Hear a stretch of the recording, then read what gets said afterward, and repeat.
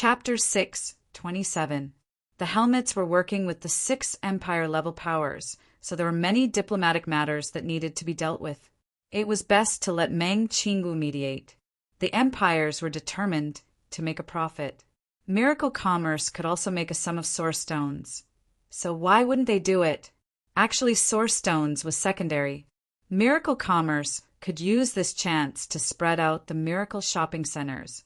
Although they didn't have enough time to build a complete miracle shopping center, they could help the Empire powers build temporary stations in the main cities. These temporary stations couldn't be opened because of logistics, but it was enough to buy the helmets. This was because it wasn't hard for Miracle Commerce to send information. The Heaven's Net airships existed to build a communication network, so a single Heaven's Net airship could cover a large area. Miracle Commerce's Heaven's Net airships could be mass-produced long ago. Therefore, they could quickly spread the information network in the main areas of the empires. 3 million helmets, with a base price of 20 source stones. The bidders could buy them at a higher price.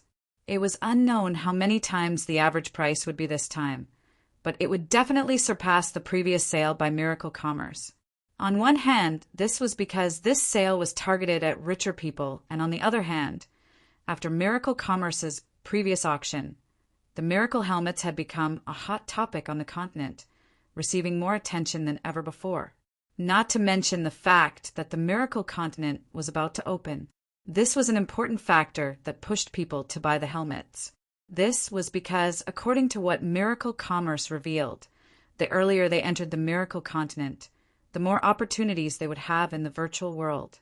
Once the miracle continent became the spiritual home of the people of the continent, its value could not be measured. Paying several tens of thousands of source stones was not worth mentioning at all. Chu Tian's work was also very important. He brought Ying and Jean Luo to ride the elevator, first arriving at the Gnome research base.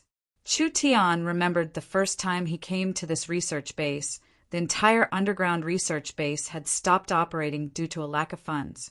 At that time, the maintenance cost of several tens of thousands of source stones was enough to force a large research base down. Now that the underground research base was not only fully operating, it had more than doubled in size. With 10 million source stones invested every month, this number would continue to rise. In the center of the underground research center was a gigantic energy shield. This energy shield was powered by Miracle City's energy system. So unless the attacker's strength surpassed Miracle City's energy, it was impossible to break through this shield. Even if an Emperor-level expert came, they would need over half a day to break it. So this is the spiritual connection terminal.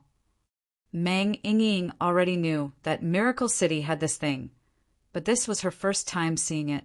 She blinked and asked Chu Tian, "This thing, can it really provide a spiritual connection to the entire continent?" Chu Tian said snappily, "Do you know how long Miracle Commerce prepared and how many source stones they invested to build it? There are several 100,000 helmets being released, and even if you add in the 3 million that will be released, there are less than 500. If we can't even connect to this bit of consciousness, what is the point of the miracle continent existing?" They walked into the barrier. Mang Ying felt a powerful spiritual energy spread out, and she looked at the scene in front of her in shock. There was a giant crystal ball inside, but the size of this crystal ball was too shocking. It was around 200 meters in diameter.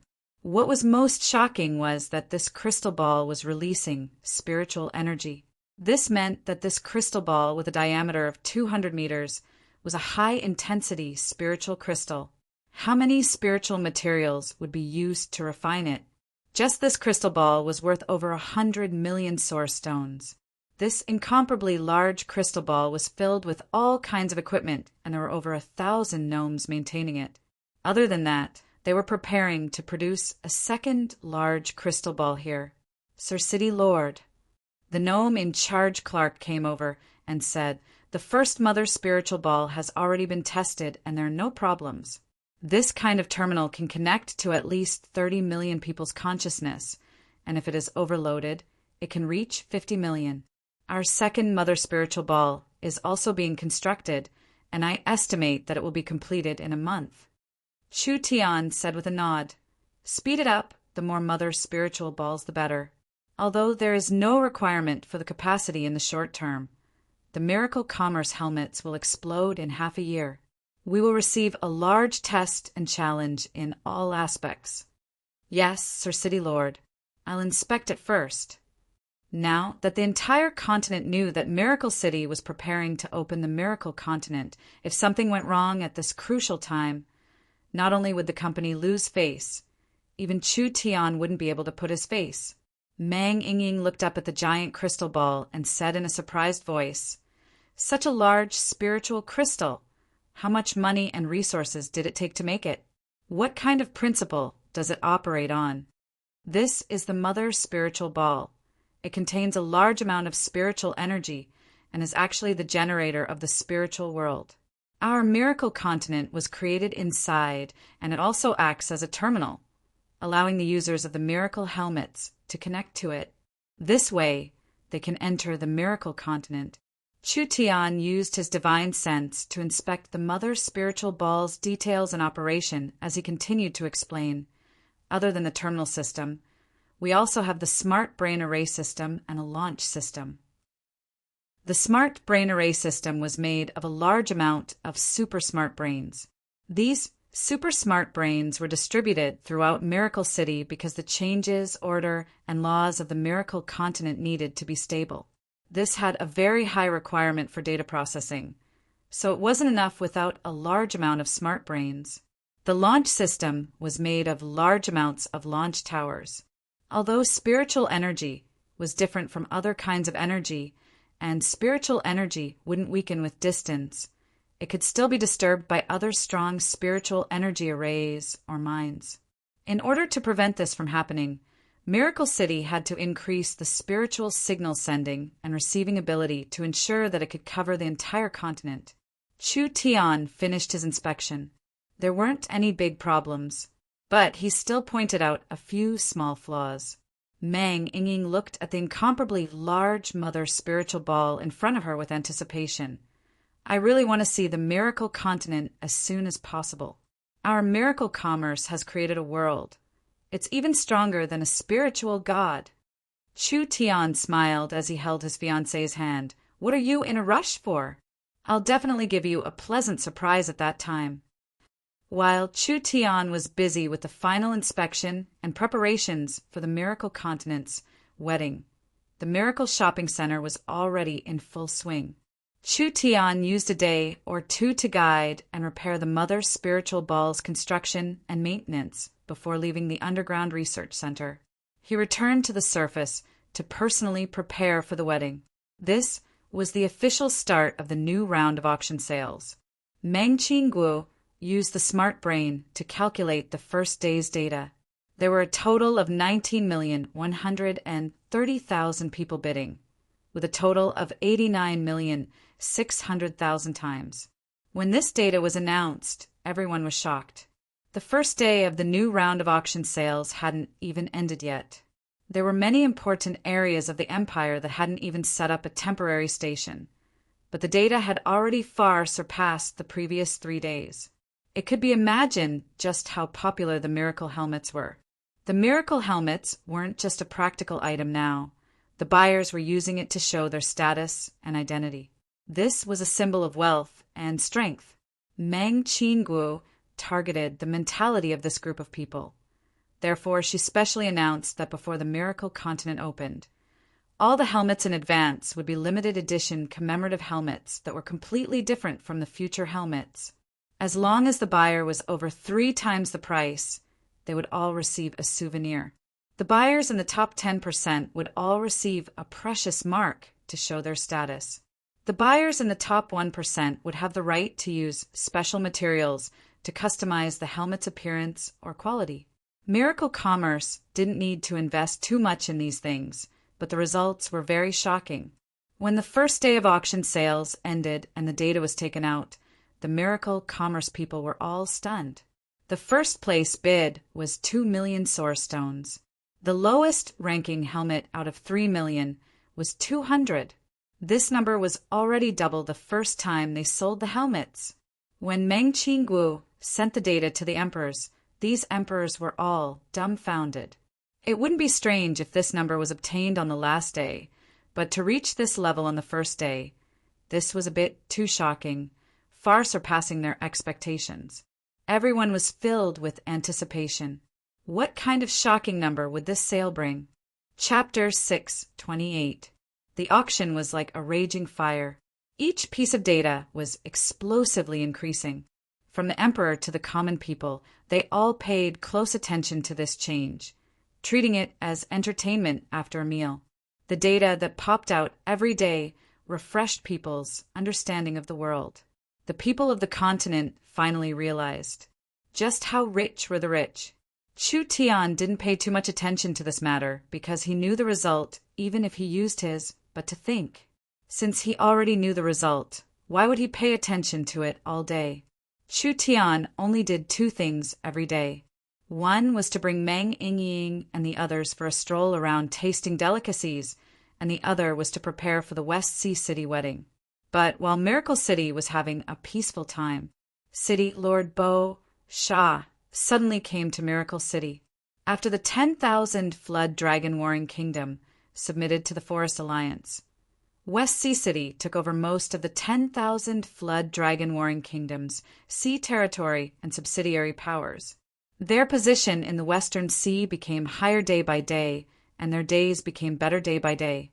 But why did she come to Miracle City at this time? Chu Tian personally met her. Why does City Lord Bo Sha have the time to come to Miracle City to drink tea? How are West Sea City's preparations? There are only a few days left until my wedding. Naturally, West Sea City has already prepared.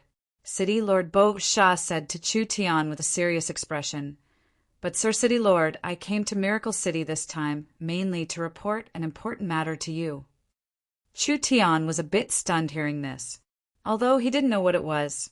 For City Lord Bo Sha to personally come, it wasn't a small matter and it wouldn't be anything good. Now that Chu Tian and Yingying's wedding was about to begin, there couldn't be any chaos at this time. Bo Sha gave a helpless sigh and said, I've heard some news. The Big Dry Empire is beginning to stir. Chu Tian's brows instantly knit together. This was the worst matter. Everyone knew that the Big Dry Empire had enmity with Miracle City. But ever since the Big Dry Empire was defeated, the Big Dry Empire hadn't made any moves. However, for a power like the Big Dry Empire, they couldn't swallow this, so it was only a matter of time before they retaliated. They had endured this period of time because they were making more preparations. Chu Tian immediately asked, Did you get any useful information? Bo Sha honestly reported, According to what I know, the Big Dry Emperor is visiting several large characters, including the Spirit Beast Race's Howling Sky Empire's Howling Sky Emperor and the Highland King of the Northern Continent's Highland Alliance. Chu Tian frowned. Where did these two come from? The Howling Sky Empire is the continent's largest werewolf spirit beast empire.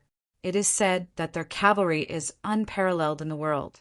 They are a very belligerent empire. They often go to war with the Dark Night Forest, the Burning Heaven Empire, and even the Big Dry Empire. Moreover, they are able to escape from them. This is enough to show that they are not simple. As for the Highland Alliance, it's an alliance established in the north that covers almost all of the northern highlands and Iceweave. It's the largest faction on the continent, and it's mainly made up of humans, dwarves, giants, ice trolls, snow elves, and so on. Their alliance model is slightly different from ours, but they're also a veteran emperor-class faction on the continent. These two empires also didn't like Miracle City. When Chu Tian held the Miracle Summit, Meng Qingguo had sent people to give them invitations, but these arrogant fellows scoffed at Miracle City. This wasn't surprising. Whether it was the Howling Sky Empire or the Highland Alliance, they were all too far from Miracle City, so Miracle Commerce's influence on them was limited. The Howling Sky Empire was a spirit beast empire. The spirit beasts were arrogant, barbaric, rude, and short-sighted, so they didn't believe that Miracle Commerce could do anything at all. As for the Highland Alliance, it was different. The Highland Alliance was different from the Forest Alliance. The Forest Alliance had equal relations with each forest city. The Highland Alliance's territory was over 10 times larger than the Forest Alliance's territory, being made up of several warring kingdoms. Basically, whoever was the strongest was the boss. The Highland Alliance was also quite far. On one hand, they didn't know anything about miracle commerce, and on the other hand, the Alliance's power structure was quite chaotic. The relationships between them were very complicated, so miracle commerce's invitation was easily obstructed. Now that the Big Dry Empire had pulled in these two powers, they were most likely preparing to make a move on Chu Tian's wedding. After all, Chu Tian had caused the Big Dry Empire to suffer heavy losses and lose face, so the Big Dry Empire wanted to give him a taste of his own medicine.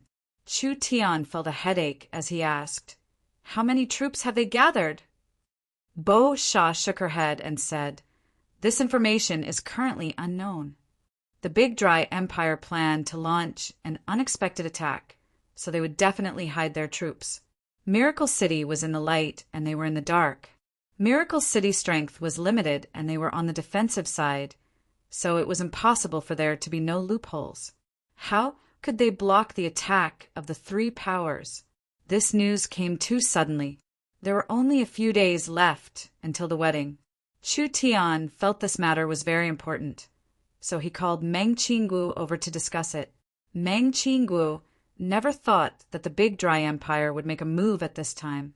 She thought about it for a bit before saying, "We have to use Miracle City's resources to investigate the situation. At the very least, we need to know how many people they are sending, what kind of troops they are sending, and where they are preparing to attack from. Only like this can we prepare against them." Chu Tian asked, "Do we have confidence in successfully defending against them with our military strength?"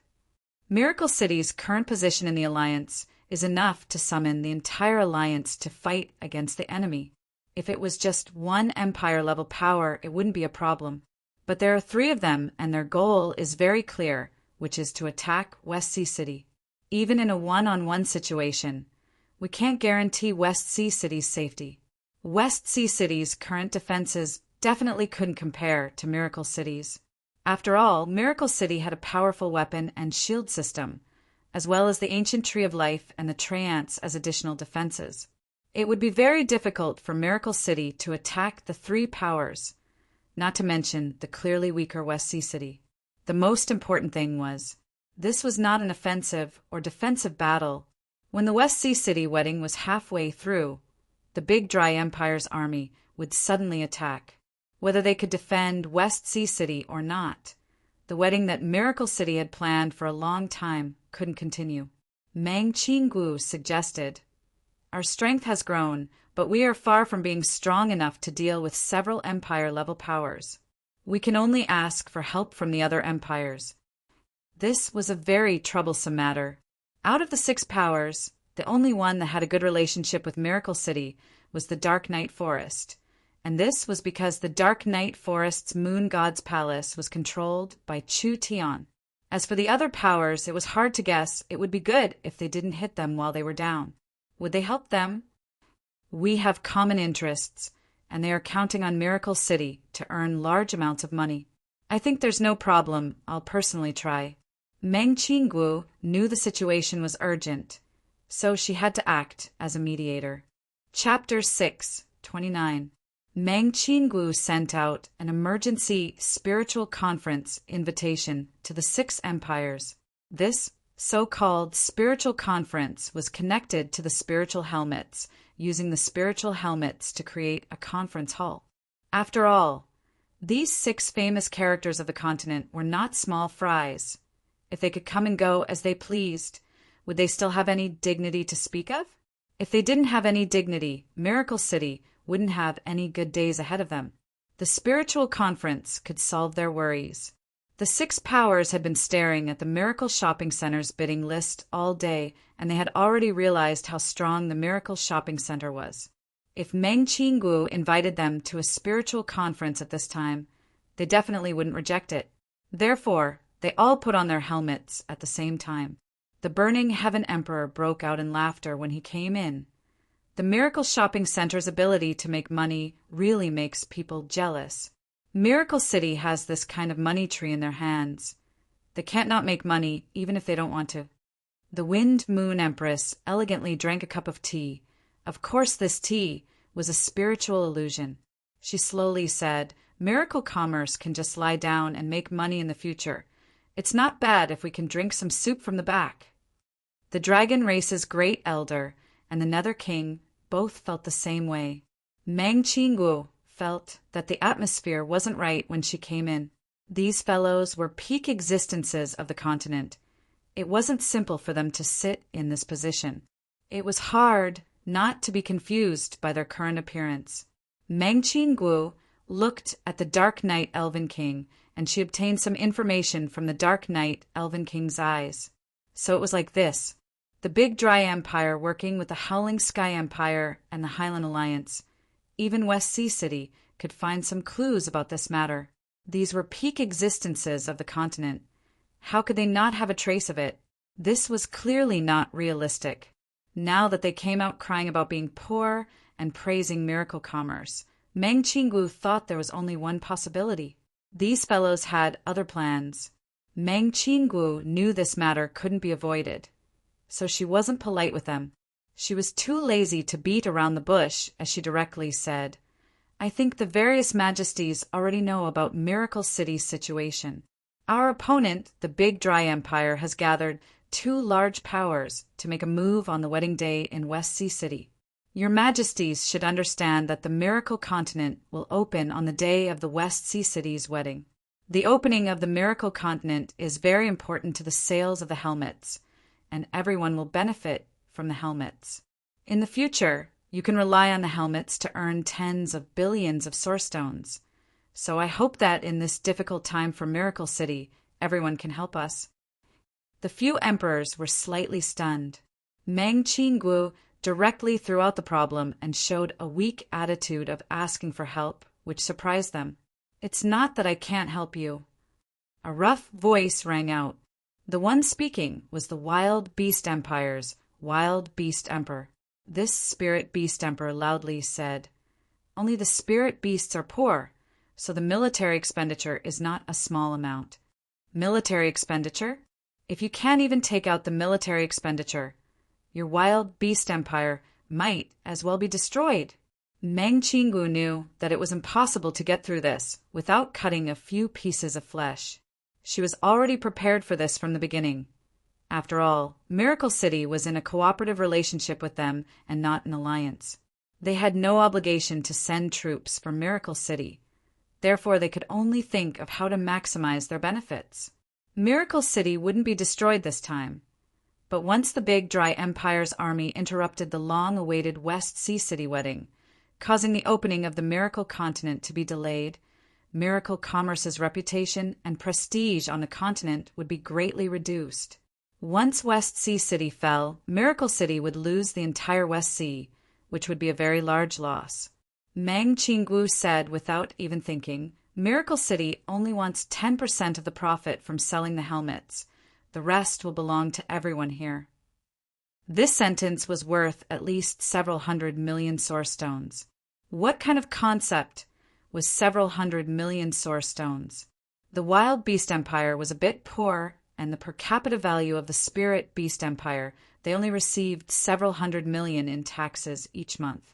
This was an empire with over 10 billion people, but their annual income was this pitiful. Mang Qinggu didn't even blink as she gave up several hundred million source stones. Don't you want source stones? Don't you want military expenditure? I don't believe several hundred million source stones aren't enough. City Lord Meng, please don't think that we're taking advantage of you. Actually, we really want to help you.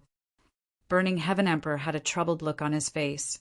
Once we start fighting, we will offend 3 forces of the same scale. We have to weigh the pros and cons carefully, so the matter of primordial stones is not important. Mang Qinggu directly said, "Everyone, don't forget that we are in a cooperative relationship. If anything happens to Miracle Commerce, you will all be affected.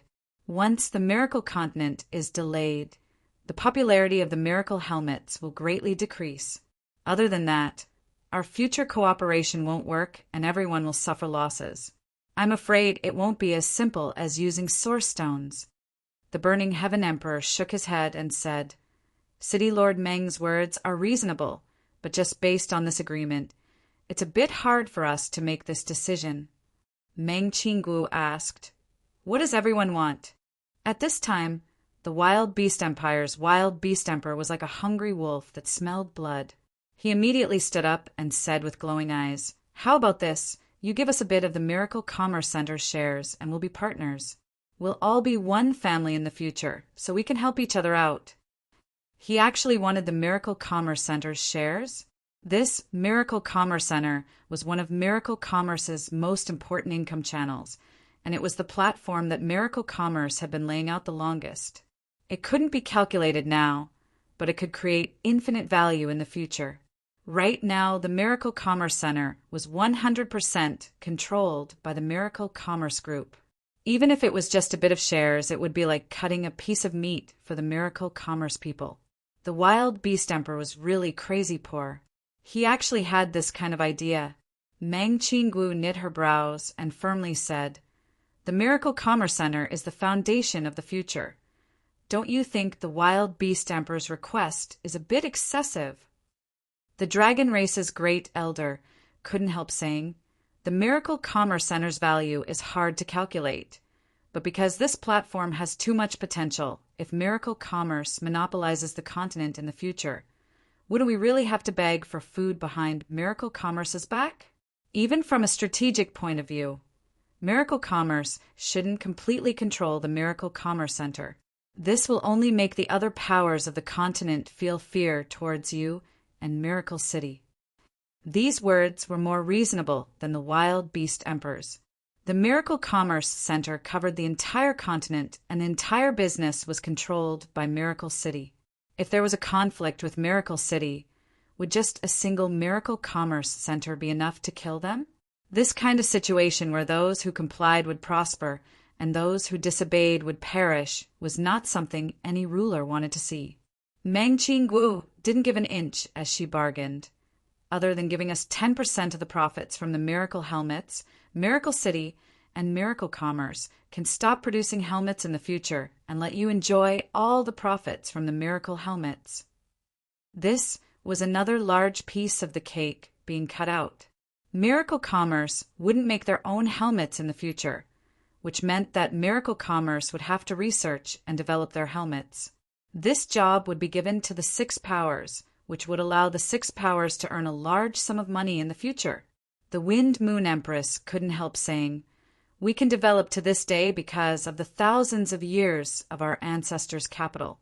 Even if we are poor, we have at least 100 billion source stones in reserve.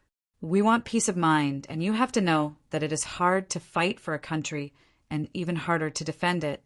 The previous Emperor's foundation can't go downhill in our hands." The Nether King didn't say a word, but this was the basic meaning. This argument went back and forth for over an hour. The emperors seemed like they had eaten Miracle City up. They knew that Miracle City didn't have time to think at all because the West Sea City wedding was in a few days. How could they have time to slowly negotiate? This situation was too pressing. Meng Qingguo never thought these fellows would be so shrewd. No matter how they argued, they were all watertight. Meng Qingguo even vaguely realized that this slaughter was premeditated. They might have already known that the Big Dry Empire was contacting the other two empire powers, and they might have already known when they would make a move. They might even have deliberately leaked the news of West Sea City. The most important thing was, it wasn't hard for the emperors to investigate Miracle Commerce's mission.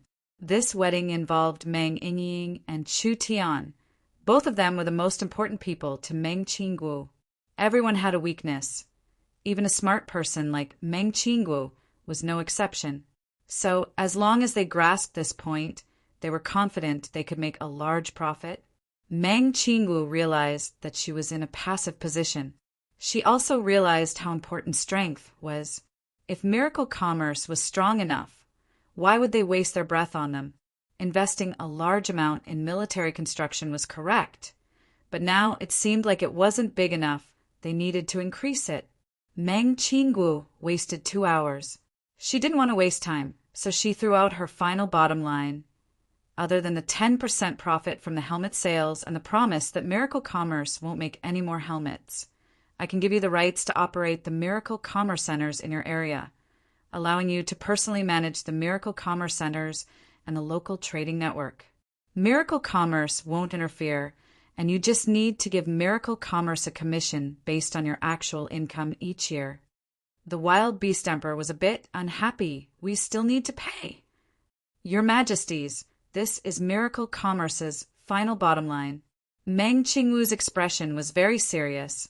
Like this, since the Miracle Commerce Centers are in your hands, your so-called worries don't exist. If your Majesties still can't accept this, please forgive Meng Qingwu for not being able to continue this discussion. Meng Qingwu said this and gave the Night Elven King a look. The Night Elven King Eunice gave 2 soft coughs before saying, "Everyone take a step back. This result is good for us." "I don't care what you think. The Dark Knight Forest agrees." West Sea City was very important to Miracle City, but it wasn't to the point where they couldn't live after losing it. Meng Qingwu wasn't joking. This really was her final bottom line. Actually, if it wasn't for the wedding being with Chu Tian and her beloved little sister, she wouldn't have made this many concessions with her personality. The others all looked at each other. It was about time. This cooperation with Miracle City would continue for a long time. If their relationship was too stiff because of benefits, it wouldn't be good for anyone. City Lord Meng is truly worthy of being a female hero. This kind of courage is admirable. The Wind Moon Empress was the first to express her support. "We are all women. Of course, we have to support them." The Wind Moon Empire agrees. The Nether Kings said in a cold voice, "Agreed." 3 of the 6 powers agreed. What could the other 3 say? They had to respect Miracle City, so they all agreed on the spot. Chapter 630. The matter of Meng Qingwu being ruthlessly swindled in the negotiations made Meng Yingying so angry that she almost jumped through the roof. How could these fellows be this excessive? This was simply bullying people. This was clearly throwing stones at someone while they were down. This was clearly profiteering from someone else's misfortune. Ever since these people worked with Miracle Commerce, when had Miracle Commerce mistreated them, they built transport towers for them, built warehouses for them, and gave them communication devices, as well as many things that didn't earn them source stones. Now that Miracle Commerce was in trouble, not only did they not help them, they even demanded sky-high prices. "Young miss, Yinging, are you here?" Chu Tian was holding a bouquet of flowers as he gracefully appeared at the door. He saw that the 2 sisters' expressions weren't right and immediately walked over with a smile. He casually picked the flowers from the miracle gardens and placed them in a vase. "What's wrong with you 2 sisters today? Why do you look so unhappy? Is there something you're unhappy about?" Meng Yingying pulled them over. "Elder sister has been bullied by others because of us." Chu Tian was a bit stunned. Bullied? Meng Yingying waved her hands as she explained the matter. "Do you think it's infuriating?" Chu Tian knit his brows when he heard this. "Something like this actually happened? Then we'll give them a lesson. Come, we'll go find them and argue with them." Meng Yingying had a suspicious expression. "Is there any use in arguing?" Chu Tian changed his words and said, "Then we'll fight them." Meng Yingying looked at him with wide eyes. "Are you crazy? They are all empires." Chu Tian had an indignant look on his face. "We can't argue and we can't fight, so what should we do?" "I'll have to help you vent your anger. Let me think about it." Meng Yingying felt a little guilty. She was afraid that Chu Tian would do something shocking again. It's never too late for a gentleman to take revenge. Anyway, we've already suffered a loss, so we should just endure it. Let them come and save us first. When we become stronger in the future, we'll teach them a harsh lesson. Chu Tian knew that Meng Yingying would have such an attitude and reaction. On one hand, Miracle City wasn't confident, and on the other hand, Miracle City didn't need to do this. Chu Tian had already inquired about this matter, and the worries of the emperors were completely understandable from their point of view. If Chu Tian was in their position, Chu Tian would be even more ruthless. After all, Miracle City needed the other side's help. How could there be this many good people in this world that didn't want any benefits? Ying, forget it. We might have suffered a bit of loss this time, but we'll just lose a bit of source stones. It won't affect our strategy. Our miracle commerce doesn't lack sources of source stones, so we'll just let them go. Meng Qingwu's attitude was very good. Since this matter was already over, she didn't want to waste time on it. Now that they have obtained benefits, they have obtained the protection they deserve. They will be able to cooperate better with miracle commerce in the future. So miracle commerce didn't suffer a loss this time. Meng Ying couldn't swallow this, but it was too hard to fight against these giants. She didn't have the courage. There was still time in the future, so she'll forget about it this time. At this time, Zero's smart brain suddenly said, "The Wild Beast Empire has sent a piece of information.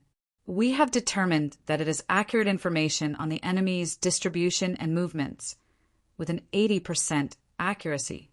Do you want to take a look?" Meng Qingwu's mind was shaken. Quickly send out the information. A projector sent out the information.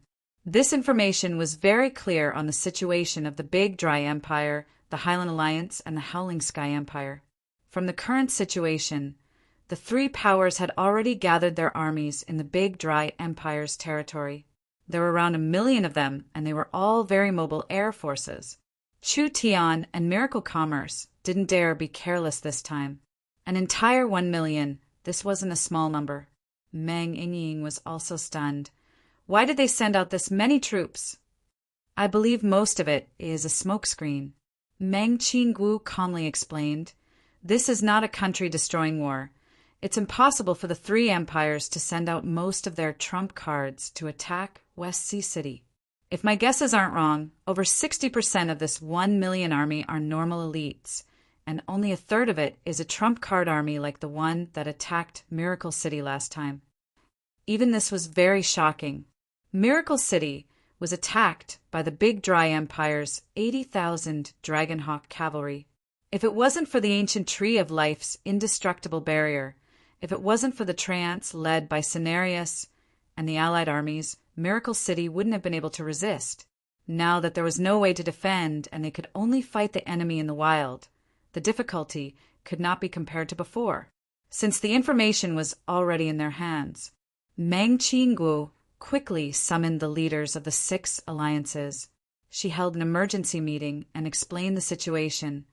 The Big Dry Empire has come with bad intentions this time. They will definitely cause trouble for us on the alliance's most important day. West Sea City can't be lost. We can't even suffer any attacks to avoid causing chaos and panic. Our mission this time is very difficult, which is to keep the enemy outside the forest of chaos. The Dragon Lord said with knit brows, "Even if we defend the city, it's not easy to stop them, not to mention outside the borders. There's a large gap between our battle strength and the empire groups. I have already negotiated with the 6 allied empires. They will support us in this battle. Even if we have the support of the 6 empires, there isn't enough time." Lancelot said, "West Sea City's wedding will be held in a few days. Even if the 6 empires gather their troops as fast as possible, it will be hard to make it in time. Not to mention that our forest of chaos is far from them. The transport towers can't transport that many people at all." Meng Qingwu answered this question. Actually, it's very simple.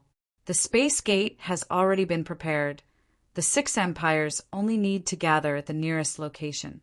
We will open the space gate to send them to Miracle City first, and then teleport them to any battlefield from Miracle City.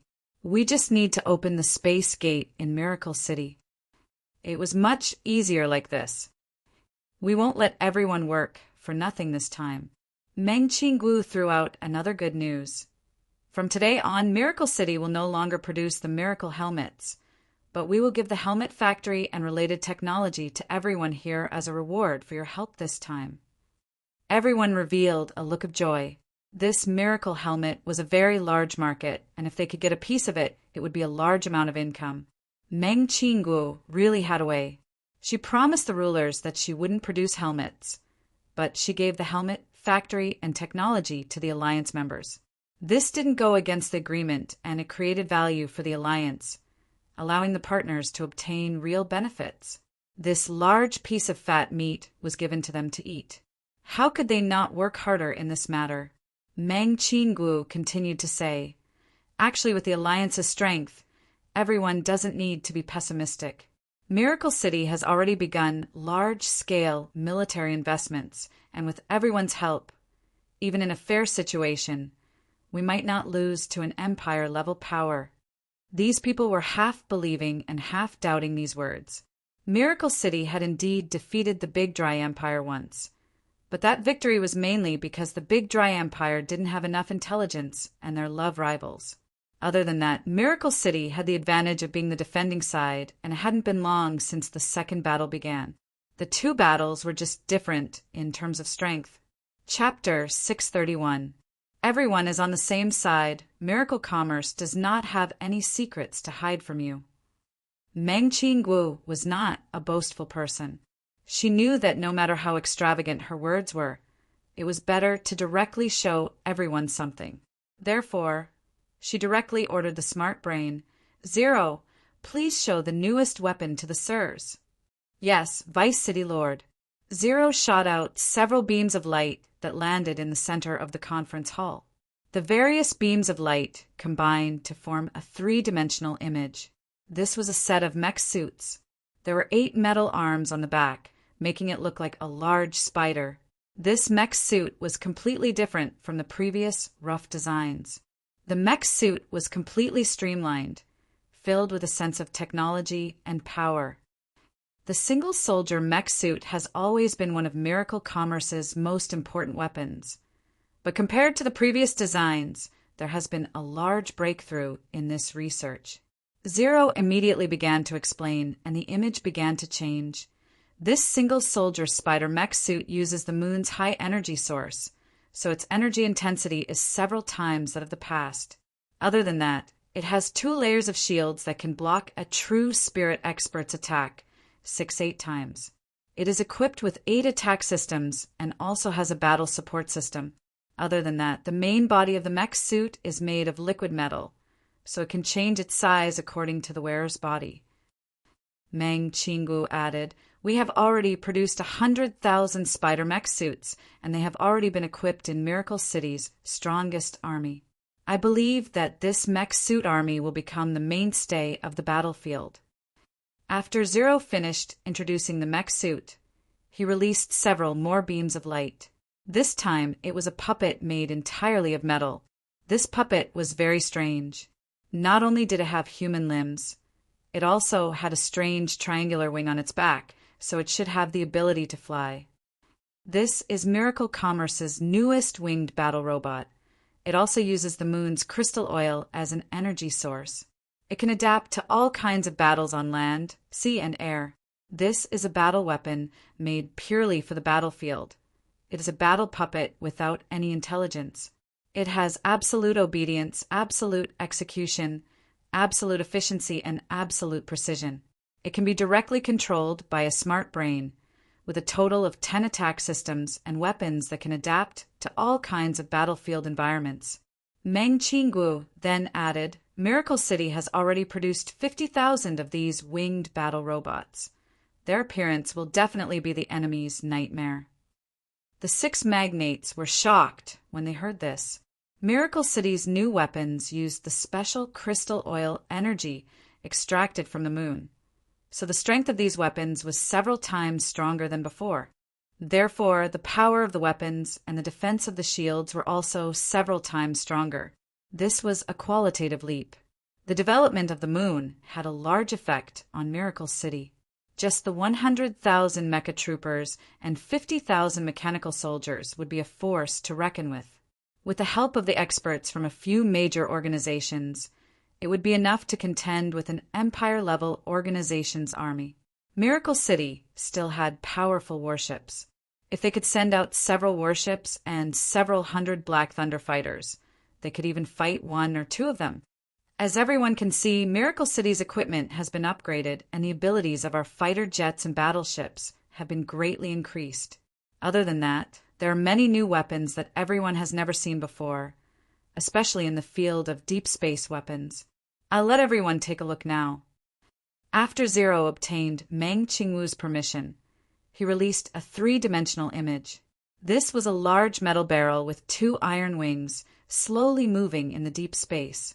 Actually, if one looked carefully, they would find that it wasn't a metal barrel at all, but rather a very large cannon. Zero introduced it. This is one of Miracle City's most important recent deep space laser cannons. It is over 500,000 meters away from the ground and is surrounded by the astral wind layer, so the continent's creatures can't approach it. The deep space laser cannon is a special source energy cannon. It is highly condensed energy and has a long range and high accuracy, becoming Miracle City's new top-tier weapon. The deep space laser cannon can shoot a strong energy beam from 500,000 meters away, directly attacking targets on the ground. This kind of weapon is basically unbeatable on the battlefield. The breathing of the Alliance leaders became heavy. What a terrifying war weapon this was. It was suspended in a place that people couldn't hit, but it could attack any target on the ground. It was simply a sword of judgment hanging above their heads, making it impossible for people to defend against it. Meng Qingwu saw everyone's expressions and revealed a proud smile. The deep space laser cannon is a weapon that Miracle City has just spent a lot of money on. Only 2 of them have been made. We can use this battlefield to test the effects of the deep space laser cannon. This kind of basically unbeatable weapon appeared. It was an absolute nightmare for all enemies. The laser cannon could not only kill ground troops, it could also accurately attack enemy cities and hidden structures. With the continent's current level of warfare, they didn't have a good way to defend against this kind of weapon. Zero projected a 3-dimensional image again. This was another very special thing. It was like a huge round iron ball, but its surface was covered with dense holes. Zero explained, "This is a deep space missile launch center that can store over 100,000 missiles at once. It is controlled by the smart brain, and it can shoot out 200 missiles per second in a few minutes. If the deep space laser cannon is a fixed-point attack weapon, then the Deep Space Missile Launch Center is a god of destruction." Meng Qingwu added, "The Honeycomb Missile Launch Center has just produced one. We can also test its power in this battle. It's a pity that Miracle City's new ship manufacturing factory hasn't been completed yet. Otherwise, once Miracle City's fleet reaches a certain scale, adding in the fighter jets, mech suits, mechanical soldiers, deep space weapons, and ground weapons, combining all of them, the continent won't need to fear anyone." Whether it was the Dragon Lord or the Elven King, they were all convinced now. Not only were they convinced, they were also shocked by Miracle City's military might. It was only a matter of time before this power dominated this plane. In short, in front of a great enemy, our alliance has to be united. Meng Qingwu concluded. Otherwise, West Sea City will be attacked this time, and we don't know where they will attack next time. Thunder's Fury said, "We will advance and retreat with Miracle City." Right. Burst Claw said without any hesitation, "We will also advance and retreat with Miracle City." Meng Qingwu nodded in satisfaction. She began to arrange a defense plan, and when she finished everything, the auction for the helmets had just ended. Meng Yingying directly found Chu Tian and asked, Chu Tian, quickly tell me, how much did we earn from selling the helmets? Quickly tell me." Chu Tian replied, "Only 450 million. 450 million? That much?" Meng Yingying was shocked by this number, but after carefully calculating it, she felt that there was a problem. How could we only earn 450 million from 3 million helmets? This is impossible. Chu Tian said, "Stupid, this 450 million was earned by our Miracle City. We only took a tenth of the total, The other 90% was divided by the 6 large countries. A tenth was 450 million. Then wouldn't the total be 4.5 billion? Meng Ying felt like she was suffocating and instantly felt a strong sense of dizziness. Although she knew that the miracle helmets were very profitable and that this number would exceed 3 times, she never would have thought that it would create a shocking 4.5 billion profit. The miracle helmets were a bit troublesome to make, but the cost was actually very low. The 4.5 billion was basically a profit, and each of the 6 large powers would receive around 670 million. This time, the emperors might not be able to close their mouths from smiling. Chapter 632. The 6 empire-level powers became the biggest winners in this matter. In this money-making operation, just by relying on Miracle City's hype, they instantly made 600-700 million source stones. To a poor country like the Wild Beast Empire, this was equivalent to a month's worth of tax. When Miracle City was in danger, they took advantage of the situation to obtain all kinds of benefits and protection. Perhaps this value wasn't shown yet, but looking at the future, it would be calculated in the tens of billions of source stones. Miracle City was this sincere. The 6 powers naturally couldn't just stand by and watch.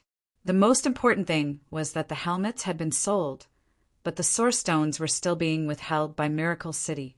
They said that the system was busy right now, so they had to wait until after the West Sea City wedding to slowly give it to everyone.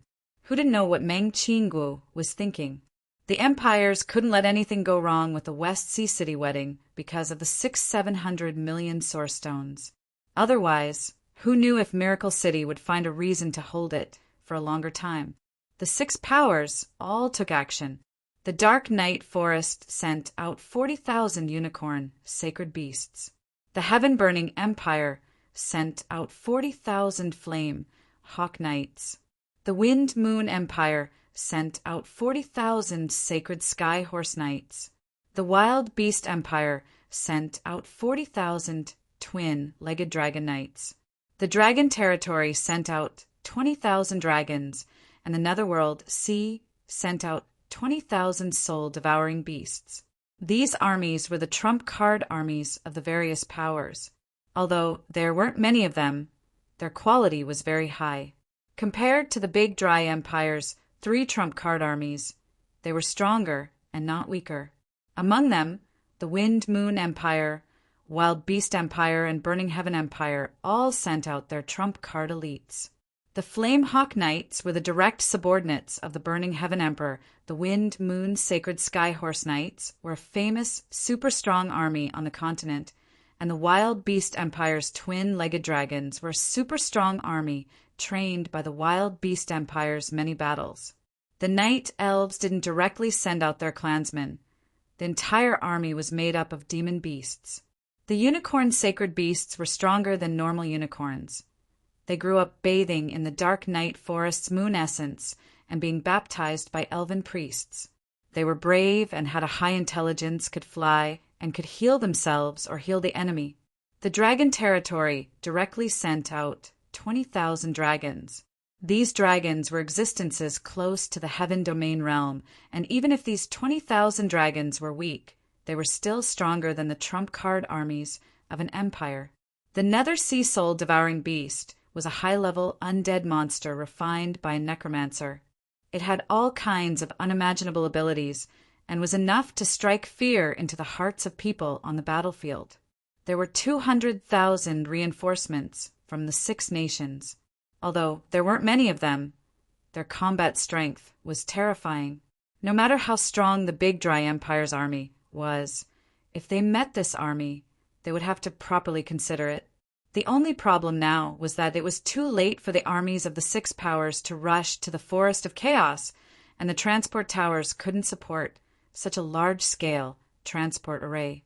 Therefore, the armies of the 6 countries gathered in the Wind Moon Empire in the center of the continent, but it would still take several days to complete. West Sea City's wedding was right in front of them. Every corner of the continent was busy preparing for the wedding. The helmet factories of the 6 great empires continued to produce helmets, and the helmets would eventually be sent to the helmets buyers in every corner of the world. If everything went according to plan, they would be able to distribute the 3 million helmets they owed before the wedding. The great Qian Empire's allied forces have begun to move. Meng Qingguo was sitting in the command center of Miracle Castle. When she learned of this news, Miracle City's powerful information system began to operate.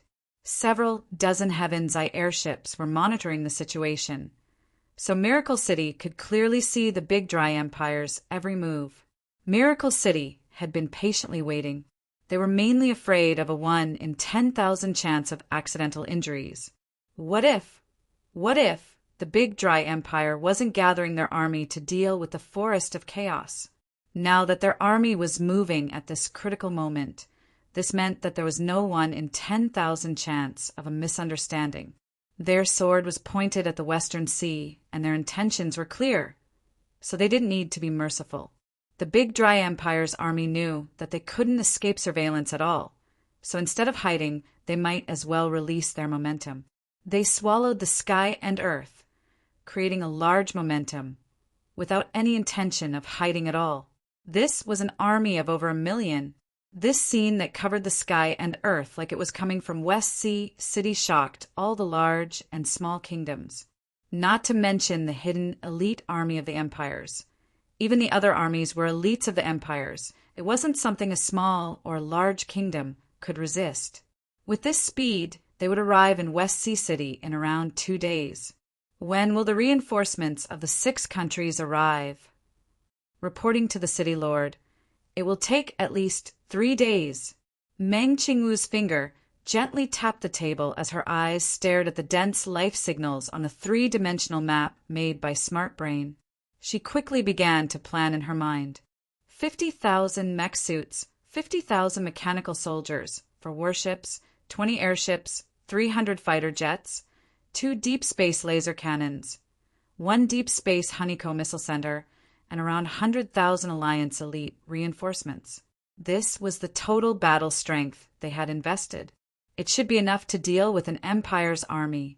But if they wanted to hold back an army of 1 million and have a watertight defense, it would be a lot of pressure. Meng Qingguo said to Smart Brain after thinking about it, 0. Analyze the enemy's life signals. 0 was Miracle City's central Smart Brain. It could operate at a speed of 100 billion times per second, and its intelligence was the strongest of all the smart brains. 0 was connected to hundreds of secondary smart brains, and these secondary smart brains were in charge of different areas, from the army to production to finance to banks to the army to the city management to transportation and etc. After Meng Qingguo gave the order to 0, 0 sent the order to the surveillance AI. The surveillance AI contacted the Heaven's Eye airships that were hovering above the enemy and increased the intensity of the undead radar inside the Heaven's Eye airships to cover the entire army of the Qian Empire. This data was then fed back to the AI to create an image, and then fed back to the dynamic 3-dimensional map. The dynamic map in the command room was changing, and the color of the life signal changed to indicate the strength of the enemy. The effect was clear at a glance. Just as expected, although the 3 empires had mobilized 1 million elite soldiers, only 1/3 of them could be considered top-notch trump cards, which was around 300,000. The arrangement of this army was very interesting. There was a large light dot in the center with a dark dot in the middle, just like a long snake. Although it was a good ambush, it couldn't escape Miracle City's research. Smart Brain made a large number of marks on the dynamic map. Sir City Lord, we've analyzed the enemy's movements and strength distribution over the past 6 hours, analyzing the positions of the various command centers. An army of over 1 million was mainly composed of air units. If there wasn't a unified command, there was no way to transmit orders, and the entire army wouldn't be able to move for long, not being able to fight at all. So, to deal with this kind of army, if they could destroy the various command centers, it would cause a large disturbance to the entire army. In this kind of situation, their battle strength would definitely be high. Meng Qinggu quickly deployed the alliance army. Zero suddenly said, "Sir Vice City Lord, our army is still lacking a frontline commander." Meng Qinggu had already thought of this problem. Although Miracle City's army could be commanded from afar or by Smart Brain, there was not only Miracle City's direct army, there was also the Forest Alliance's allied army and the Six Empires' army. The frontline commander had to coordinate these different armies. Who should she send as the commander? Chu Tian came into the command hall at this time. "Young miss, there's no need to worry. I'll be the commander." "Stop messing around." Meng Qinggu glared at him. "If you run to the front lines to fight, who will Ying marry?" "Isn't there still time?" Chu Tian heroically said. "I'll destroy the Three Empires' army and then go to West Sea City to get married. There's no conflict between the two." Chu Tian's words were very easy to say. It gave people the illusion that destroying the Big Dry Empire's army was as easy as swatting a group of flies. Meng Qinggu felt a headache coming on. "Are you sure?" Chu Tian nodded. "Young miss can be assured there won't be any problems." Meng Qinggu gave a sigh. She indeed couldn't find a suitable person right now, other than Chu Tian. Who else had the qualifications to represent Miracle City in coordinating the various armies? Although Meng Qinggu had the corresponding prestige, Meng Qinggu's battle strength was too weak. She couldn't take on the front lines. "Prepare the deep space weapons. We'll destroy the enemy's command system."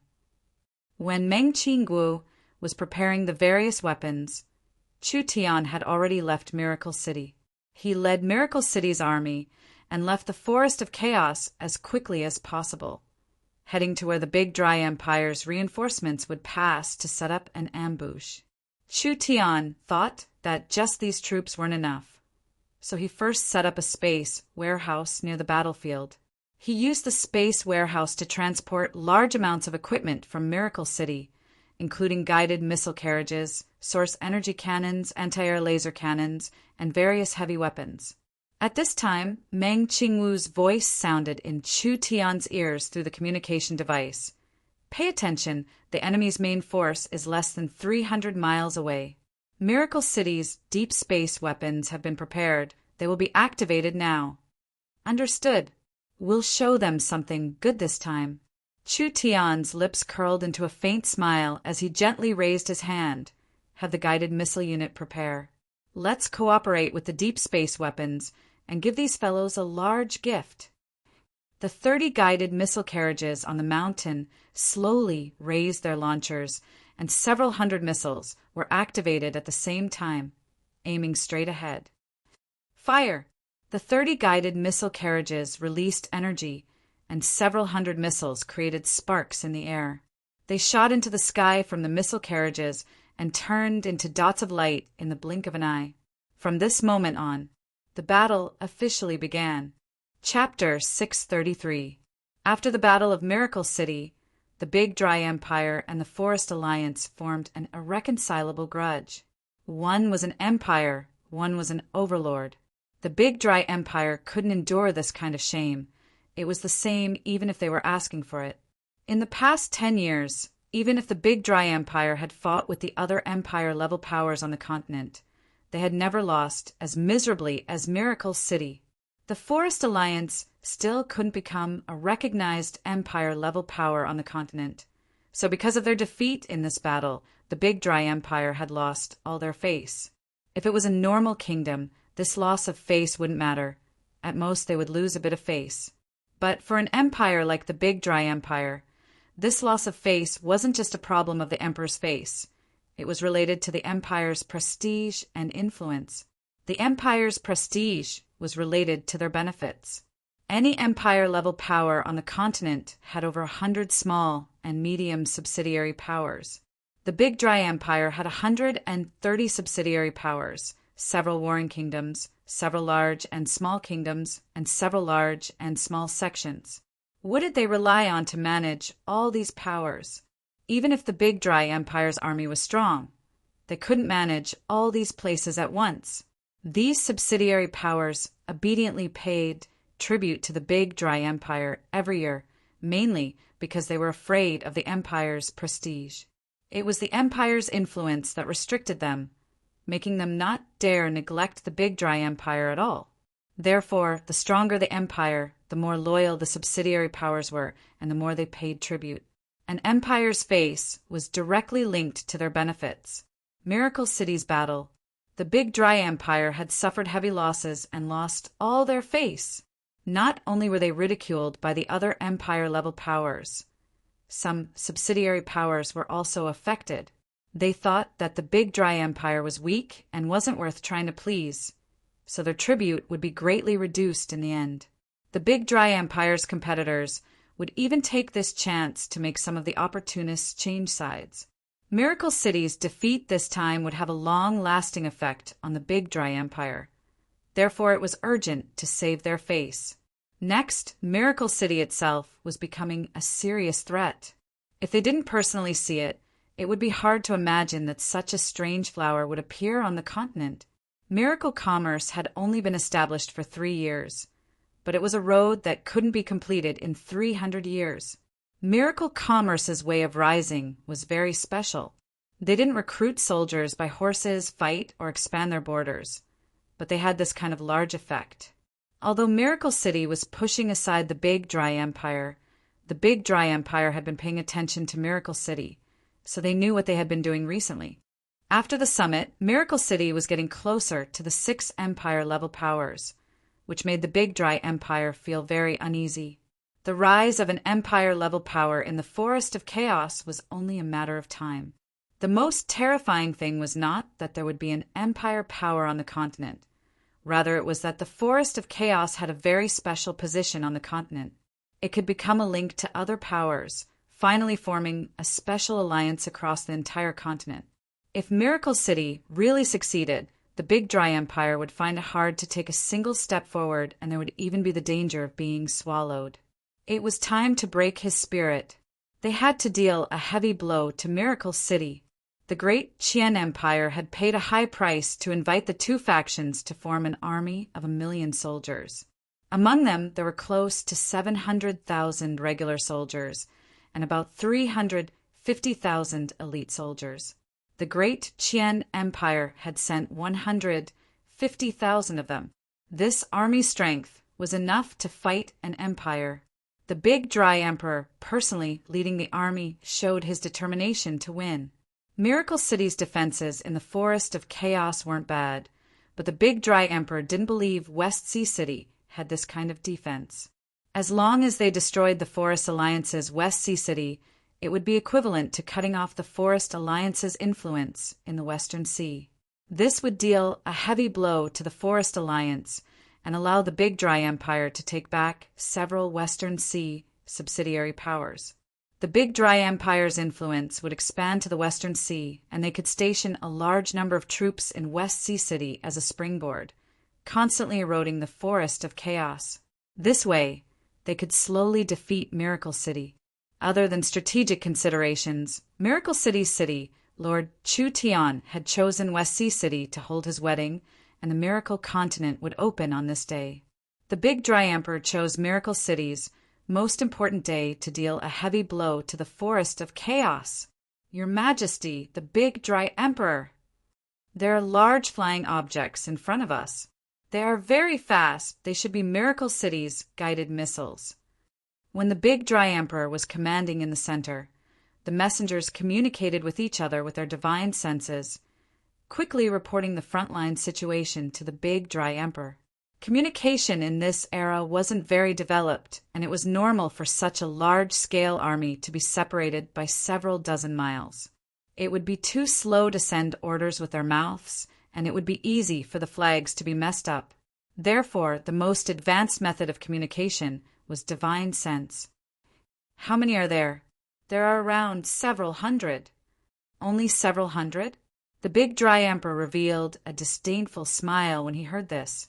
It seemed like Miracle City had already prepared a defensive line. They were trying to stop the Big Dry Empire's army from entering the Forest Alliance's territory, preventing Miracle City's most important day from being destroyed.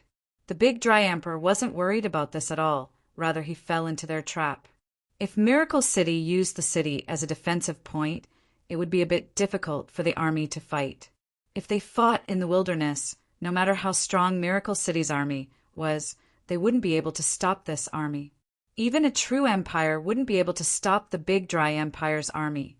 Not to mention that Miracle City hadn't reached the standard of an empire. Otherwise, they wouldn't have cooperated with the 6 empires and made all kinds of concessions. Send down the order.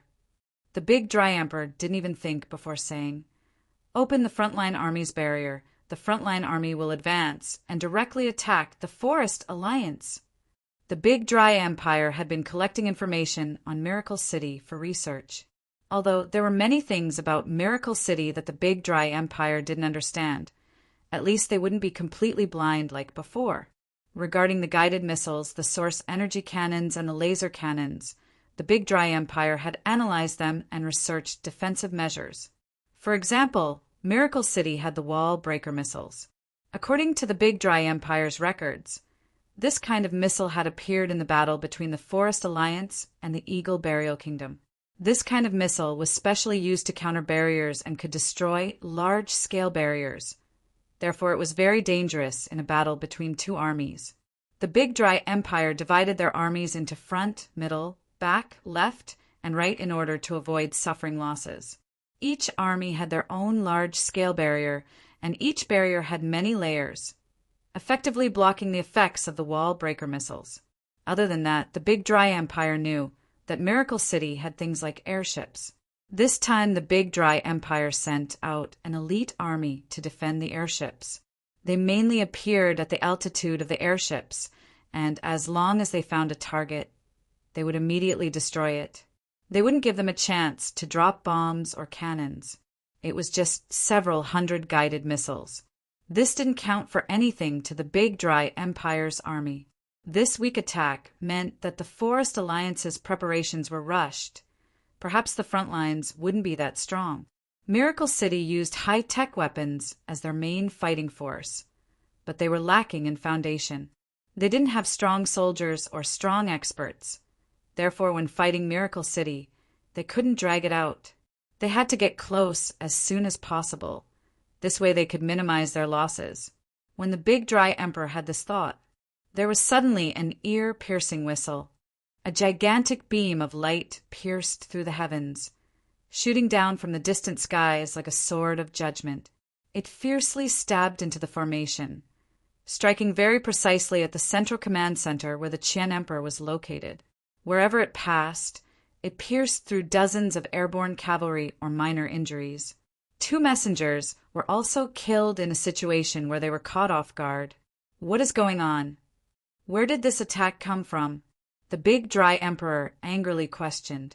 The army was clearly prepared to defend themselves, but now they were attacked from the sky without any warning. This filled him with shock and anger.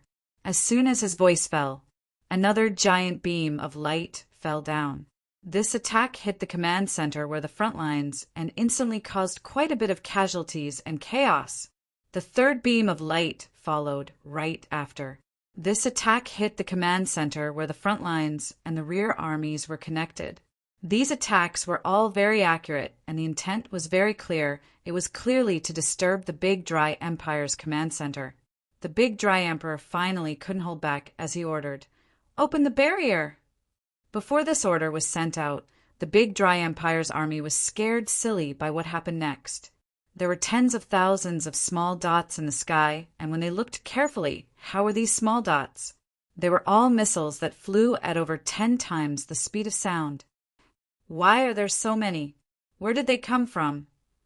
The Big Dry Empire's army was all stunned.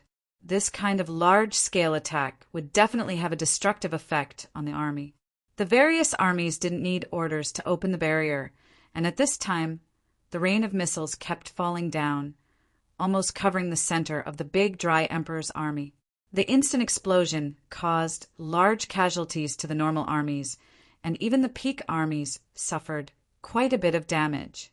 The most important thing was that under this terrifying attack, the center army had been completely messed up, and now there was a problem with the orders.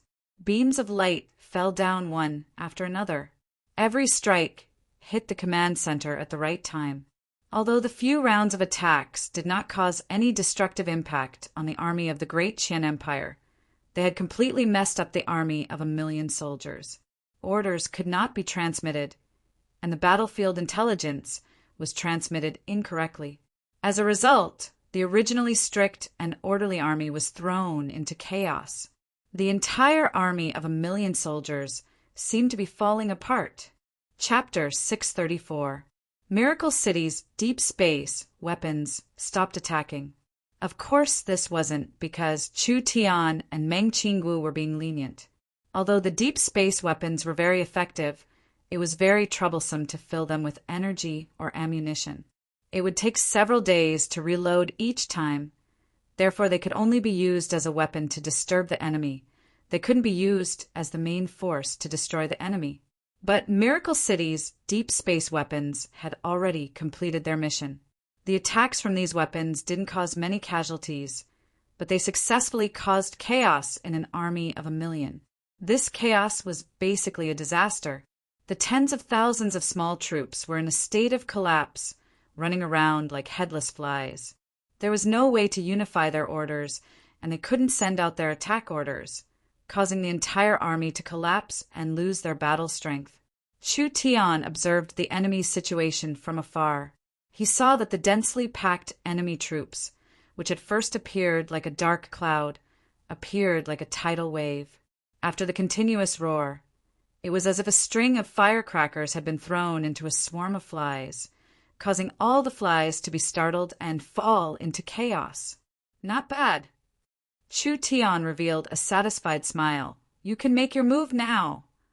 Chu Tian's orders were instantly sent to the ears of all the combat units through the smart brain. All the combat personnel prepared themselves for battle. There were 4 large warships moving forward, and the entire fleet quickly took their positions. Each warship was 200 meters long, and each warship was covered in source energy cannons and laser cannons. Each warship had a powerful defense system, and there were 20 airships surrounding them, as well as 300 Black Thunder fighters. This was a very powerful modern army. When the Big Dry Empire's army faced the aggressive Miracle City army, they all revealed looks of shock and disbelief. But the army was in chaos, and they didn't have any orders, which caused the army to lose their cohesion. They were in a situation where they could fight freely.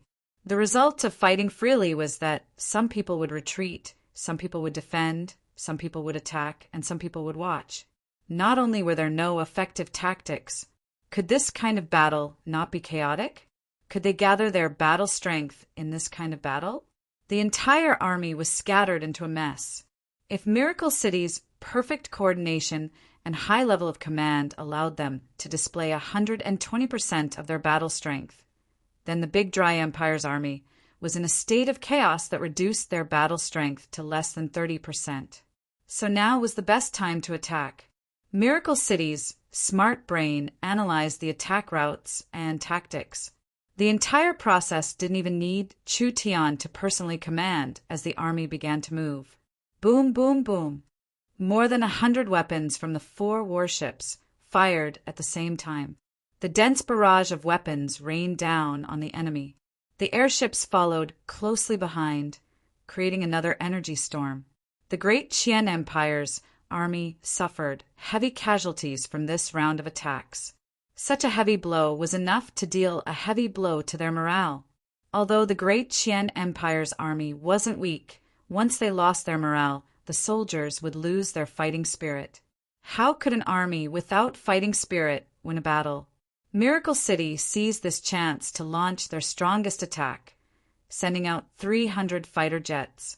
These fighter jets were like sharp swords in Miracle City's hands. Although their destructive power couldn't compare to the large warships that were like mobile cannons, their mobility and flexibility far surpassed the warships. With the tactical strategy provided by the AI, these fighter aircrafts all charged towards the enemy formation like meteors, sweeping away a large portion of the chaotic enemy like harvesting wheat. Furthermore, they once again took advantage of the opportunity to directly charge into the depths of the enemy camp. dealing heavy damage to the command center that had yet to be reorganized. The Big Dry Empire's orders couldn't be passed down at all. When the Big Dry Empire's army was fighting their own battles, Miracle City's main army finally made their move. They saw the robot army and mech suit army rise into the air, adding up to around 100,000 of them. Although the scale was large, they didn't need any specific orders.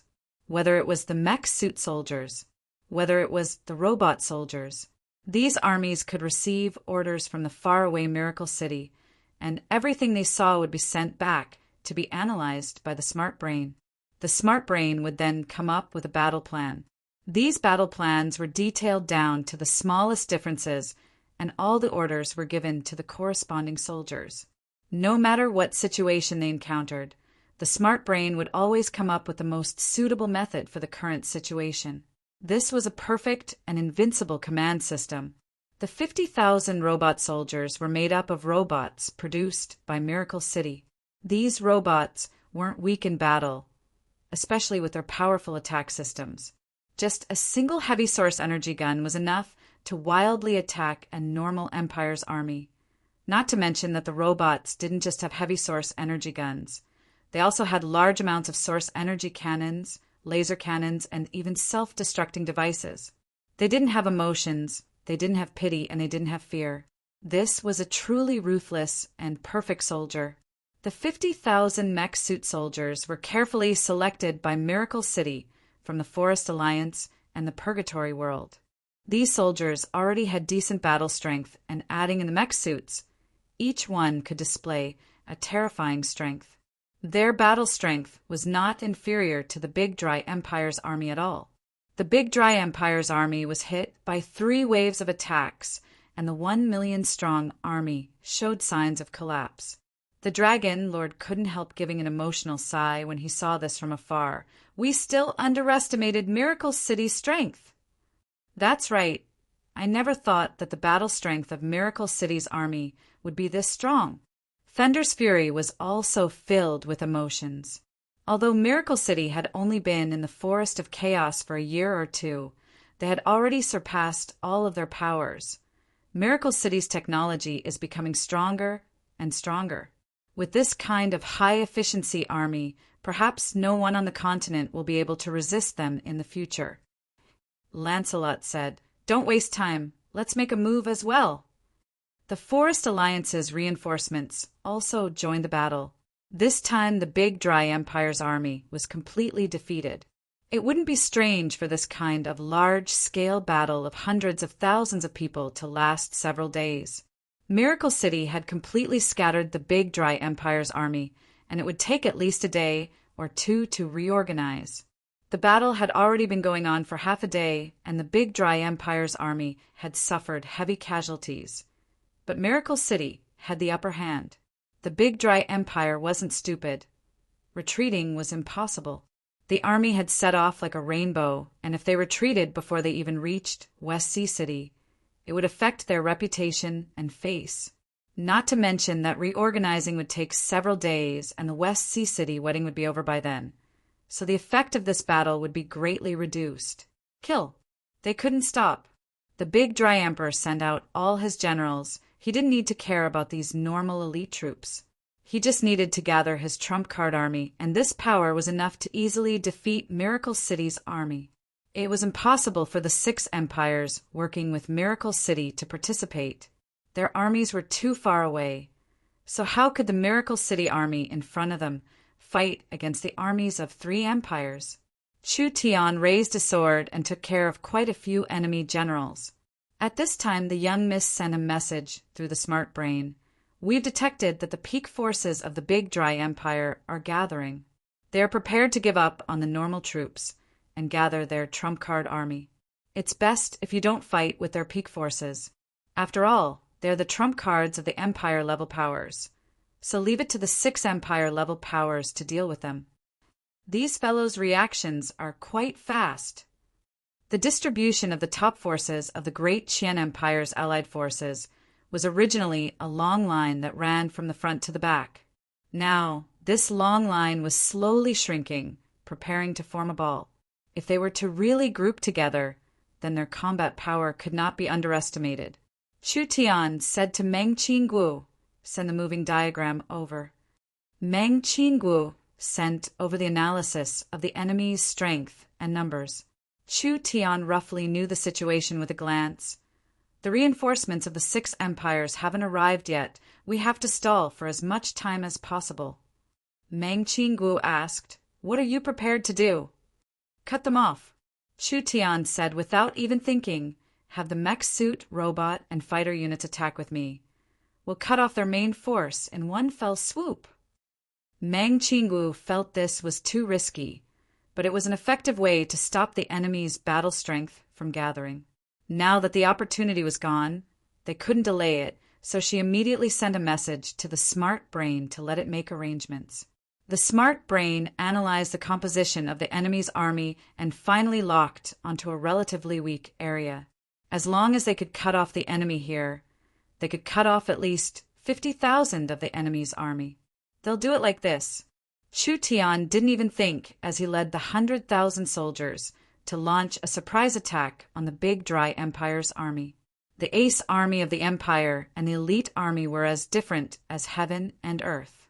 Although it was hard to receive orders and tactics, these armies didn't fall into chaos because of this. But when they saw Miracle City take the initiative to attack, these soldiers were still shocked. Chu Tian shouted without caring about the cost, "Have the robot army take the lead. Even if we have to self-destruct, we have to scatter them for me." The robot army, controlled by the smart brain, flew into the air. They were like a group of moths that didn't fear death as they charged at the enemy. Chapter 635. When tens of thousands of robots were activated, countless thrusters created tens of thousands of energy streams in the air, causing the elements within dozens of miles to become chaotic. These combat robots raised their speed to the maximum in an extremely short period of time, and every single one of them opened their protective shields. They ignored the ordinary armies on the periphery and directly charged into the Great Dry Empire's formation, forcefully opening a path of blood and killing their way to the center, where the core troops were slowly retreating. The expression of a Big Dry Empire general fell. "Miracle City is attacking. Everyone be careful." As expected of the Empire's trump cards, the quality of these core armies was not something ordinary armies could compare to. Furthermore, the army was located in the core region of the army, so the impact they had just received was not too great. Thus, even without a central command, the formation did not fall into chaos. Now that they sensed the enemy's strong attack, they automatically assumed a defensive formation.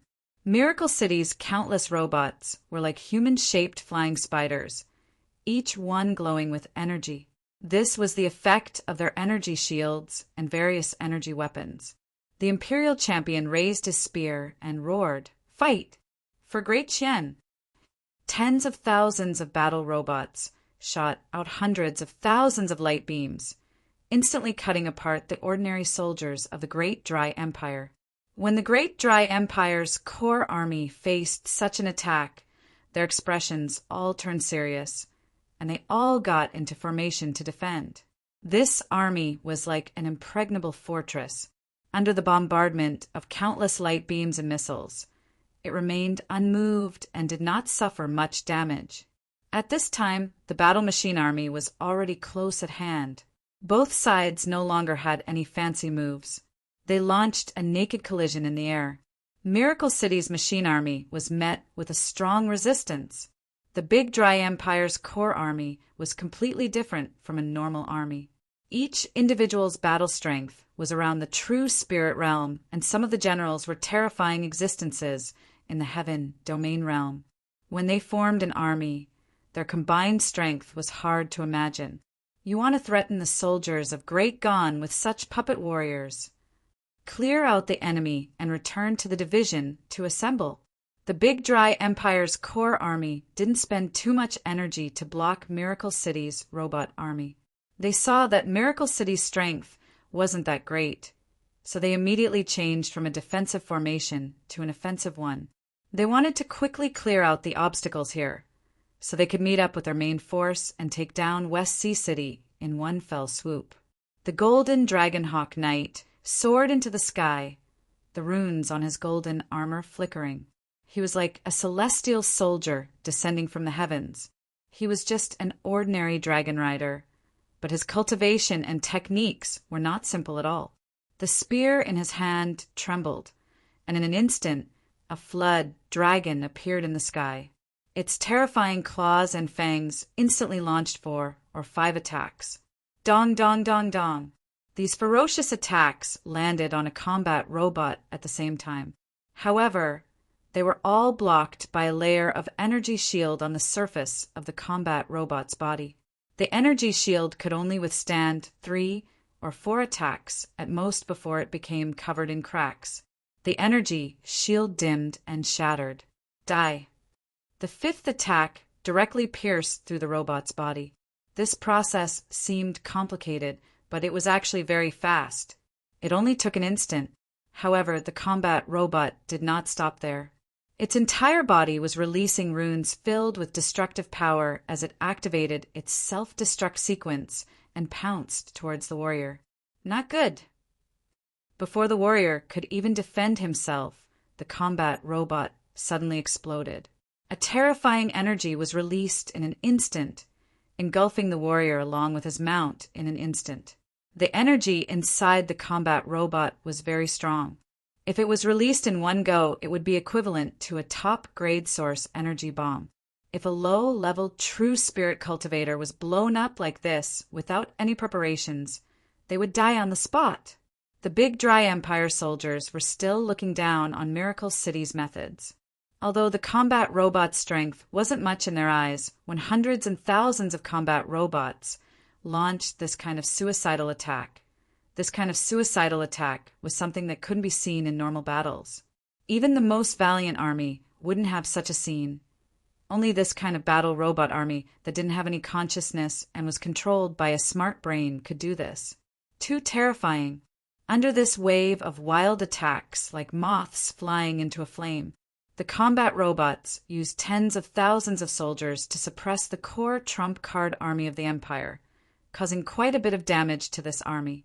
Whether it was the Big Dry Empire soldiers or the Big Dry Emperor, they had made a mistake this time. This was because the vanguard had to be a reliable army, so the entire army belonged to the Big Dry Empire.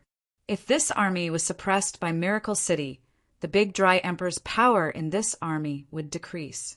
This would greatly affect the confidence of the army and the confidence of their allies.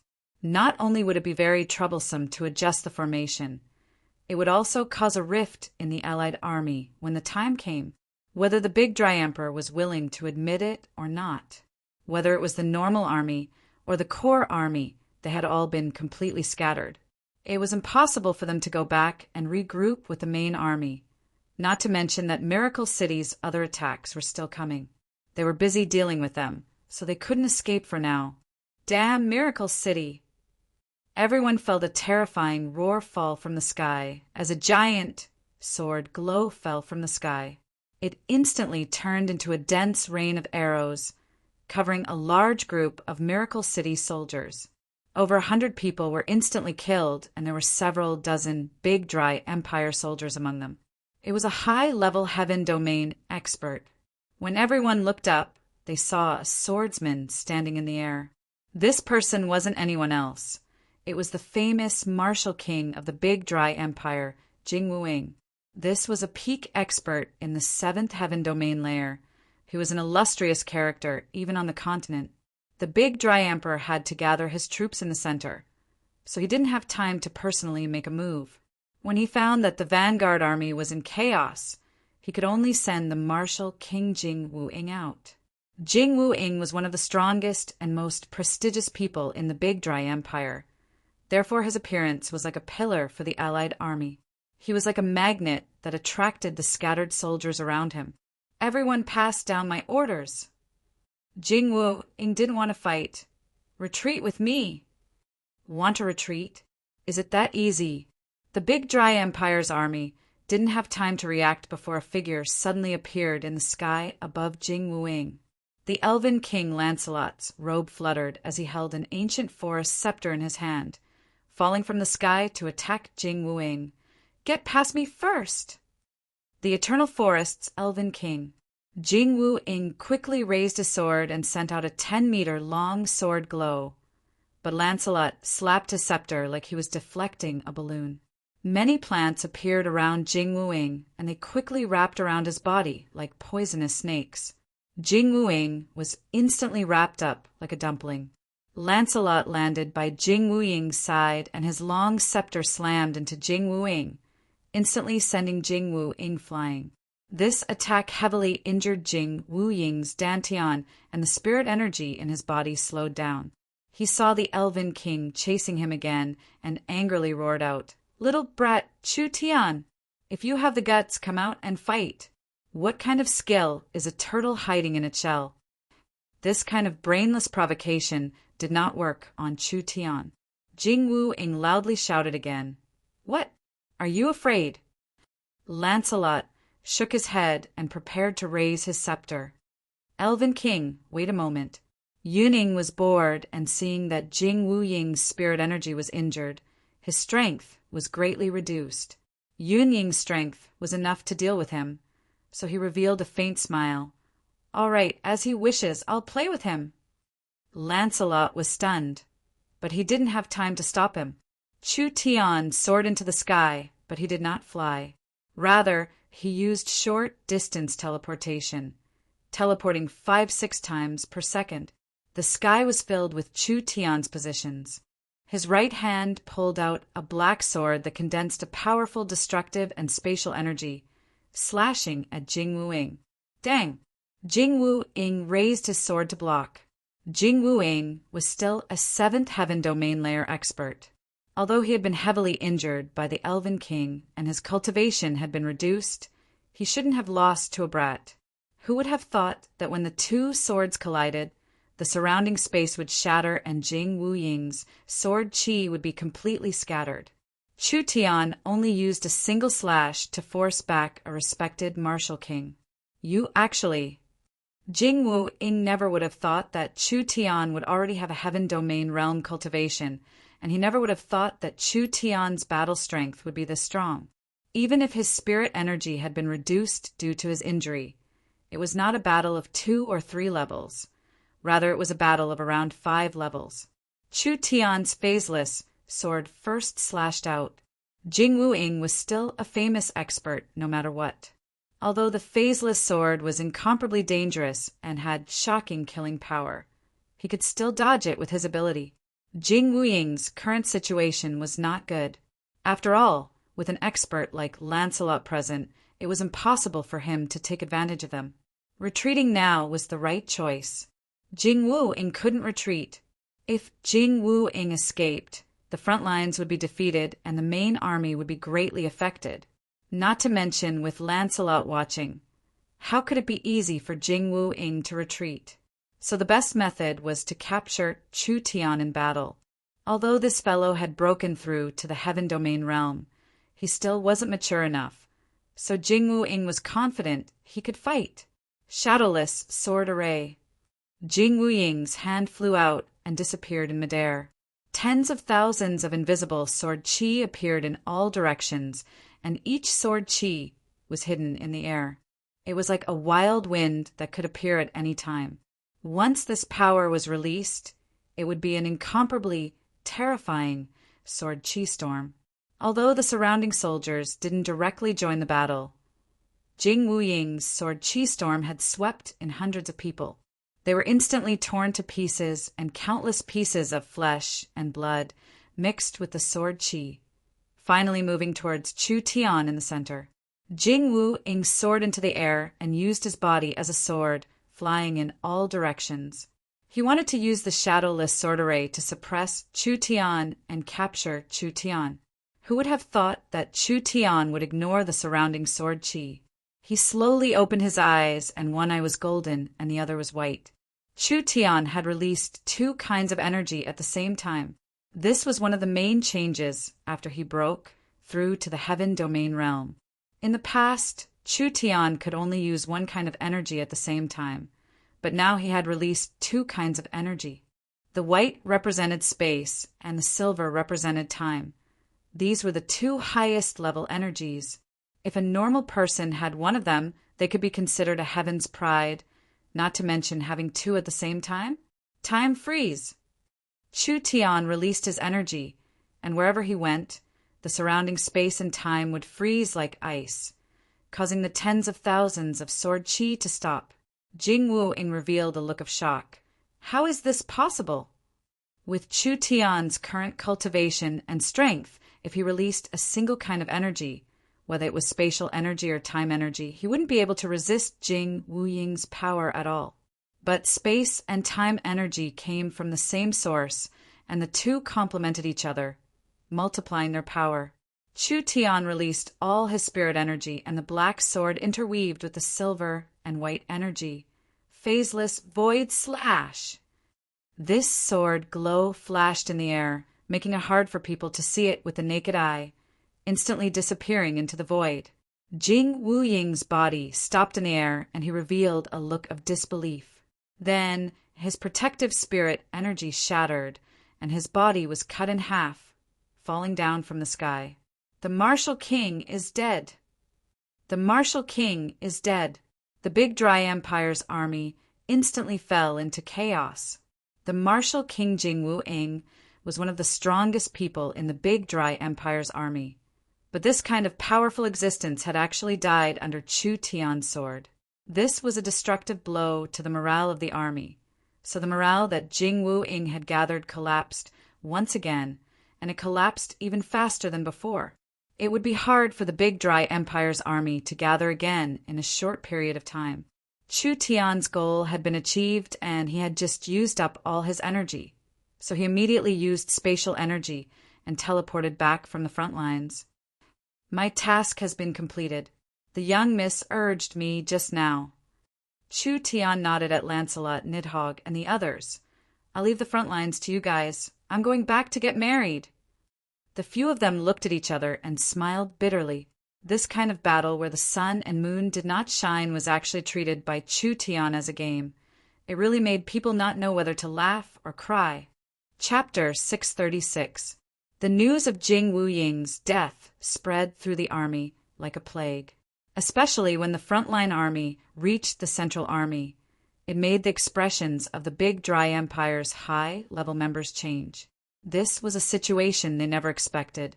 Jing Wu-ing was not just the Big Dry Empire's king, he was also a great general, which was one of the highest ranks in the army.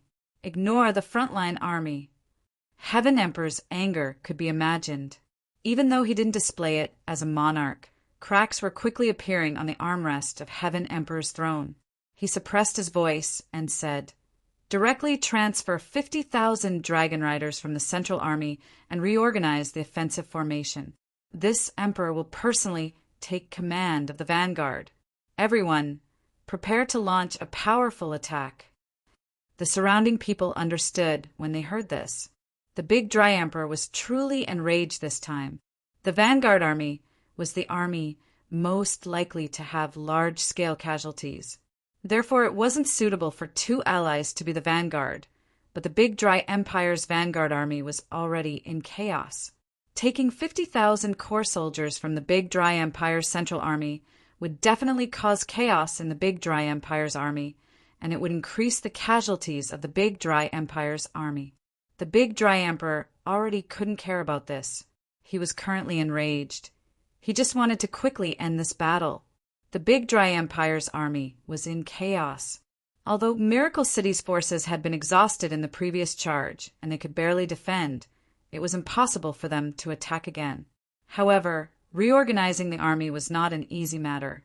The Big Dry Emperor allowed the vanguard army to continue fighting the enemy, while the middle, rear, left, and right armies began to adjust. After spending most of a day, they finally managed to stabilize the chaotic situation.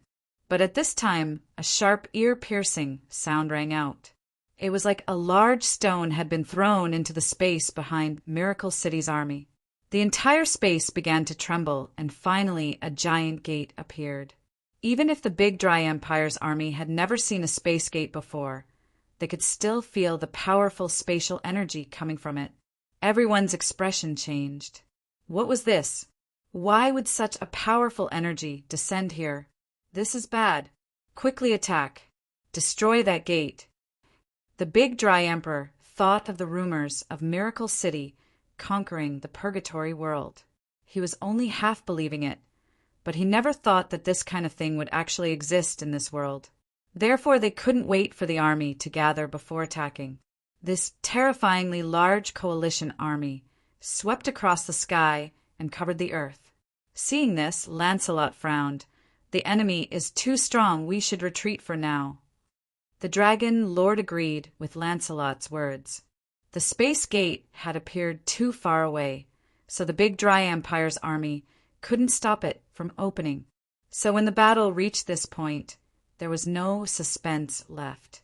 As for what would happen next, the Forest of Chaos would support them and the battlefield would become a game between the Empire's armies. It was too late. It was too late.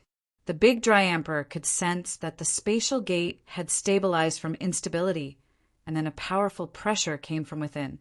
He saw the reinforcements of the 6 empires swarming out. Powerful wyverns, powerful soul-devouring beasts, powerful divine unicorns, the combat power of the continent's civilizations instantly filled the entire space. The reinforcements from the 6 great empires were fighting independently. Although there weren't many of them, they were extremely elite. Therefore, they quickly formed a powerful fighting force in the wasteland. Before the great gone allied army could even get close, the 10-20,000 wyverns of the dragon territory made their move first. They didn't make any real attacks, they just released a wave of dragons, might together. The dragon's might was a special ability of the dragon race. This should be a kind of spiritual deterrence that could make low-level demon beasts have a mental breakdown. If it was serious, they wouldn't even be able to move and could only shiver as they lay on the ground for the dragon race to enjoy.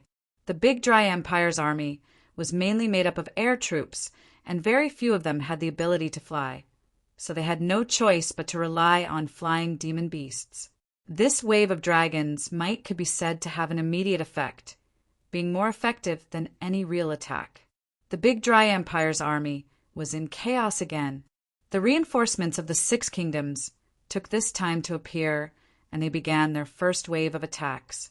The Dark Knight Forest Unicorn Beast was the fastest, and with the wisdom of several Dark Knight Elf Elders, they formed a group. The one at the front was the Unicorn King, which was a powerful existence in the 7th to 8th heaven domain layer. The entire army moved at the same time and instantly released a bright energy. It was like a treasure sword covered in holy light as it charged at the enemy at an unbelievable speed.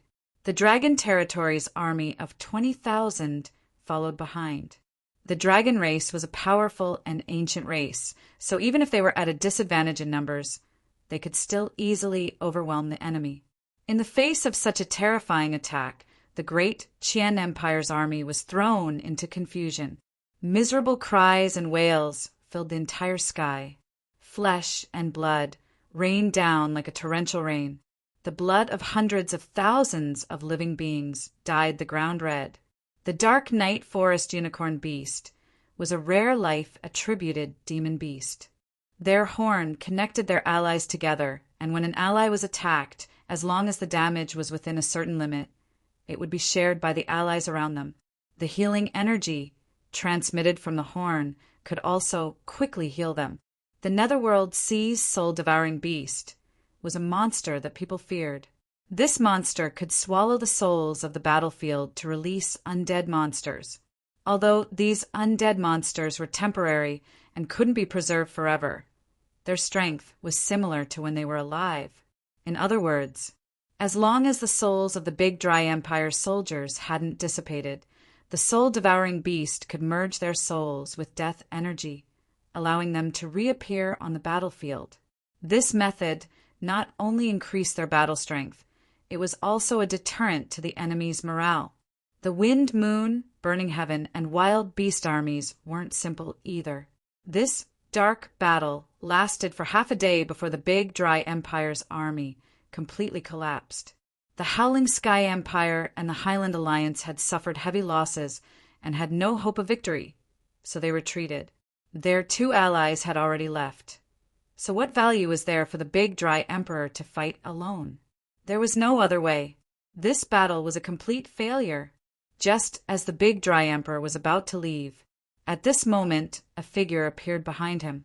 Elder Long stretched out his neck, no visible energy or fluctuations being released from his mouth.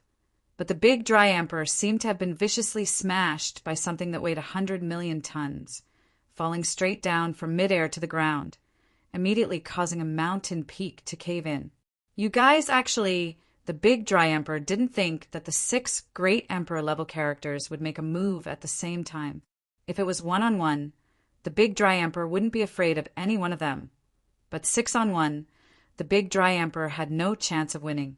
Not to mention that among the 6, the Nether King and the Dragon Elder were peak existences even among the great emperor-level characters. The big Heaven Emperor was a decisive person. He immediately circulated his energy and ignited a portion of his essence blood. A large amount of bloody mist spurted out from every pore of his body, instantly spreading out in all directions like a plague. As long as it was a living being that was enveloped by this bloody mist, their essence blood would automatically be ignited. Afterwards, their essence blood would also turn into a burning bloody mist that spurted out. This bloody mist grew larger and larger, finally covering several thousand meters. Eunice's face was very dark and ugly. It's the blood demon's soul-burning technique. He actually sacrificed a part of his cultivation to use such a vicious blood escape technique. The blood mist released by the big dry emperor killed at least a few thousand soldiers, most of which were from the big dry empire's army. However, these soldiers' essence blood was ignited and turned into energy that fell on the big dry emperor's body, making him look like a meteor as he flew across the sky, instantly disappearing from sight. The 6 great emperors made a move at the same time to dissolve the blood mist that seemed to want to devour the entire battlefield. When they worked together to suppress the blood mist, the big dry emperor had already disappeared. Damn it! Did he escape? The wild beast emperor's face was filled with anger. It was 6 against 1, and they still let the other escape. This was a bit embarrassing. Of course, the wild beast emperor never thought that, as the emperor of an empire, he would actually abandon his army and escape. To the big dry emperor, how could this just be embarrassing? This was simply shaming the country. This kind of thing had never happened in the history of the big dry empire. Even in the history of the continent, this rarely happened. Everyone relax, he can't run. At this time, a refined figure appeared in front of the 6 of them. This person was none other than the Wood Elf King, Lancelot. When Lancelot appeared in the air, he released his power and a silver hourglass floated in the air. The moment this hourglass appeared, it immediately retraced the blood escape technique's trajectory. Good. The Burning Heaven Emperor gave a bright smile. With this Elven King's innate time ability to retrace his trajectory, even if he runs to the ends of the earth, he won't be able to escape us. Let's go. The 6 Emperor-level characters led Lancelot to chase after the escaping big dry emperor.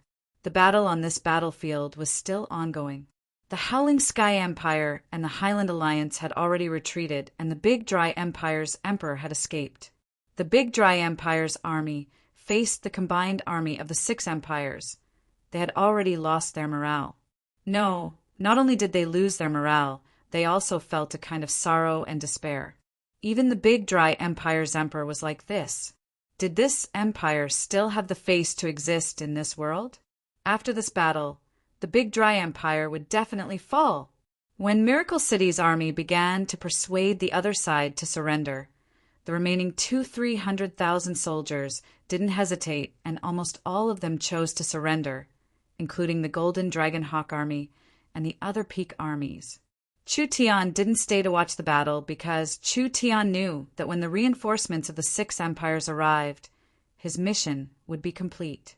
Even if he used his toes to think, he knew that there was no suspense in this battle. Chu Tian had something that was 10 times, 100 times more important than this battle: marriage. When Chu Tian used a city return scroll to return to West Sea City, The entire West Sea City was filled with a festive atmosphere. There wasn't any nervousness or pressure from a powerful enemy at all. Several dozen airships floated above the beautiful Crystal Bay with incomparably large screens on them. Each screen was showing the process of how Chu Tian and Ying got along with each other. Of course, these were all memorials, so in order to make it more moving and artistic, most of the details had been altered. The entire West Sea City used Miracle City, Lord's wedding as the theme. All the mere people in the city were dressed up, singing all over the city. There were tens of thousands of elves dancing to the song. The Mermaid Crystal Palace was completely decorated into a wedding. Various large characters came from all corners of the continent just to witness this wedding that could change the history of the continent.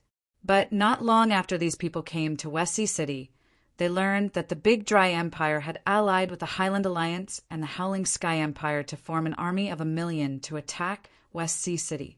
When this rumor came out, everyone was filled with panic. The allied army of the 3 empire-level powers was not a small matter. West Sea City was only an important western city of the Forest Alliance. Its defenses were at most equal to a warring kingdom's capital. How could this kind of city block the combined attack of the 3 empires? Other than worrying about their own safety, they were also worried that the wedding would be delayed or cancelled. This was not just a wedding, it was an important day for the opening of the Miracle Continent. There were tens of billions of people on the continent waiting for this moment to come. But although the rumor was everywhere, Miracle City was very calm. Miracle City's vice city, Lord Meng Qingguo, personally came out to receive the guests as the guardian of Meng Yingying's elder sister. The other high-level members of Miracle City, like Vivian and Nan Gongyan, were all present to maintain order. Since these high-level members weren't worried, what did they have to worry about? After several days of singing and dancing in West Sea City, they didn't even see a shadow of the 3 empire-level powers' allied army. When everyone's worried hearts finally relaxed, West Sea City's grand wedding was about to begin. Meng Qingguo was personally presiding over the wedding this time. She stood in the noble and beautiful Mermaid Square, holding a microphone in her hand as her voice spread across the city. Welcome guests from all over the continent. Come to Miracle City's grand wedding. I represent Miracle City and the Forest Alliance to sincerely thank you. Meng Qingguo bowed after saying this.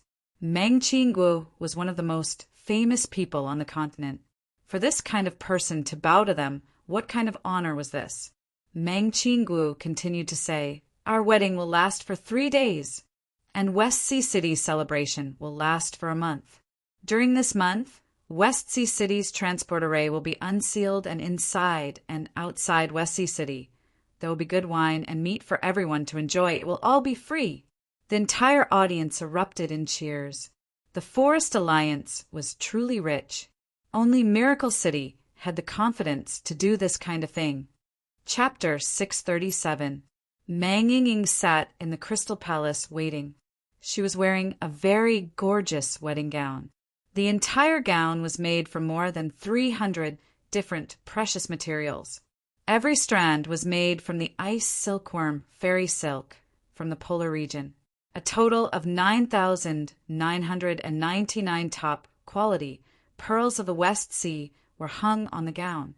Every pattern was engraved on the gown by the continent's top formation masters. Every detail was painstakingly designed by the continent's best artists. She was wearing a large wedding crown that was made from 300 kinds of top-quality jade and was engraved with tens of thousands of runes, making her beautiful face look like a goddess. Meng Yingying's shoes, jewelry, and cloak were all carefully thought by Miracle Commerce. Each item was made from the best materials that could be found on the continent, spending a large amount of money, resources, and manpower. The value of Meng Yingying's items was enough to buy an entire kingdom. There was no need to mention Chu Tian's personality. Even his elder sister was messing around like this, using such expensive materials to make a useless wedding dress. This was just too wasteful. Mang Yingying's heart was a bit anxious, but her heart was filled with sweetness. She had a Chu Tian who liked and protected her, as well as a caring elder sister. What else could she ask for in this life? Mang Yingying thought of how she would soon become Chu Tian's woman, and her heart was filled with anxiety. She was both nervous and happy. She had waited for this day for a long time. Ever since she met Chu Tian, it had been over 3 years, and too many things had changed in these 3 years. But her relationship with Chu Tian hadn't changed at all. Yingying, what are you still sitting here for? Vivian and Nan Gongyin, the two sisters, quickly ran in. When they saw Mang Yingying's clothes, their eyes lit up. Vivian exaggeratedly shouted, "Yingying, you're too beautiful. This dress is too beautiful. Everyone is envious of you. It would be great if I had one." Mang Yingying was a little embarrassed. "If you like it, I can ask Chu Tian to make one for you too. Come on." Nan Gongyin said in a somewhat sour voice, "It's easy to make clothes, but it's a problem if we can use it. Not everyone is as lucky as Yingying." Mang Yingying was even more embarrassed. "Nan Gong, actually I know. All right, let's not talk about this nonsense today." Nan Gongyin and Vivian interrupted Mang Yingying. They pulled Mang Yingying to the left and right. "Let's go, the ceremony is about to begin."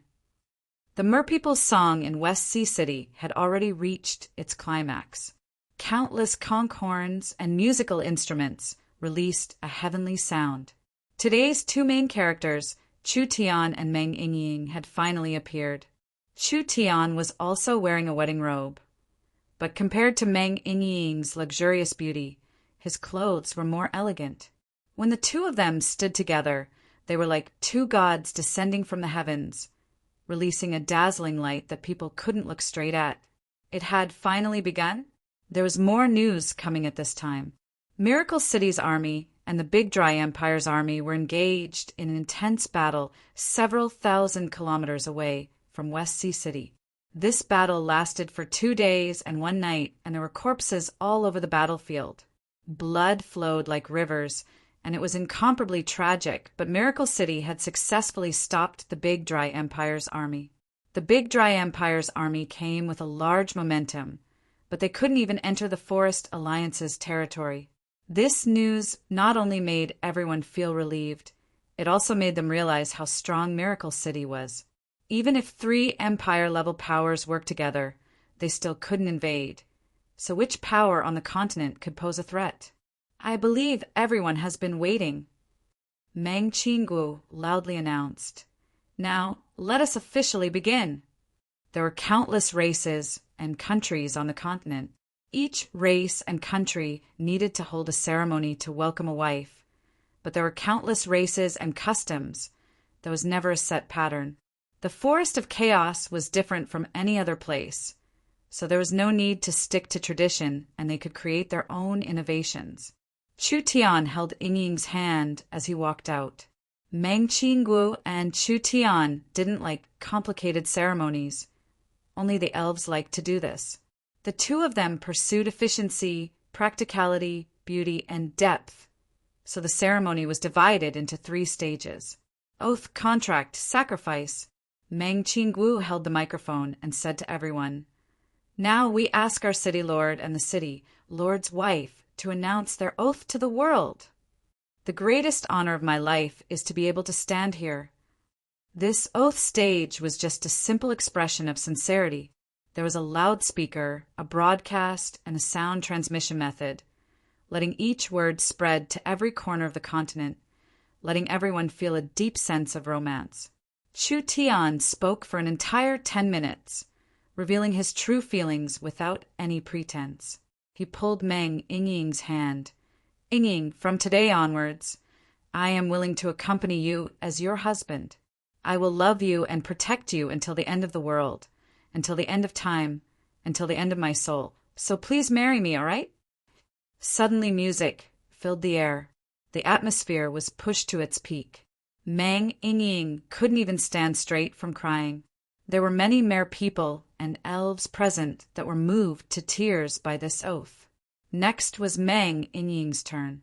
Meng Ying took the microphone and calmed herself down. I don't know what to say, but Ying, from head to toe, from heart to skin, as well as soul and spirit, everything is yours. I am willing to be your wife until the end of time and the world. The two of them kissed in front of countless people. Vivian and Nan Gongyin were so touched that they were confused. The two of them were saying their love to each other in front of the entire world. This was truly unprecedented. This was too romantic. It made people envious. As women, if they could have this kind of honor, they wouldn't have any regrets, even if they died. Meng Ying was the same. She felt like she had become the happiest woman in the world at this moment. Meng Qinggu looked at Ying's happy appearance, and tears appeared in the corner of her eyes. Her voice was a bit choked up as she tried to calm herself down. Now, let us congratulate this new couple for entering the second stage, signing the eternal contract. Everyone had a surprised look on their faces. What was the eternal contract? Did they need to sign a contract to get married? Meng Qinggu explained, the eternal contract is an eternal contract specially invented by the city lord. It uses the ancient tree of life's bark as a medium and the eternal well's water as ink to write a contract. This contract doesn't actually bind people, but it can make the souls and spirits of the two parties closer. Even if they are separated by the ends of the earth, they can still feel each other's existence. The contract is signed and will be effective forever. Even if one soul reincarnates, it cannot be erased. There's actually such a strange contract in this world. Chu Tian and Meng Ying both dripped a drop of blood onto the contract, and a golden light instantly soared into the sky. The energy from the ancient tree of life and the eternal well's water lingered in the sky for a long time without dissipating. This was a great power comparable to divine power. The moment Meng Ying completed the contract, it was like she could feel Chu Tian's heartbeat. She could feel Chu Tian's emotions, and she could feel Chu Tian's care and love for her. She felt like the last empty space in her heart was completely filled. Once the eternal contract was signed, the two of them would be forever linked together. No matter how far apart they were, even if they were in different planes, they could still feel each other's emotions, they could feel each other's location, and they could feel if the other was in danger. Meng Qinggu continued to announce, "Let us enter the third stage, the sacrifice." The sacrifice was a necessary step for most weddings on the continent. It was also the most troublesome and most important step, so it was usually done as the first step. But Miracle City didn't care about this. In the eyes of Miracle City's people, the oath and the contract were more important. As for the sacrifice, it was dispensable, but in order to make this wedding more grand and luxurious, they held a large-scale sacrifice. This sacrifice process was very long. Among them, Nangong and Vivian accompanied Meng Ying as the bride's companions, and Meng Qinggu accompanied Chu Tian as the vice city lord and host. The other high-level members of Miracle Commerce followed behind them, and several dozen people stepped onto the altar to begin the grand sacrifice. The amount of materials used for this sacrifice was over 1 billion gold coins. When the sacrifice was used to produce a large amount of energy and essence, it was instantly spread across West Sea City. It made Meng Qinggu, Meng Ying, and the Miracle Commerce high-level members' cultivations break through a layer. Although the others were far from the altar, after being bathed in this large amount of energy, everyone's cultivations increased by a large amount. There are some people who were cured of their illnesses overnight. The 3 stages have all been completed. Meng Qinggu looked very relaxed and happy. This was not only because her cultivation had increased, but also because Ying had finally found a good home. West Sea City's celebration has officially begun. Long live, long live, long live. The millions of wedding participants and witnesses all cheered out. The normal guests were enjoying the party in West Sea City, and the special guests were enjoying the best food in the world at the Space Hotel. No matter where it was, there was no charge this time. Of course, although there was no charge in name, The people that came to the wedding, whether it was a normal person or an emperor, they wouldn't come empty-handed. They could earn back 10 times the amount just from the various gifts. Chu Tian brought Meng Yingying to the Miracle Royal Palace. The Miracle City media recorded everything and broadcast it to all parts of the continent. When they arrived at the royal palace, the envoys of the various countries all came to congratulate them. The great Yuan Empire's Yuan Emperor has sent a great general to congratulate us, gifting us 10 immortal herbs. The Cloud Wind Empire has sent a country protecting sage to congratulate us, gifting us 2 vassal kingdoms and 2 billion people. Congratulations to City Lord Chu Tian's wedding.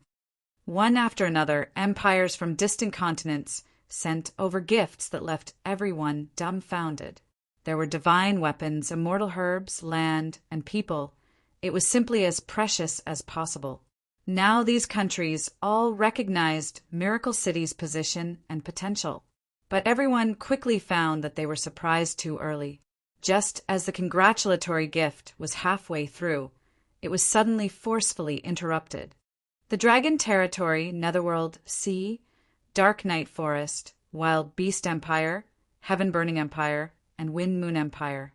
The 6 monarchs have captured the Big Dry Emperor as a gift to Miracle City's city, Lord Chu Tian, wishing Miracle City's city, Lord, a happy wedding. When this news was broadcast to the entire world, everyone was stunned. The 6 monarchs had captured an emperor as a gift to Miracle City. Was there a more domineering and powerful gift than this in this world? This was not a normal mission. This was an emperor. When Chu Tian learned of this news, he laughed. "I'll have to trouble the 6 of you. Please take a seat." You dare to give it. Father dares to accept it. It's not a big deal, isn't it just an emperor? From now on, he was Miracle City's prisoner. This time, the people of the continent not only felt Miracle City's wealth and Miracle City's strength, they also deeply felt City Lord Chu Tian's tyranny. Chapter 638. West Sea City's Wedding. It shook the continent in one fell swoop. 6 great characters with the status of emperors working together to present gifts could be considered unprecedented. These 6 existences that could shake the continent with a stomp of their feet. For them to appear together was already a shocking piece of news. Just this point alone was enough to give Miracle City face. Not to mention this kind of grand feat. Although Chu Tian's reputation on the continent wasn't small, it wasn't equal to them. These 6 people had captured an emperor on the same level as them and used him to celebrate Chu Tian's wedding. This was enough to show the attitude of the 6 powers and the forest of chaos.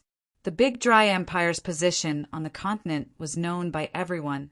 Now that the emperor had been captured, this would have an unimaginable effect on the Big Dry Empire. Chu Tian would step on an emperor to obtain an even higher prestige. The 6 emperors had decided to support Chu Tian to reach the same peak position as them. This was enough to show the 6 powers' determination to cooperate with Miracle Commerce and Miracle City in the long term. Whether it was this wedding to Chu Tian, the Forest Alliance, or the continent, it would all have a very deep influence and change. When the Forest Alliance obtained the support of the 6 powers, who on the continent would dare go against Miracle City alone, Miracle City would become the core that connected the several hundred countries on the continent. Miracle City would become the core that controlled the continent's economy in the future. This was a historic change, as well as a historic opportunity.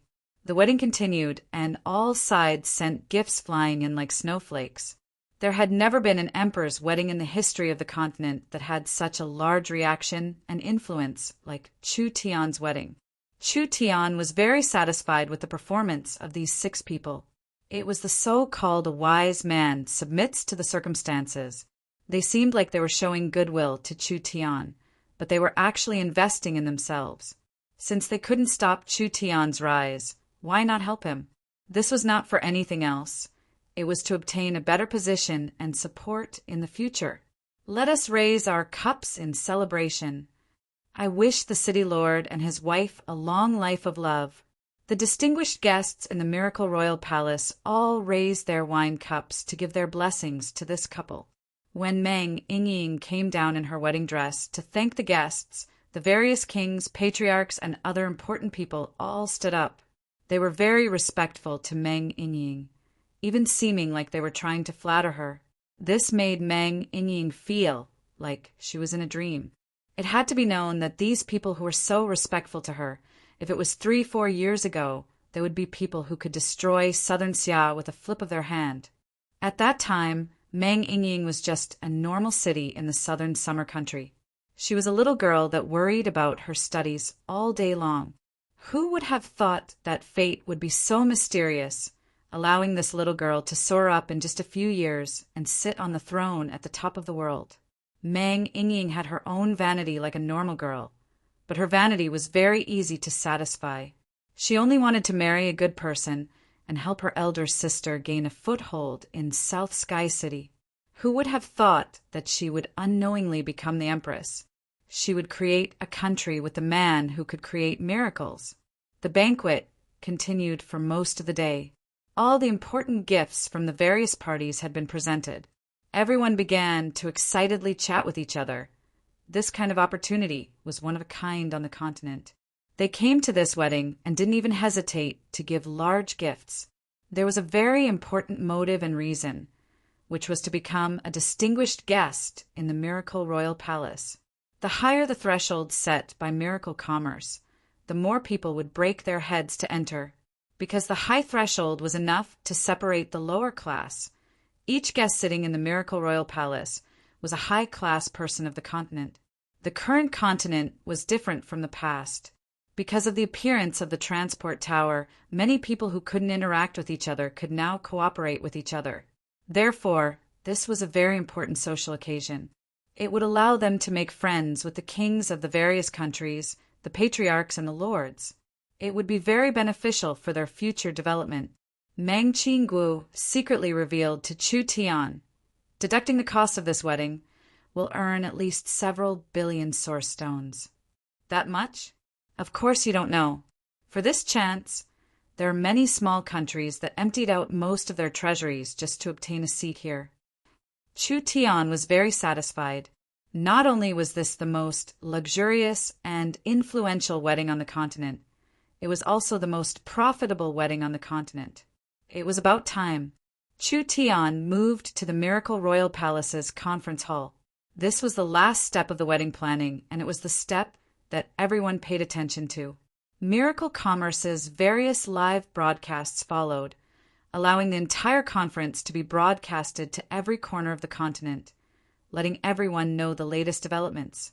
The large conference hall was already filled with people. The first row was filled with the rulers. The second row was filled with the representatives of the empire-level powers. The third row was filled with the kings of warring kingdoms, as well as the patriarchs of the large tribes. First of all, I want to thank everyone for coming to this one's wedding. In order to not disappoint everyone's expectations, I won't be vague. Chu Tian stepped on the bright red stalls and walked to the center. He stood on the high platform and did not say any polite words. He announced to all the distinguished guests and the world on the spot. Taking advantage of this good opportunity, I want to announce a few things. Everyone instantly calmed down. Everyone held their breaths as they carefully listened to every word Chu Tian said. First, Miracle Commerce will cooperate with the entire continent on core technologies, including transport, logistics, communication, and other fields. We plan to connect the entire continent in 3 years. In order to thank everyone here for coming, everyone will be given priority. Although Miracle Commerce's technology was very famous on the continent, the places they could directly influence were still limited to the Western continent. Of the guests that came to West Sea City's wedding today, most of them belonged to different powers. Most of them didn't have transport towers or the space warehouses that represented a new commercial revolution. Miracle Commerce's cooperation was not limited to the current allies. Any power on the continent could fight to cooperate with Miracle Commerce. This cooperation was very simple, It was simply that the local powers would provide resources, money, and protection. Miracle Commerce would provide technology and be responsible for the later stages of maintenance. And the final profit would be split according to the ratio. Miracle Commerce would take half of the profits. With the appearance of Miracle Commerce, these powers were already very anxious, especially the six empires. They had already established their own transport system and smoothly built a communication network that covered the entire territory. Not only were they making large profits, they were also using the manufacturing rights of the miracle helmets to make large amounts of money. In the long run, wouldn't they leave the other powers behind? The powers of the continent were not willing to fall behind others. Miracle Commerce was like the sun in the sky and couldn't be threatened or moved against. So they could discuss any conditions as long as Miracle Commerce could provide them with the technology as soon as possible. Just Miracle Commerce's promise of priority. It wouldn't be a waste for them to make this trip. The second matter is that Miracle Commerce will open up more platforms to share with everyone. Our Miracle Shopping Center will allow outstanding merchants from all over the world to enter, creating the most convenient and top business platform on the continent. We will find more partners to develop more outer space mines and the underground world. Other than that, Miracle Commerce has large amounts of information on treasures, including 7 great ancient treasures, over 20 ancient treasures, and countless other large and small ruins. We are prepared to develop them with everyone. Miracle Commerce had the strongest business platform on the continent. The Miracle Shopping Center was built on the foundation of the Space Warehouse and was now the most popular and newest shopping method on the Western continent. It broke through the restrictions of space and time, allowing people to enjoy the experience of buying everything on the continent without leaving their homes. Elves, undead, giants, various small races, and etc. These races had low levels of secularization, didn't like to interact, or were weak, so it was hard for them to establish external businesses. Now, they could use the company's platform to solve these problems. The spirit beasts, the dwarves, and the other races that didn't have any business sense could use this transparent platform to obtain large benefits. This was a good matter that affected everyone's benefits. What was unexpected was that Chu Tian actually announced that Miracle Commerce had large amounts of ancient ruins and treasures. This was a very valuable piece of information, and he actually wanted to take it out to cooperate with everyone. The third matter is the most important one. Miracle Commerce has spent countless blood, sweat, and tears to develop the Miracle Continent. From today onwards, it will be officially opened. Everyone stood up and applauded. With so many people attending the wedding today, a portion of them had come for this news. We will release the information on the Miracle Continent and open the entrance in 1 hour. As long as one has the Miracle Helmet, they can directly connect to the Miracle Continent. When Chu Tian was announcing and giving a simple introduction, Meng Qingguo was also releasing the information on the Miracle Continent, allowing people to go to the various departments of Miracle Commerce or directly connect to the Miracle Helmet to obtain information. The Miracle Continent was a world filled with endless possibilities. There was nothing that couldn't be done as long as one had enough ability. After this short and shocking news conference ended, Chu Tian said his goodbyes. The wedding had been held here, and it had finally come to an end. Chapter 639. Chu Tian left after saying this. The rest of the time was given to the other high-level members of Miracle Commerce. The Miracle Royal Palace's banquet would continue for a few more days, allowing the company to discuss cooperation with other parties and allowing these people to socialize with each other. Chu Tian held Yingying's hand as he walked to a side hall of the Miracle Royal Palace. You two are really in the limelight today. That's right. You actually caused such a large stir. Several important members of Miracle Commerce had been waiting here for a long time, and they all congratulated Chu Tian. As expected. Chu Tian came in and asked Meng Qingguo, "How are the preparations going?" "Relax, we've prepared for this long. There won't be any problems this time." Vivian and Nangong Yun's feelings were a bit complicated today. On one hand, They were happy for their best sister, Ying, getting married. But on the other hand, they were disappointed that their big brother and the person they admired the most were together with their best sister. The two of them had drunk several jars of wine at the banquet and were a bit drunk now. The miracle continent was about to open. They had to properly play around to relieve their boredom. Information on the miracle continent was already being released. The miracle continent was a world filled with endless mysteries and possibilities. Actually, the current miracle continent wasn't even 1% of the real world, but there were several hundred cities already. Of course, there were several hundred cities that were very far from each other, so they didn't have an owner in the beginning. There were quite a few cities that were occupied by foreign races and strange beasts. Anyone could obtain these cities and become the overlord of the miracle continent, but the prerequisite was that they had to defeat these virtual natives or strange beasts.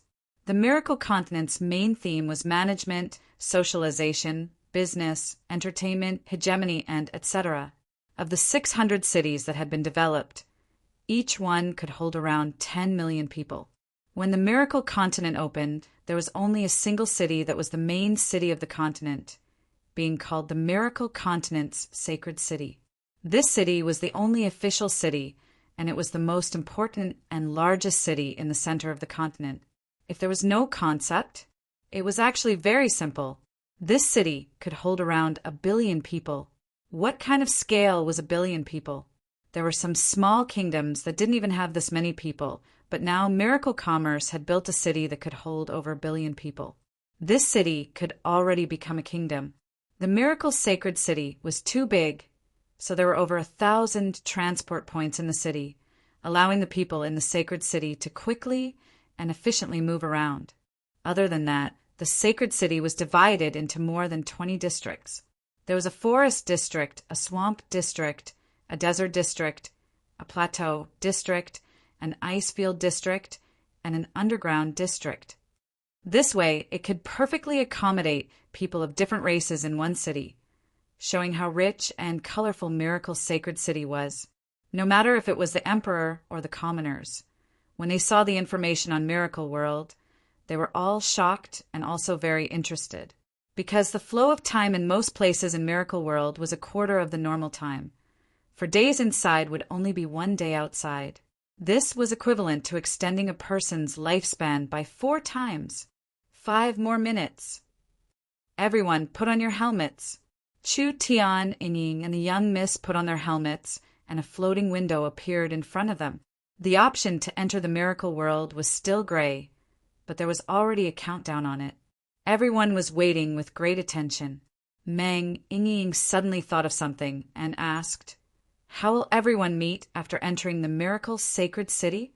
The Miracle Sacred City is this big, and there will definitely be quite a few people entering. It won't be easy to find in the sea of people. This isn't a problem at all. Relax City, Lord's wife. The main person in charge of the spiritual department, Jean Luo, said with a smile, "Our communication helmets store each other's numbers. After entering the spiritual world, we just need to dial the number to communicate with each other. Then again, we are high-level members of Miracle Commerce and have special authority on the Miracle Continent. So what questions do we need to ask? As long as we don't break the balance, we can ask the God of Order for help." The God of Order was the smart brain that maintained the Miracle Continent. The high-level members of Miracle Commerce all had a certain authority. Therefore, it was very convenient for them to enter the Miracle Continent. As long as they didn't break the balance and fairness, they could ask the God of Order to solve any problems. 5, 4, 3, 2, 1. It's activated.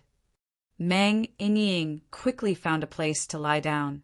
When the Miracle Continent was activated, a surge of spiritual energy reverberated in her mind, making Meng Ying's eyes light up. This light was only a little bit at first, but it quickly spread across the entire world. She was surrounded by darkness. Meng Ying felt like she was floating in space without gravity. A clear voice sounded in her ears at this time. "Welcome to the Miracle Continent. Because this is your first time entering the Miracle Continent, please create a character." As soon as this voice fell, There were over 100 different characters in front of Meng Yingying. There were humans, spirit beasts, elves, and various other races. The human in the center was Meng Yingying's own appearance. Meng Yingying asked, "What's the difference?" "Your own race's character is free, and you can directly enter the miracle continent. If you want to choose a different race's character, you will need to pay 10 source stones for the first one, 100 source stones for the second one, and so on and so forth. Each user can create countless characters in theory." The voice continued to explain, "Different races have their own advantages and specialties." Meng Yingying felt this was very interesting. She had been a human in the real world for over 10 years. So if she could become a different race in the virtual world, wouldn't that be an unprecedented experience? The system sent out a notification at this time. During the character creation process, you can adjust your appearance for free. The adjustment range is 20%, and if you exceed this range, you will need to pay a fee according to the adjustment range. Meng Yingying didn't know whether to laugh or cry. Miracle Commerce really knew how to make money. She hadn't even officially entered the miracle continent, and there were already several fees. She chose the elven appearance. She adjusted her height a bit and didn't change much from her original appearance. So the adjustment range was only 8%, allowing her to create the character for free. The first foreign race character has been created. The fee is 10 source stones. It has been automatically deducted, connecting to the continent. When Meng Yingying opened her eyes, she found that she had appeared in a peaceful forest elven city. There were thousands of people appearing all around her, and each person had the appearance of an elf, but they weren't elves in the real world. Each person had a look of curiosity as they looked at their new body and appearance. Because one's appearance could be adjusted on the miracle continent, the free adjustment range was 20%. Even if it was a normal person, as long as they covered up their flaws by 20%, they would become beautiful women and handsome men. Not to mention that there were some people who used source stones to increase their appearance by 50%, 80%, or even higher. Therefore, there wouldn't be two ugly people on the miracle continent. Of course, there were some people who purposely lowered their appearance. Meng Yingying looked over her body. She was dressed like an elf, wearing a simple hemp robe and holding a bow in her hand. The window in her field of view showed her cultivation, which was only in the first chi refinement layer. Even her cultivation base was lowered to the lowest. Like this, whether it was an emperor or a normal person, everyone's starting point was the same. This kind of world made people work harder. "Yingying, where are you?" "I'm in the forest, elven city." A voice appeared in Meng Yingying's mind. She could tell it was her elder sister. "Elder sister, where are you?" "Come to the central square of the main city." "All right." Meng Yingying wasn't like the others who were still exploring the area. She directly asked the god of order for directions and found the transport point. Then she was transported to the incomparably large central square of the miracle sacred city. It was said that this square could hold 3.5 million people at the same time. The entire square was made of exquisite jade, and each detail was carved with incomparably detailed patterns. There was a giant fountain that released a dense mist in all directions, and there were several golden dragons sitting on a high platform. They were the guards of the miracle sacred city, and if anyone didn't follow the rules, these golden dragons would teach them a lesson. You wouldn't die on the miracle continent. Accurately speaking, after you died, you would revive after 7 days. Of course, if you were willing to pay source stones, you could revive in a safe zone. So everyone here was an undead person. "Yingying, over here."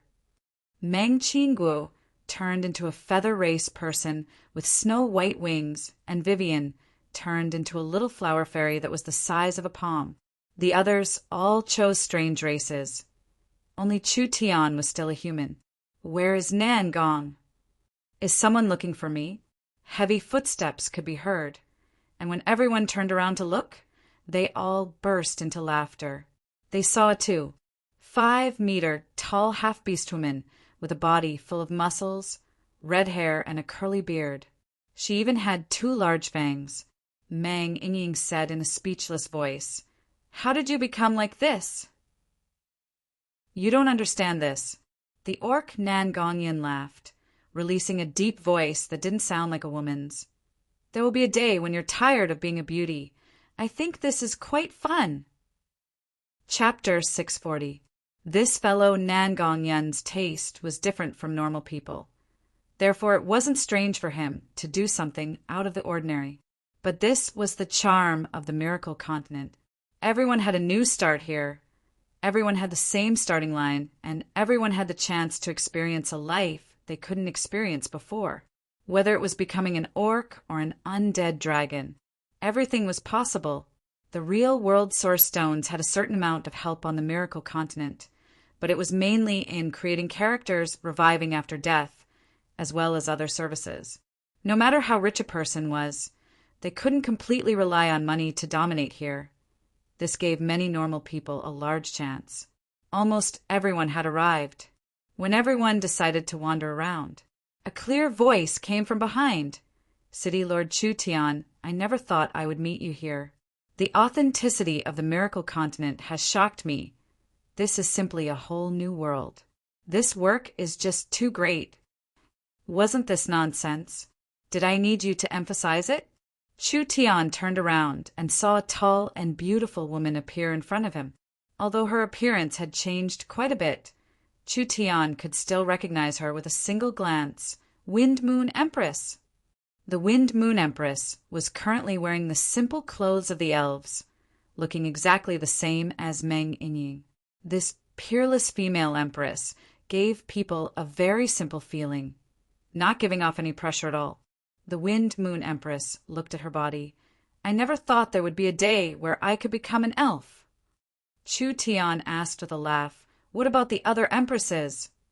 "Don't mention it. They are wildly creating characters and trying out new races.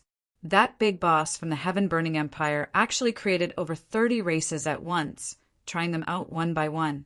As for that old fart from the Netherworld Sea, he has finally broken away from being an undead and has returned to being a living being. He can enjoy the joy of eating, drinking, and whoring that he hasn't enjoyed in a long time. I think he is fooling around with his subordinates right now." Everyone looked at each other in blank dismay, not knowing what to say. These fellows were rich and overbearing. With people like them here, the miracle continent didn't need to worry about not making money. But speaking of this, the Wind Moon Empress was filled with admiration towards Chu Tian. City Lord Chu Tian is truly worthy of being a master of the present age. This place is not only perfect, it is also filled with surprises. It's just that in the miracle world, this emperor has lost all of his cultivation and is not used to it. Can you help me recover some of my strength so that this emperor can freely display his skills? I'm afraid I can't comply. What? You won't even give me this little bit of face? I can pay primordial stones. How much do you want? Chu Tian seriously replied, "This is not a problem of source stones. Our miracle continent's greatest charm and specialty is that everyone can start anew here. If I make an exception for the Empress, then the other emperors will find me to make an exception for a second or third time. Like this, there will be no fairness left, and it will become a place of transactions. Wouldn't that destroy this kind of beautiful place?" The Wind Moon Empress knit her brows, feeling this was a bit reasonable. Actually, in order to ensure that Miracle World is fair and just, we've already given the authority to manage the world's laws to the God of Order that the Super AI has turned into. Even I can't easily change the laws around the God of Order, so I hope the Great Empress can forgive me. The Wind Moon Empress had a look of dissatisfaction, but she didn't force Chu Tian. She confidently said, "Forget it, forget it.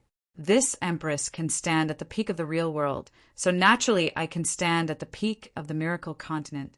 I don't care about these unorthodox methods, but you should tell me how to increase my cultivation and influence." Chu Tian revealed a faint smile. It's very simple.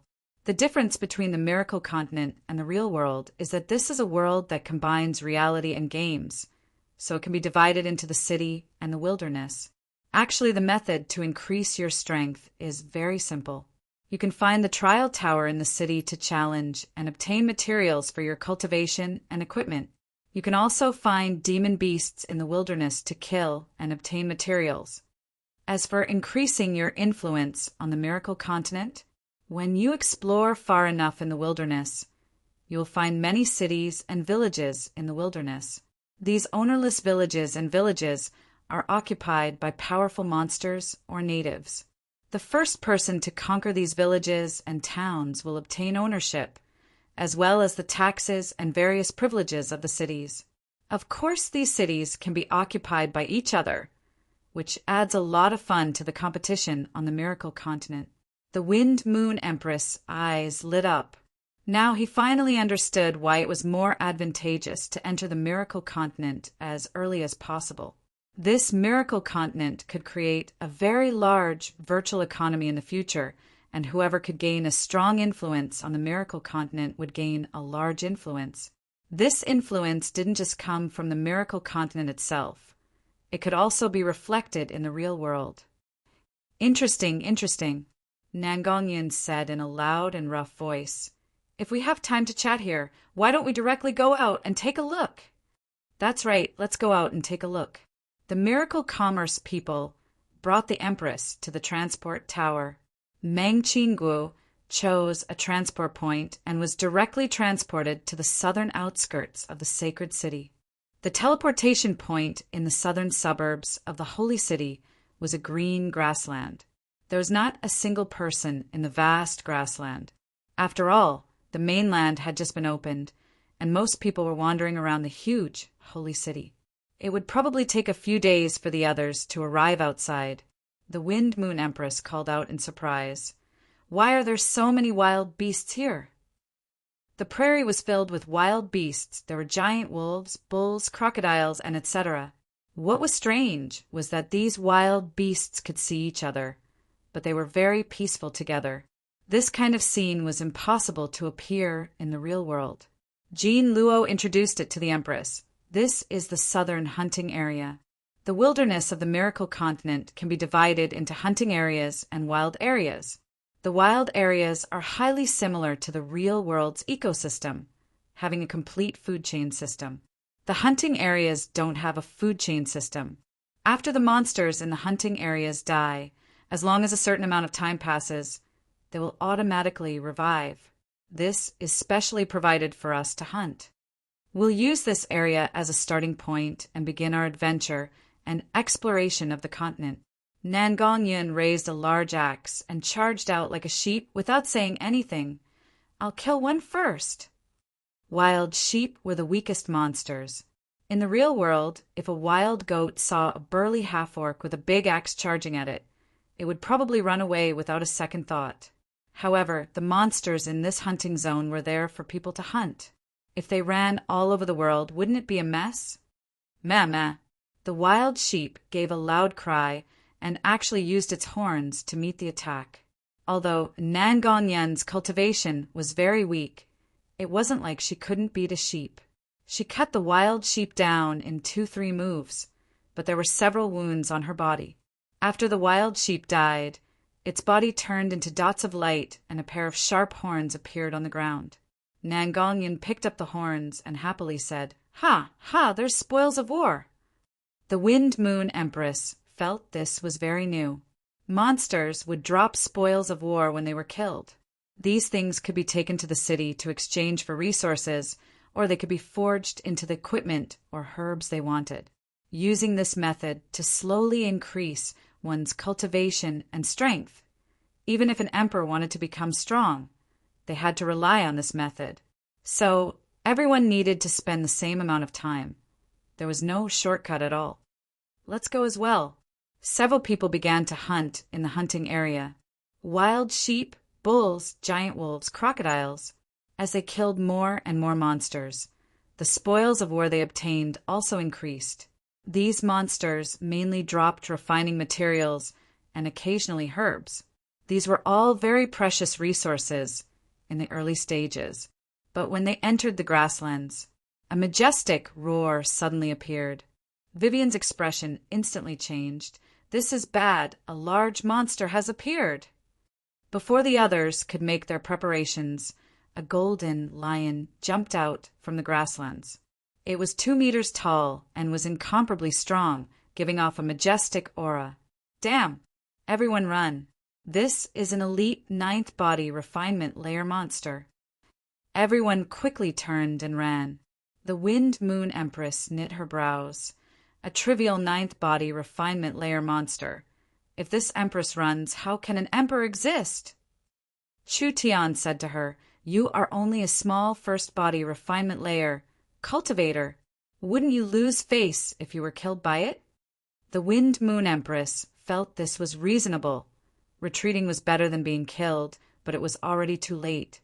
The golden lion spat out a wave of energy that hit her, and the Empress gave a cry of shock before shattering into pieces, disappearing into specks of light. The respected Empress was actually killed by a level 1 demon beast. It was hard for the others to escape. After all, the difference in strength was too large. When the golden lion chased them, each of them sent them to heaven with a single slap. You wouldn't really die on the miracle continent, but after a character died, they needed 7 days to revive. Of course, they could pay source stones to revive quickly, but the amount of source stones depended on the character's cultivation. A first body refinement layer character only needed 5 source stones to revive, so everyone revived without any hesitation. When the Wind Moon Empress saw everyone again, her face was filled with anger and embarrassment. This kind of weak level 1 demon beast, if it was in the real world, even if there were 10,000 of them, this empress could kill them all with a single finger. I never thought that I would be killed by it here. Empress, don't be angry. Vivian quickly comforted her. We've already collected large amounts of materials. We can exchange them for pills to increase our strength a bit. Right. Nangongyan also said, we might as well not go to the wild. There are over 100 trial towers in the sacred city. We can go to the trial towers to gain experience. This way, we have a higher chance of obtaining materials, and we might even obtain cultivation techniques. Once we become stronger, it won't be too late to take revenge then. The Empress was angry, but she was completely attracted by this interesting continent. Therefore, she had a strong interest in the trial towers. She looked at Chu Tian. City Lord, come with us. I won't be participating this time. Chu Tian helplessly shrugged his shoulders. You also know that my wedding hasn't officially ended. I don't have time to play with you. Isn't that right? Ying. The Empress was very disappointed. Forget it. It's not like we're missing 1 or 2 people. The Empress ignored him and impatiently said to the others, Then we'll go. All right. Vivian and Nangongyan were fun people. Meng Qingguo, Jin Luo, and the others also had nothing to do. This group of people formed a small adventure team and went to the nearest Tower of Trials to participate in the trial. Chapter 641. Chu Tian led Ying around the miracle sacred city a few times, feeling the charm of the miracle sacred city. Almost every district had several large commercial streets, and there was a giant commercial city in the main district. It could compare to a normal city in the real world. What kind of concept was this? This was the same as a city filled with large shops. There were no houses, no afterimages, and no other facilities. There were only tens of thousands of shops. If a normal person wanted to go shop by shop, stopping at each shop for an hour, not resting for 24 hours a day, they would need several years to go 1 round. But in the sacred city's large commercial district, there are various free transport points, which was very convenient. As long as one had a map of the shops, they could go to the area they wanted to go shopping or go to the shops they wanted to go to. The sacred city's commercial streets sold real-world resources. Therefore, it was enough to satisfy anyone's shopping addiction. Miracle Commerce had a large platform like the Miracle Shopping Center. So why did they need to create a large virtual shopping area? Actually, there was no conflict between the two. The Miracle Shopping Center was only a virtual platform after all. In the future, there would be tens of millions of products, and it would be hard for people to find treasures in the vast amount of data. They would have to search for them and search for them. The value of the Miracle Sacred City's commercial district was very high. First, the Miracle Sacred City was the center of the Miracle Continent. With more people using the Miracle Helmet, the Miracle Sacred City would be the only official main city, so it would never be taken over. It would always be the birthplace of people on the Miracle Continent, and it was also very convenient to transport. It wouldn't be strange for there to be several billion people coming every day. This kind of large flow was enough to turn the commercial district into a shopping paradise. The Miracle Sacred City was divided into the Elven District, the Giant District, the Dwarf District, the Undead District, and other different districts. The commercial district of these districts would be made into the special products of the corresponding races. The commercial district in the center of the sacred city would become the largest shopping area in the virtual world. This place would become a place of celebration for everyone. The Miracle Sacred City had large amounts of restaurants, entertainment, and adventuring services. These kinds of services didn't affect the balance, so of course they all had source stones to use. Other than that, the Miracle Sacred City was filled with large amounts of virtual properties. There were luxurious royal palaces that could hold tens of thousands of people, and there were exquisite tree houses and underground dwellings. It could satisfy the needs of emperors, kings, and lords, and it could provide a good virtual life for the middle and lower class people. There would be more and more people on the Miracle Continent in the future. Could it be that he was afraid of not being able to earn primeval stones? The Miracle Continent's ambition was not only to create a free, fair, and interesting spiritual world. They also wanted to use this product to topple all the industries in the real world. From that, business, life, research, and even politics would all be moved into this spiritual world. This was because the flow of time on the Miracle Continent was 4 to 5 times slower than the real world, and there were some special trial towers and special areas that could even slow it down by several dozen times. This meant that people's lifespans could be greatly extended and they wouldn't die, grow old, or get sick here. This was a huge advantage that was hard to achieve in the real world. The Miracle Continent had enough space, cities, and land. As long as there was popularity, there would be benefits, and as long as there were benefits, there would be people chasing after them. The excess conflicts, energy, and wealth of the real world could be digested on the Miracle Continent. Laboratories were set up in the Holy City, highly imitating the real world, allowing scholars to conduct various simulated experiments and tests in the spiritual world. Not only could they reduce consumption, but they could also ensure safety and efficiency. In the Sacred City, one could directly enter the Spiritual Library and Miracle Academy to study, allowing people to easily read secret books collected from all over the world. They could also enjoy the lectures of outstanding scholars. No matter how poor the continent was, they would have the best educational resources. There were too many things like this, it couldn't be mentioned one by one. This was the charm of the Miracle Continent. Therefore, the Miracle Continent had endless possibilities and would have endless influence. Only there was no way to predict it right now. The Miracle Continent itself was not unchanging. Miracle Commerce had absorbed many talents, including many sages from all over the continent. This kind of team that grew stronger day by day would constantly research and update the Miracle Continent, making it more and more perfect. In the eyes of people like Ying, the Miracle Sacred City was simply a giant amusement park. There was food, drink, play, shopping, martial arts competitions, trials, and all kinds of interesting things, making her very satisfied with this. The two of them played in the Sacred City for a while. They had already spent most of the day here. There were more and more people appearing in the main city area, and the two of them had walked enough. So they took off their helmets and returned to the real world. When the two of them took off their helmets, the others were still wearing their helmets indoors. They were probably fighting in the trial tower. Chu Tian brought Ying back to Miracle City. Miracle City was not as noisy as West Sea City or as lively as the Miracle Royal Palace, but the entire city was filled with a festive atmosphere. The elves presented their artworks for the city lord's wedding. The dwarves were carving statues for the city lord's wife, and even the ogres had decided to set this day as an ogre festival. Miracle City had already become a pearl of the forest of chaos. It had already become an existence that could control the continent. The Miracle City citizens' confidence and sense of honor was naturally strong.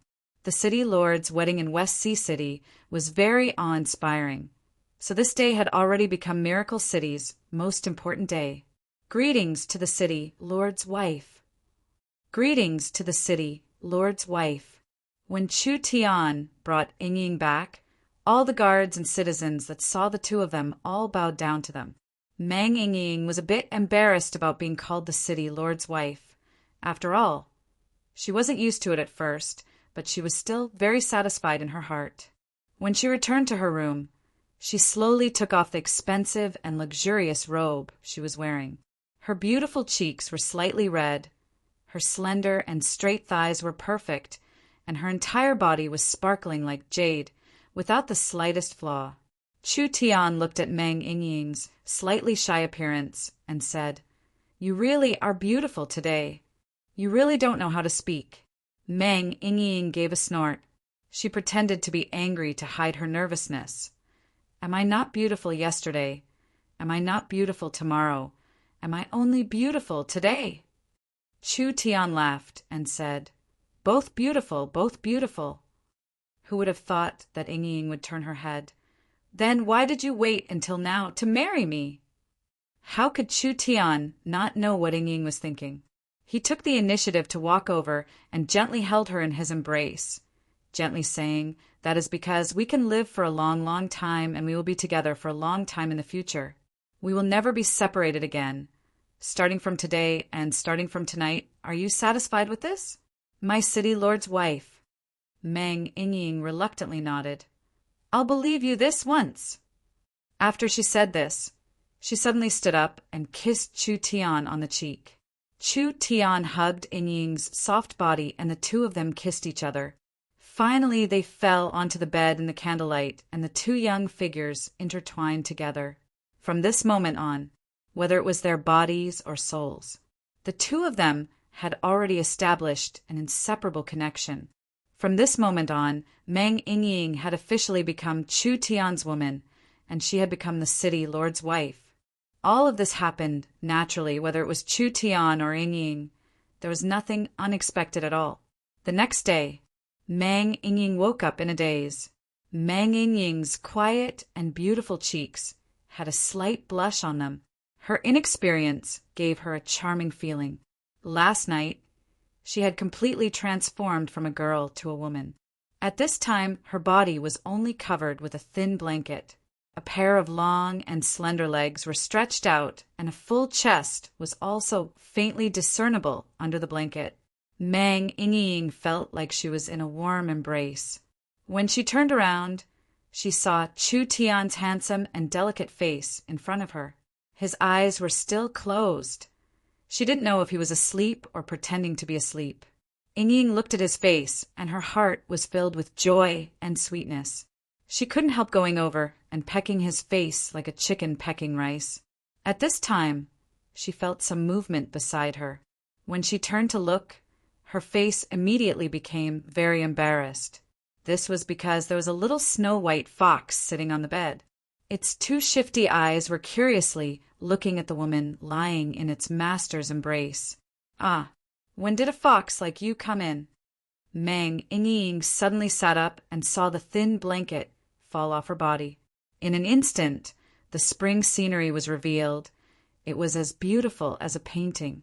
Meng Ying quickly grabbed the thin blanket to cover her body while her other hand desperately shook Chu Tian.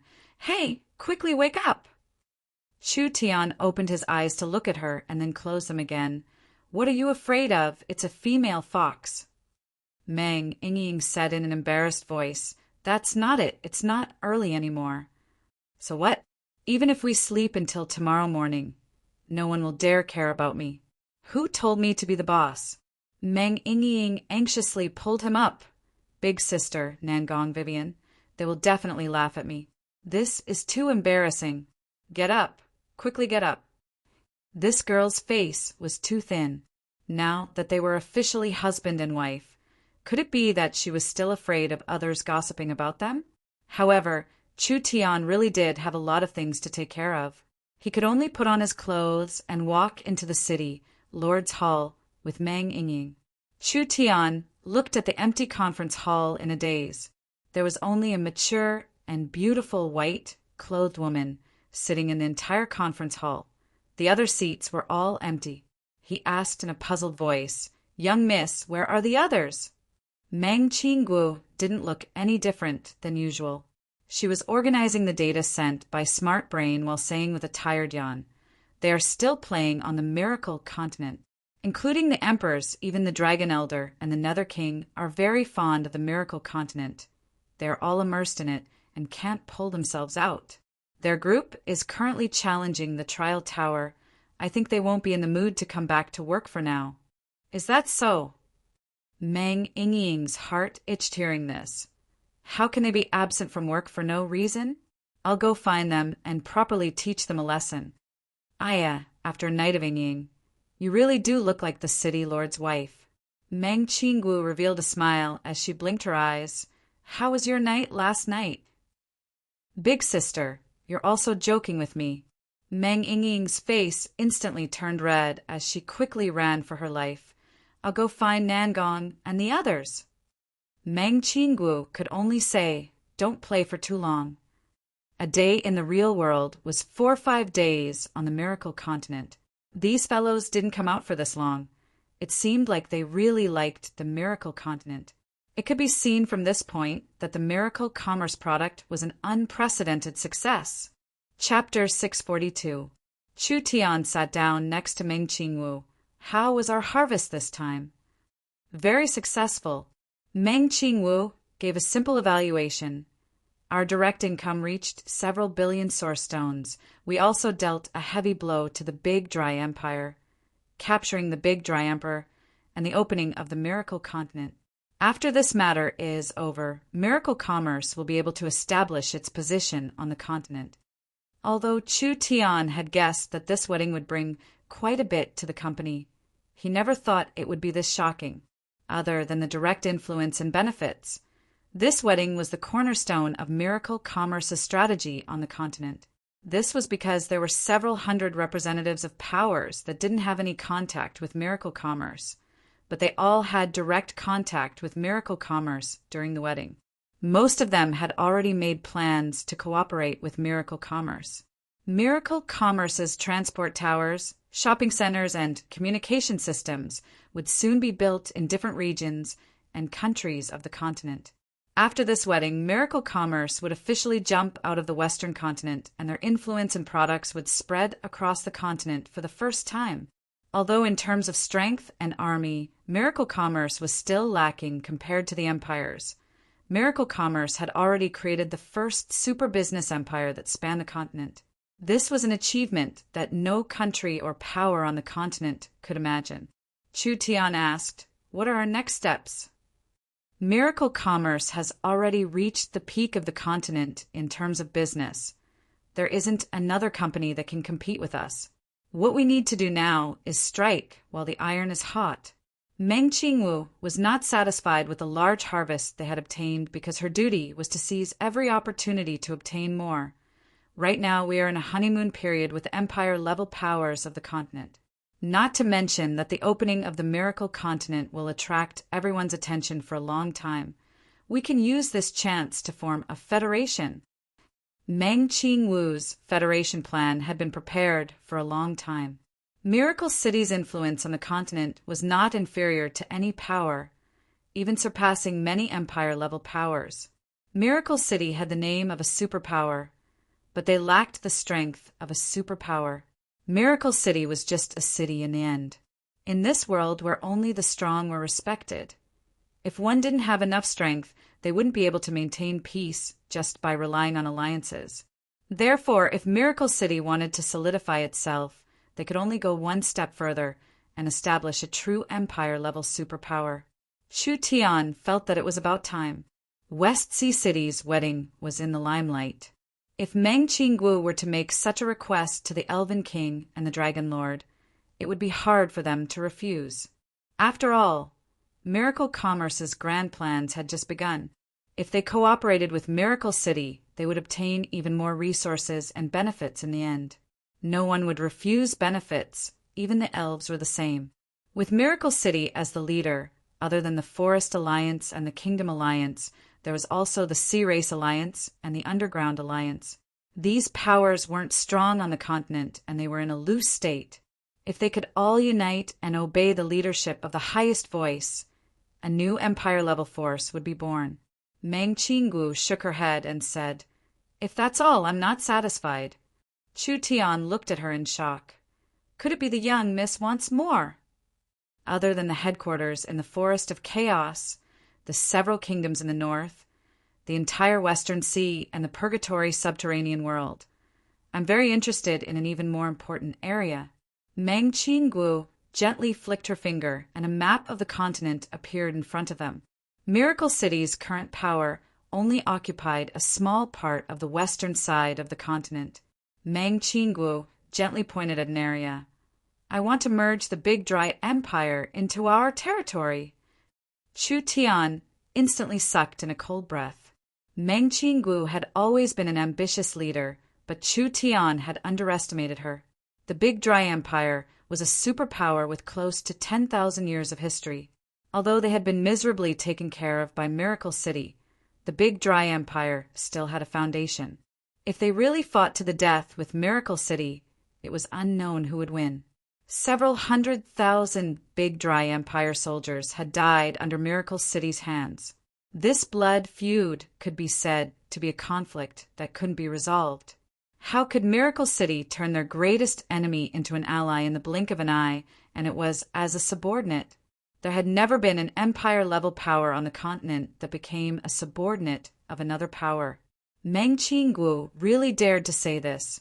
But then again, if the Big Dry Empire could really be subdued by Miracle City, the effects would be unimaginable. This was because Miracle City's current conditions were enough to form an empire power. Before the Big Dry Empire had a conflict with Miracle City, they were one of the top 3 powers on the western continent. Not only did the Great Qian Empire control dozens of vassal countries in the western continent, but they had also extended their hands to the Western Sea a long time ago. The destruction of the powerful Sea Race Empire, Deep Blue, was very likely a result of the Great Qian Empire's covert actions. Now, the Great Qian Empire controlled about a quarter of the Western Sea, and the benefits were hard to resist. If Meng Qinggu's wish came true, and the Big Dry Empire was subdued by Miracle City, the result would not be as simple as 2 empire-level powers merging together. The Forest of Chaos and the Big Dry Empire were very close in terms of geography. There were countless small powers between the 2 powers, with no lack of neutral and opportunistic powers. Now that these 2 superpowers merged together, the final result would be that the entire region would be connected. All the neutral and opportunistic powers would have no choice but to side with this new giant. Other than that, the entire Western Sea would merge with this new power. The Big Dry Empire, the Forest of Chaos, and the Western Sea. Any one of these 3 places had the potential to become an empire-level power. This way, a giant would be born in the Western continent, finally spreading to the entire Western continent and dominating it. There had never been a power that could dominate an area like this. Miracle City would become the true overlord of the continent. Chu Tian, of course, knew the benefits of doing this, but he still knit his brows and said, "How confident are you?" Meng Qinggu countered with a question. Whether it is using hard or soft methods, how confident are you in taking care of the Big Dry Emperor? Chu Tian thought about it. Although the Big Dry Emperor hates me to the bone, he is still a person. If I use unscrupulous methods, it isn't hard for me to change a person's opinion of me. The main problem right now is not the Big Dry Emperor. Rather, it is the entire Big Dry Empire. If Chu Tian only used methods to deal with a single person, although it would be hard for someone on the level of the Big Dry Emperor, he could still do it. But the problem now was that the Big Dry Emperor was the Big Dry Empire's emperor, but the Big Dry Empire had several billion citizens. These people had lived in the Big Dry Empire for generations, so they already had the pride and dignity of an empire citizen. Was it easy to make them submit to Miracle City? The hardest to deal with was the nobles. This was because with a large reform, no matter how thorough it was, it would harm the interests of large amounts of nobles, so it would be hard to avoid resistance in the end. The Big Dry Empire was an old power, and the nobles were deeply rooted. How could it be easy to deal with them? Mang Qingguo confidently said, "Let's divide the work. You'll be in charge of the Big Dry Emperor, and I'll be in charge of the Big Dry Empire. We'll use 2 months as the deadline. Whether we can succeed or not will depend on this time." Miracle commerce was very efficient. Otherwise, it wouldn't have been able to develop to its current scale in less than 4 years. However, Meng Qingguo wanted to move an empire that had been around for 10,000 years in just 2 months. This kind of task was not a normal kind of difficult. On the contrary, it was Chu Tian who felt it was easy to deal with the Big Dry Emperor alone. The young miss is filled with confidence. How could I not support her? The matter of Chu Tian and Meng Yingying's marriage was already known to the entire world, and the Miracle Continent was spread to every corner of the continent. Because of the limited number of miracle helmets, there weren't many people that could enter the Miracle Continent. Therefore, the most important thing was to make more helmets as soon as possible. The 6 powers that were authorized to make helmets had already made the production of helmets the most important strategic goal of their countries. They all invested more resources, increasing the production of helmets by 10 times. The nobles of the various countries, including these emperors. He spent most of his time in the miracle world every day, busy expanding his territory and exploring training strategies. Thus, he was completely unaware of certain things happening in the continent. He had even neglected the important news of Meng Qingguo bringing a large group of people to the Qian Empire. This was something that couldn't be helped. Who told the Miracle Continent to be too charming and challenging? Every person that had experienced it couldn't stop at all. The Miracle Continent did not just have strength for the emperors and nobles, it also had a large attraction for the lower-class families. This was because everyone's starting point was fair. Normal people could go through adventures and fortuitous encounters on the continent and surpass the famous emperors of the continent. Not only would they obtain a large sense of accomplishment, they could also obtain rich benefits from it. Chapter 643. The Big Dry Emperor was locked in the dungeon, specially made for him by Miracle City. The 6 emperors had captured him alive with the help of the elven king Lancelot.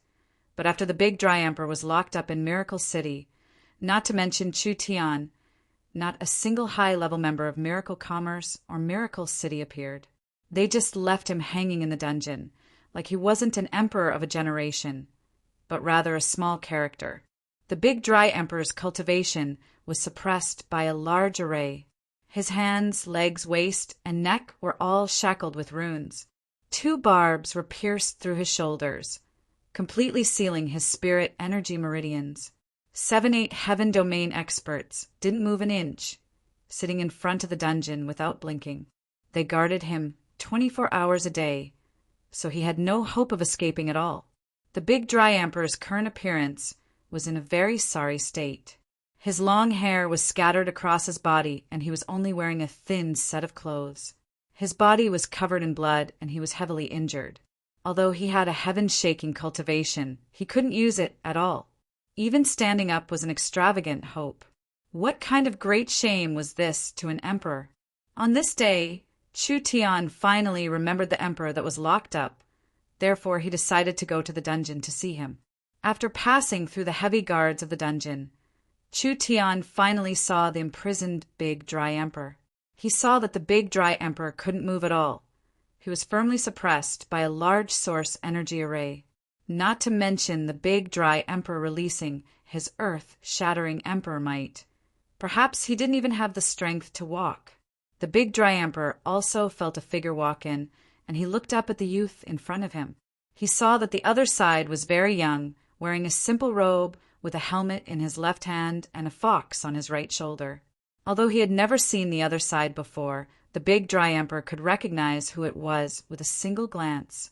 If looks could kill, it was unknown how many times Chu Tian had died. Chu Tian said with a shrug, "Your Majesty, please don't look at me with this kind of gaze. Actually, no one wanted things to develop to this point. Have you never reflected on yourself? You have to know that from start to finish, Miracle City has never taken the initiative to invade a single inch of the Big Dry Empire's territory. It was the Big Dry Empire that kept provoking us.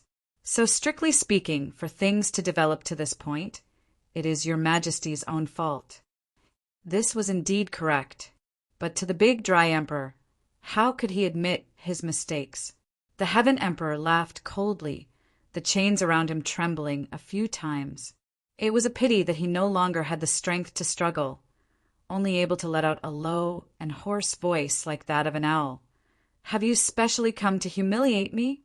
Chu Tian revealed a faint smile. No, I specially made something for Sir Big Dry Emperor to calm down."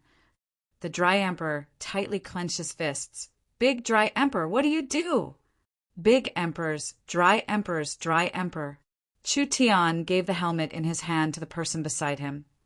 "This is the spiritual helmet I specially made for Sir Big Dry Emperor." Emperor put Big Emperor to put. Chin Chen Moon Emperor. Chin Dry Emperor. Sun Chin is and had Emperor. Chin, son of. The prison guards were a few sages of death.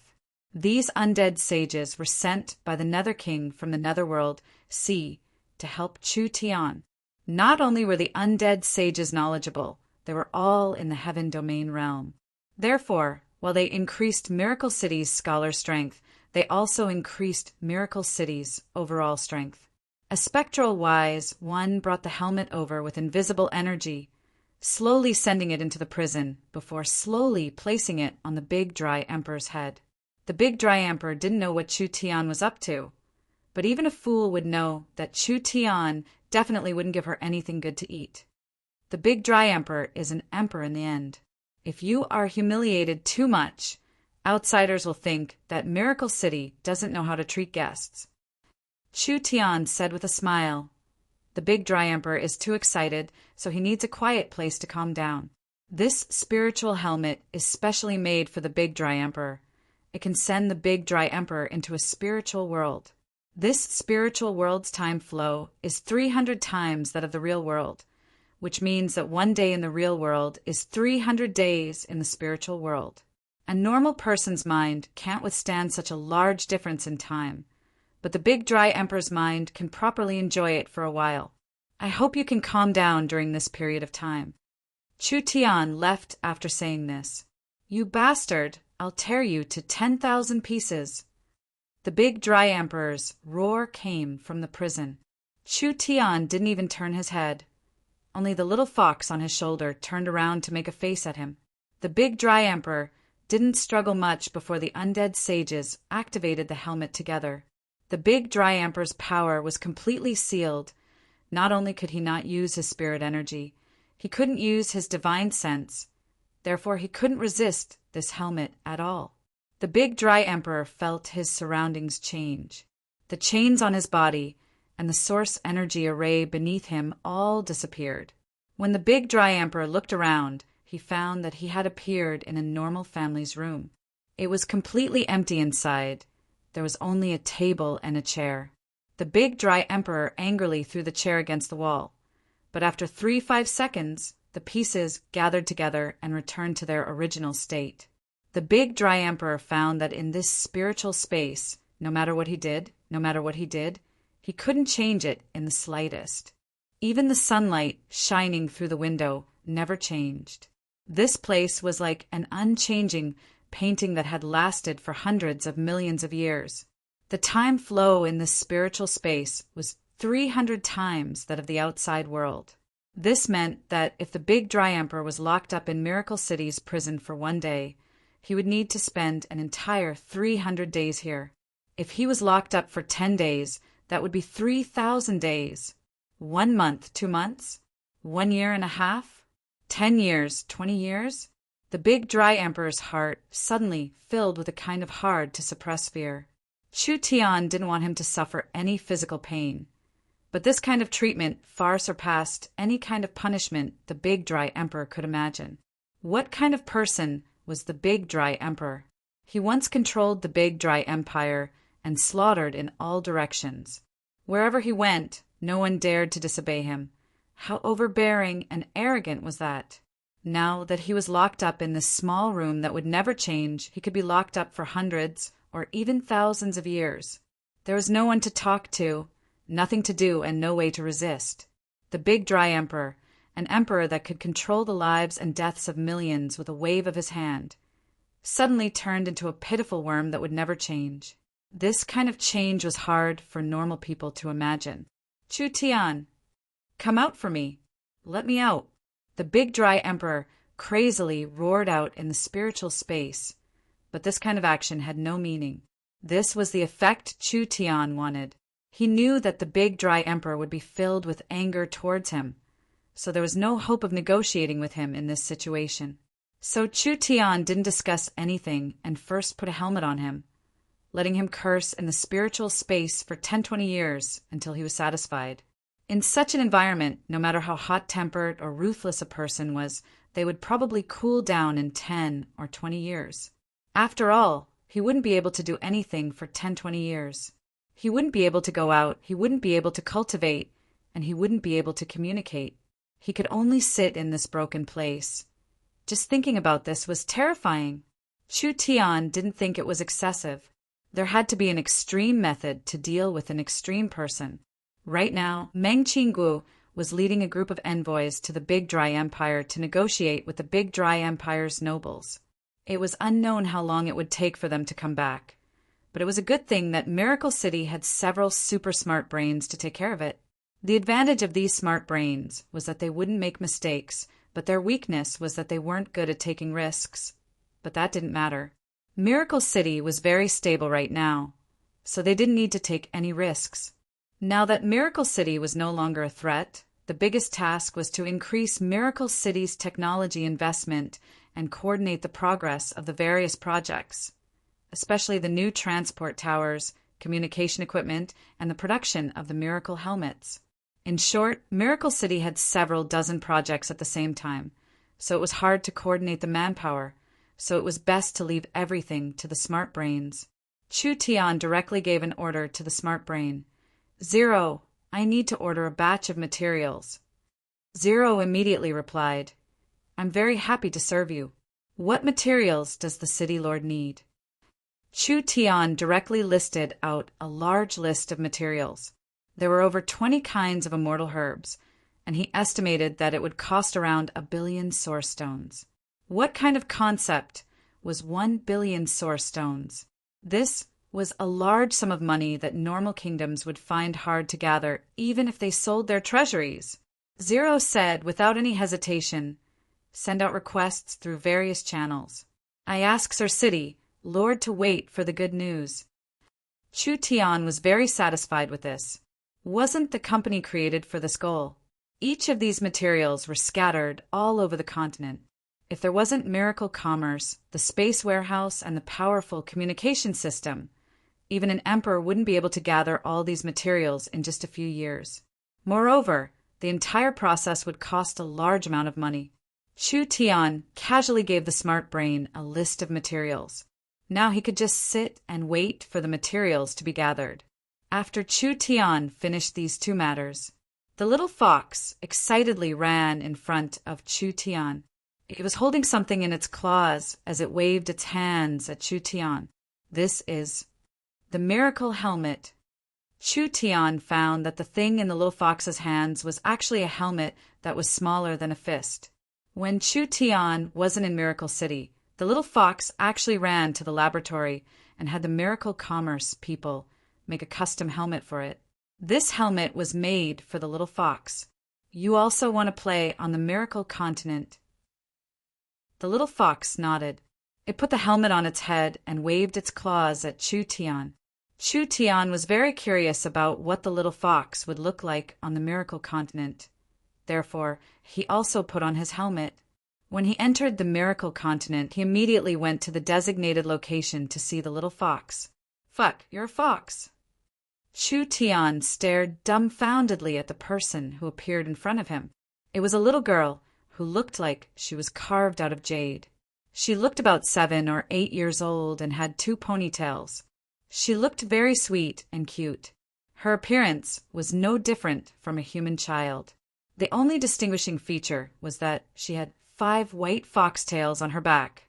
This is a hidden race that the God of Order specially created for me, the demonic race. At this moment, the little girl opened her mouth to speak. Her tone was indeed very ostentatious, but her voice was childish and childish. My strength is still not enough. If I can cultivate 9 tails, I can also transform into this in the real world. Chu Tian was instantly speechless.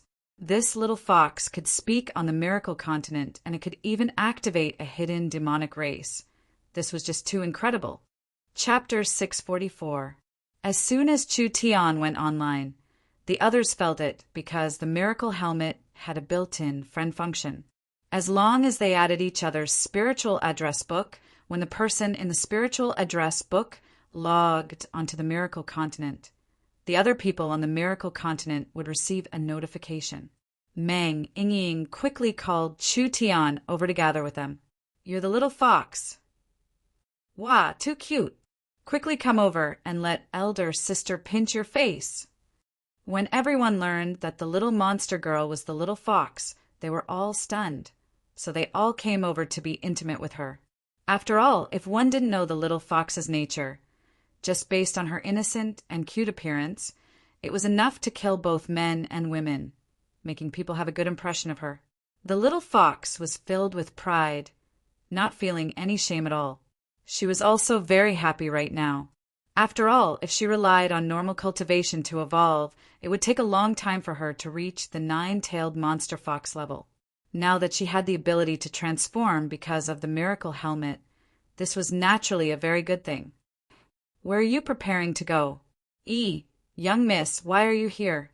Chu Tian was very surprised to find that other than Yingying, Nangong Vivian, Feng Kai-dai, Jin Luo, Yun Shao, Yun Yao, and several other emperors, there was a large group of people gathered here. Most of the Forest Alliance's high-level members were here, as well as various kings and nobles. There was also a very familiar figure among them, young Miss Meng Qingguo. Didn't the young miss secretly run off to the Big Dry Empire? Chu Tian understood after thinking about it. The Big Dry Empire didn't have a transport tower, so if the young miss wanted to go to the Big Dry Empire, she could only take the air transportation.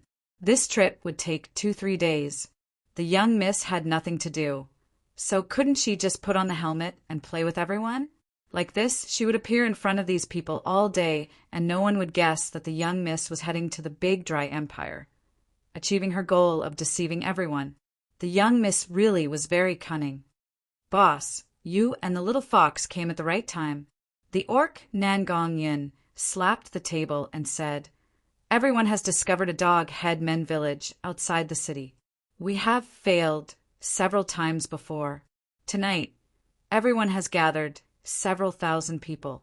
Everyone is determined to take this village, so you should come and help. Chu Tian had nothing to do, so he nodded. I'll play with you guys. The Miracle Continent was rich in entertainment, adding all kinds of challenging content. It mainly included competitions between people, trials, and adventures in the wild. Apart from hunting monsters in the wild, the most important and interesting setting was to conquer a town. Every city on the Miracle Continent other than the Sacred City could be attacked. Whoever could take a city in battle would have the right to use it, which had a very high value. After all, every town and village had their own teleportation towers, warehouses, and other related facilities. Just a single teleportation tower was enough to provide tempting benefits. For example, the Kobold village that they had just discovered was actually a small town that was half a day's journey from the Holy City. If they didn't conquer this Kobold village, then they would have to travel for half a day's journey every time they wanted to go further. However, once the Kobold village was conquered, they would be able to directly teleport from the Holy City to the Kobold village, and then set off from there. Wouldn't that save a lot of time? If anyone could occupy this town, they would immediately obtain large benefits. Also, attacking this kind of place had very tempting spoils of war. Therefore, anyone with a bit of ambition wouldn't let go of this kind of good chance. An entire 3,000 people participated in the battle. There were people from Miracle Commerce, people from the Forest Alliance, people from the various empires, as well as other kings and nobles among the 3,000 people. When these people saw that Miracle Commerce's Chu Tian had come to join in on the fun, everyone was very shocked. Your Miracle Commerce already has a sacred city.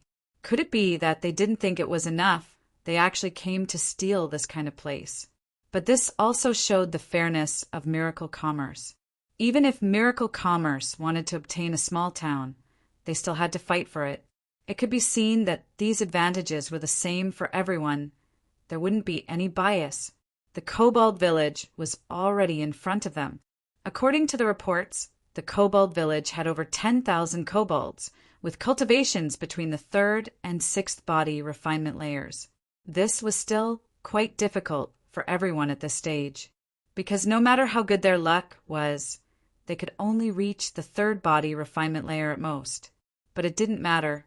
The body refinement realm was a basic realm, so the difference in strength wasn't that big. These people were all in the true spirit realm in the real world, and there were quite a few experts in the peak of the heaven domain realm. Even if they fell to the body refinement realm, it wasn't hard for them to use techniques to offset 3-4 layers of cultivation. Not to mention that these people were rich, spending source stones to buy weapons like crossbows. They wouldn't care about these weapons in the real world, but in this place in front of people in the body refinement realm, these weapons were very valuable. Prepared to attack. Although there were 3,000–4,000 people participating in the battle, there were at least 10 different powers that didn't see eye to eye with each other. After all, they were now competitors. People didn't wait for more people to arrive before they couldn't help moving. The race the Burning Heaven Emperor chose was a stone human race. He waved his stone arm as he commanded. Quickly, quickly! It was like he was afraid someone would steal it if he was a step late. Several hundred warriors immediately charged forward. Although the Miracle Continent tried to be as fair as possible, it was impossible to be 100% fair. Real-world source stones could be used on the Miracle Continent to create characters, revive and run businesses, but they couldn't be used to buy herbs or secret manuals. Even if it was a transaction between people, there was still a tax. But this didn't stop these Emperor-level characters. Which one of them didn't control an area in the real world, controlling billions of people? Was it possible for them to start at the same starting line as normal people? They directly gave the most elite guards a helmet, and these people would be able to help them fight from the start? Although they couldn't sell herbs, they could still buy support items like this crossbow. Because of the large value of the current stage, the price of the crossbow was very high. But how could the other Emperor-level characters care about this bit of source stones? They directly bought large amounts of crossbows to hunt monsters. Although there was a tax restriction on the transaction, this didn't affect the Emperor-level characters. They could obtain various pills and secret manuals from their subordinates. With these resources, how could the Emperor's growth be slower than others? The troops the Burning Heaven Emperor brought were all local elites. They never thought that after coming to the Miracle Continent for a few days, they would be reprimanded like they were worthless. Now they could only slaughter in all directions to restore their image. The Doghead Men's Village looked very simple. Just as the name implied, the Kobold village was built on a mountain, which increased the difficulty of attacking it to a certain extent. The Burning Heaven Emperor was eager to gain merit.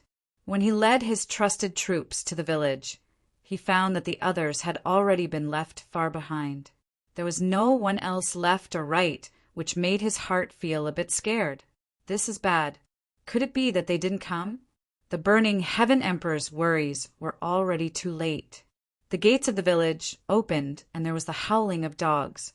There were several hundred strong dog-head men holding all kinds of weapons. They had faces filled with rage as they looked at these fellows that had recklessly charged into the village. So. Arrows flew out. releasing ear-piercing whistles. The burning Heaven Emperor couldn't dodge. "Kill! Kill for me!" Several hundred people began a fierce battle with the Dog-Head Men warriors. The Dog-Head Men warriors were fierce, and there were many of them. Under the wild barrage of arrows from both sides, the burning Heaven Emperor's people fell one after another. The burning Heaven Emperor angrily roared out and wanted to personally attack, but 7-8 arrows landed on his body, and this respected great Earth Emperor was turned into a porcupine. "Damn! You fellows! You actually sent this emperor to his death!" The burning Heaven Emperor angrily roared. He helplessly turned into light and disappeared. The burning Heaven Emperor had already been killed. He could choose to revive in 7 days, or he could choose to pay source stones to revive. Who told this fellow to be so stupid?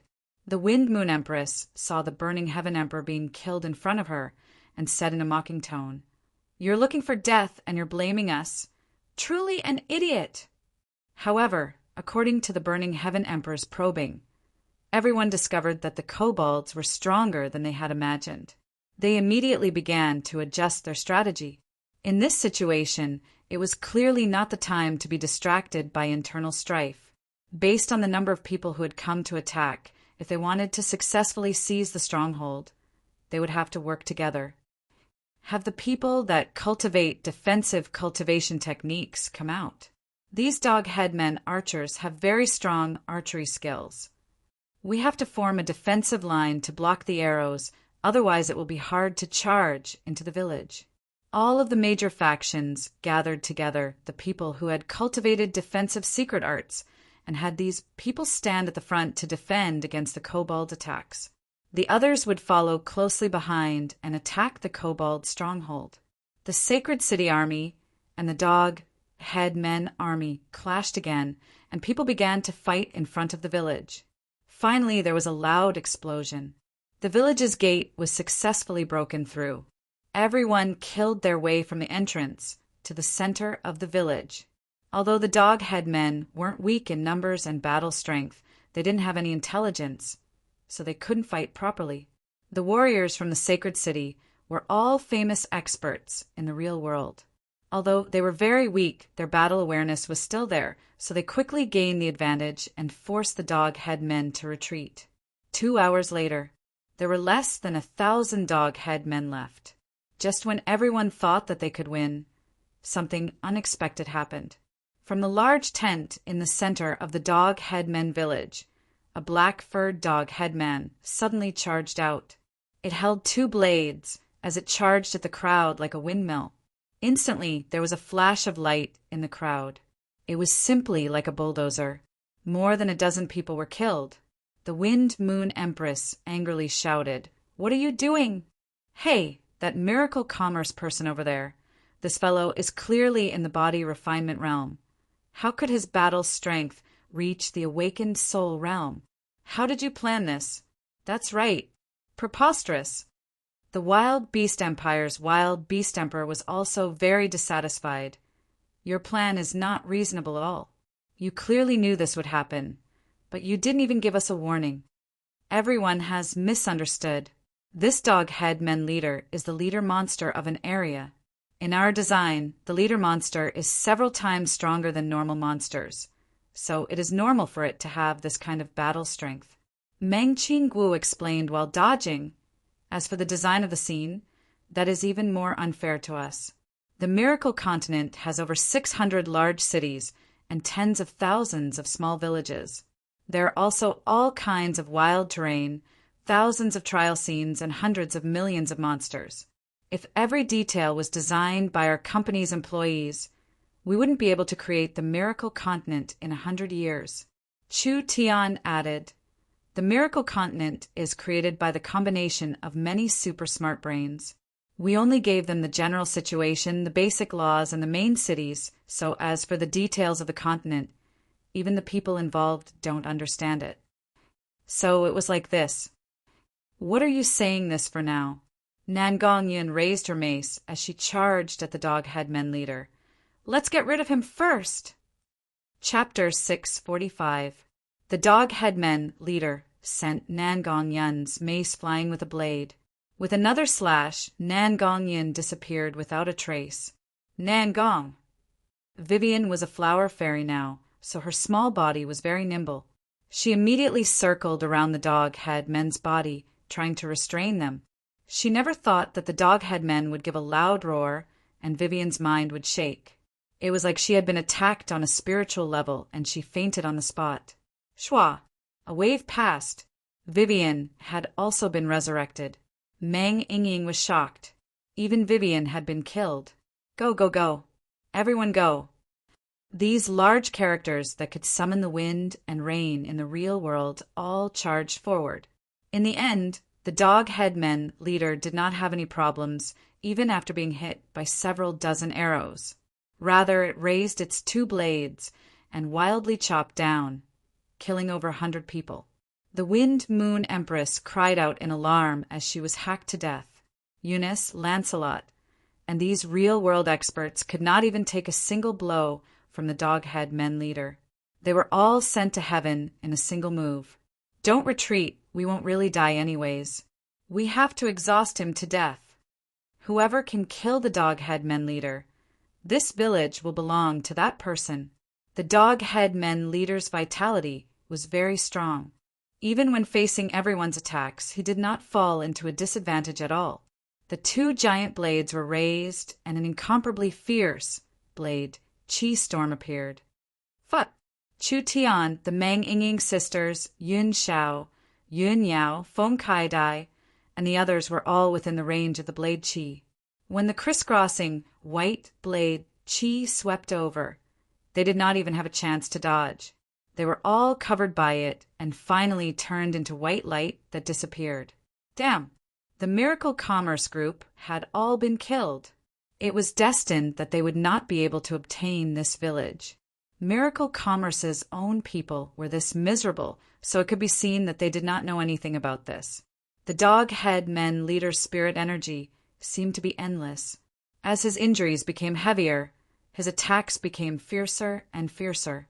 Every time he sent out a blade Qi, it would kill a group of people. But no matter how strong the dog-head men leader was, he had no way of defending against this endless encirclement. Finally, there was an anguished wail. The kobold leader finally fell to the ground.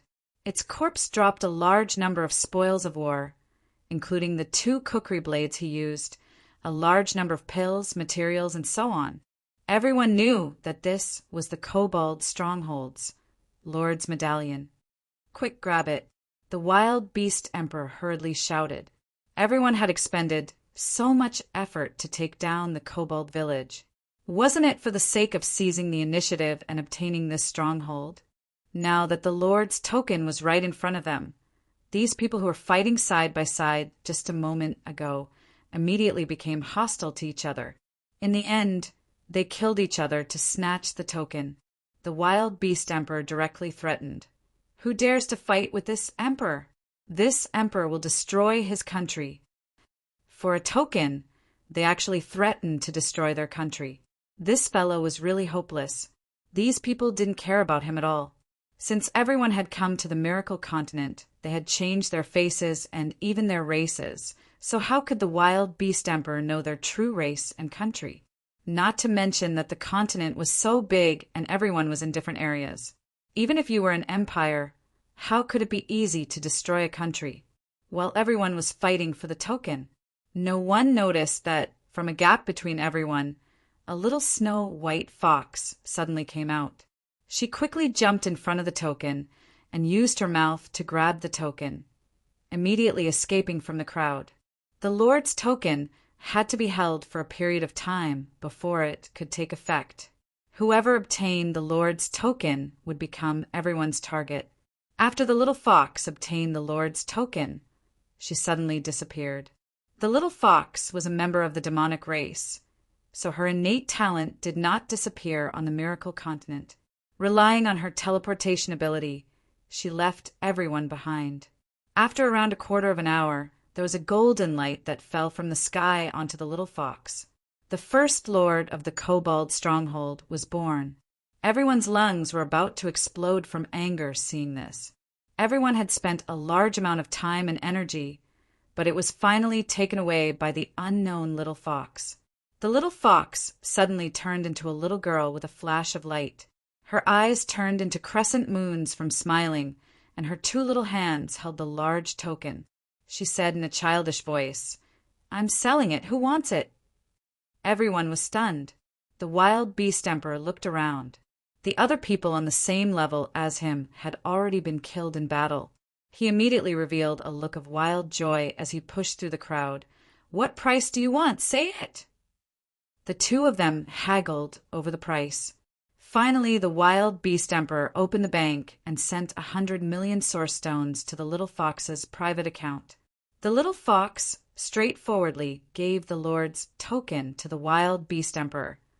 This was a happy situation for everyone.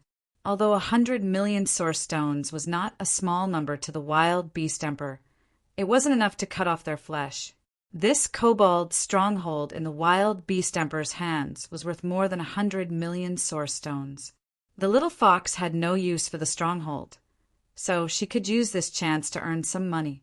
She opened her spiritual account and 100 million source stones was sent in, which made the little fox very satisfied. Although her master was very rich, that fellow was too stingy.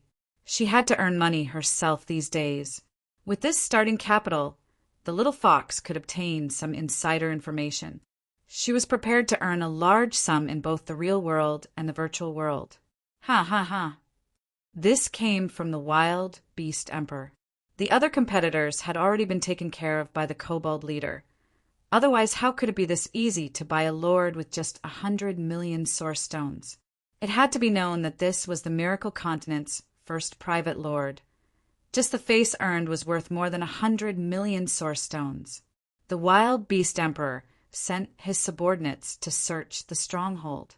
"Emperor, we found many treasure chests in the warehouse. They are all spoils of war." "Emperor, we found a transport tower in the center of the stronghold. It has already been activated to transport to the sacred city." "Emperor, we found a recruitment field in the stronghold's training camp. We can use source stones to buy kobolds to guard the stronghold for us." "Emperor, we found a trial tower for the kobold stronghold. It seems like it can open a trial space for the stronghold." All kinds of harvests and reports came in, making the wild beast emperor unable to close his mouth. There was no need to mention the value of the space warehouse, the spoils of war, and the transport tower. The kobold training camp was a very important place because the kobold stronghold could be attacked by others. In order to protect their territory, they had to buy large amounts of kobolds, which required source stones. But what did this bit of expenditure count for to an emperor? The last pleasant surprise was the kobold trial field. Although the wild beast emperor was a spirit beast, since he could become an emperor, he definitely wasn't stupid. He had already realized what decided the value of a stronghold. First was the location. For example, a town's location was very good and there were very precious hunting grounds or resource fields around it. Or perhaps this town was at the edge of the current exploration area, so if one wanted to explore further, they had to go through this place. Then this town would have a very high value. The kobold stronghold was half a day's journey from the sacred city. It was without a doubt the furthest place. Moreover, there were many hunting grounds and resource fields around it that could increase one's strength early on, so it had a very high value in the early stages. If the location and surrounding resources were external factors, then the internal factors of a town were even more important. If a city had a complete set of facilities, like a space warehouse, arena, trial field, business street, tavern, theater, real estate, and etc., then this city would easily attract people to settle down, so it would naturally have value. The kobold stronghold was just a trivial stronghold. Of course, it wasn't this complete, but it had a special trial field. The name of this exclusive training field was Kobold's Herb Garden. The materials used to produce it included low-grade yuan essence grass and low-grade life grass. In the real world, everyone knew that yuan essence grass was a recovery herb, and everyone knew that life grass was a healing herb. now that the miracle continent had just been opened. This kind of resource was in short supply. Countless people would come to the kobold stronghold to challenge the trial field and obtain large amounts of herbs. Whether it was for personal use or to sell, it was very valuable. Whether it was using the legends of the kobold stronghold or challenging the trial field of the kobold stronghold, it was very valuable. The Wild Beast Emperor had picked up a large bargain this time. After the Wind Moon Emperor and the Burning Heaven Emperor learned of the situation, they were seething with anger. They never would have thought that this barbarian would pick up such a large bargain. But they were not discouraged. Wasn't it just a broken stronghold? There were many places like this around the sacred city.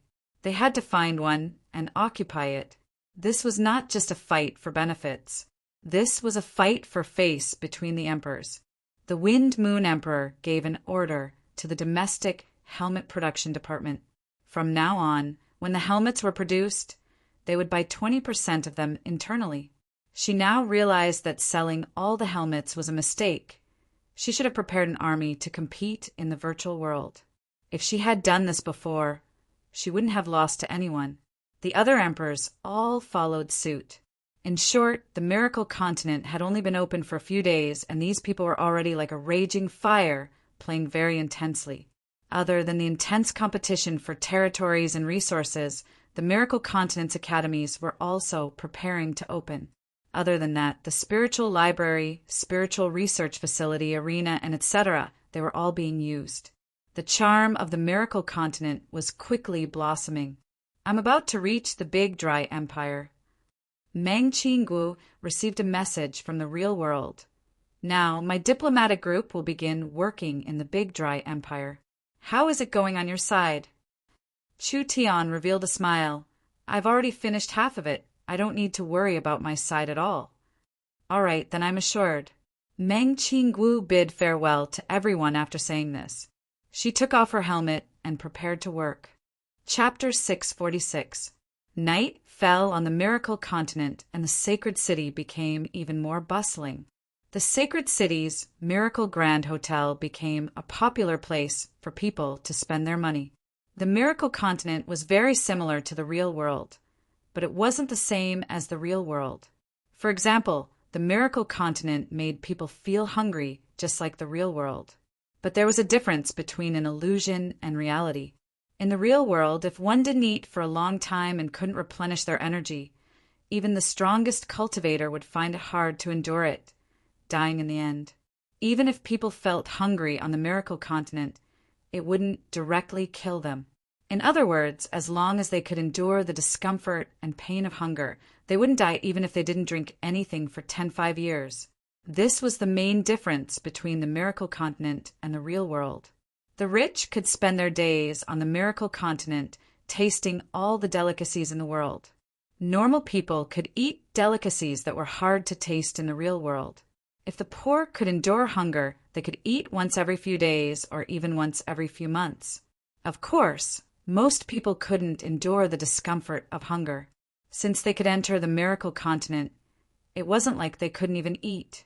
Not to mention that under extreme hunger, the strength of their spirit energy would be greatly reduced, so it wasn't good for adventuring or production. The flow of time on the miracle continent was slower than the real world. This meant that eating 3 meals in the real world would be eating 9, or even 10 meals on the miracle continent. The food and beverage industry was a very important source of income. In the future, when the miracle continent had hundreds of millions of people, miracle commerce would have a large profit margin in the food and beverage industry. The miracle sacred city's advantage was that from the moment the continent opened, all the facilities were complete. This also meant that for a long time in the future, the miracle sacred city would have a monopoly on food and beverage, lodging, entertainment, and etc. Of course, there would never be a lack of smart people. Now, there were some smart merchants that began to pay attention to the potential of the miracle continent, spending large amounts of money to buy stores in the miracle city's sacred city. They would sell them when the price increased in the future, while also investing in food and entertainment. These services didn't affect the balance of the miracle continent that much. Therefore, real-world source stones could be used here. If they could take the lead in the market, there would be a large profit margin. The miracle continent was filled with life. Almost everyone was fighting like they were on stimulants. This was because everyone here could become an expert of the miracle continent, and there was not just one path to becoming an expert. Some people could find special secret realms, ruins, and treasures in the wild, where they could kill special monsters to obtain precious treasures and secret manuals, soaring into the sky. Some people could also form their own forces and gather manpower to attack cities and plunder territories to become a hegemon. Some people could stay at home and walk the purely commercial route, earning huge profits by reselling resources and investing in virtual assets. They could purchase medicinal ingredients, pills, and equipment from other adventurers and develop into the top experts. A diverse world could not be short of ways to play. Adventure, domination, and business were the main ways of playing on the Miracle Continent. But that wasn't the only way to play. The Miracle Continent was filled with endless possibilities. He would give a few normal examples now. The Holy City was rich in cultural, entertainment, competitive content, and related construction. Now, a set of professional players had been born. Contestants fought in the virtual arena. During this process, they could defeat their enemies and obtain victory rewards. Contestants did not have to run around to hunt or participate in trials. Even if they became professional contestants, they could still continue to grow stronger. Other than that, the natural entertainment value of the competition was enough to create a trend. An outstanding competition would attract the attention of many commoners, and it could even be broadcasted in the real world, allowing the entire world to watch the competition. This was without a doubt a good time to create a star of the competition. Various powers would place people with talent in the arena to train themselves. Other than the competition, researching knowledge, or creating an outstanding film or artwork, they could obtain source stones or pills and herbs in the virtual world according to their value or popularity. In short, whether it was adventure, domination, business, competition, creation, or learning, the entire world was built on a very complex but fair system. Therefore, as long as one could reach the peak in any field, they could become a person above everyone else in the virtual world. This was the most attractive part of the Miracle Continent. Chu Tian left the Miracle Continent and first looked over a set of data. There were several million people on the Miracle Continent, and in just a few short days, they had already spent over 500 million. The main spending was on real estate, food, tools, shopping malls, and various services. There weren't many people entering the Miracle Continent in the first batch, but their spending power was shockingly high. The retention rate of these people was very high. Even emperors like the Wind Moon Empress and the Wild Beast Emperor were all infatuated with the Miracle Continent. This was also understandable. No matter which great emperor it was in the real world, whether it was cultivation or influence, they had already developed to the peak and reached a bottleneck. There was not much room for them to break through. Now that there was suddenly a new world with unlimited potential and extremely interesting, how could it not stimulate their desire to compete?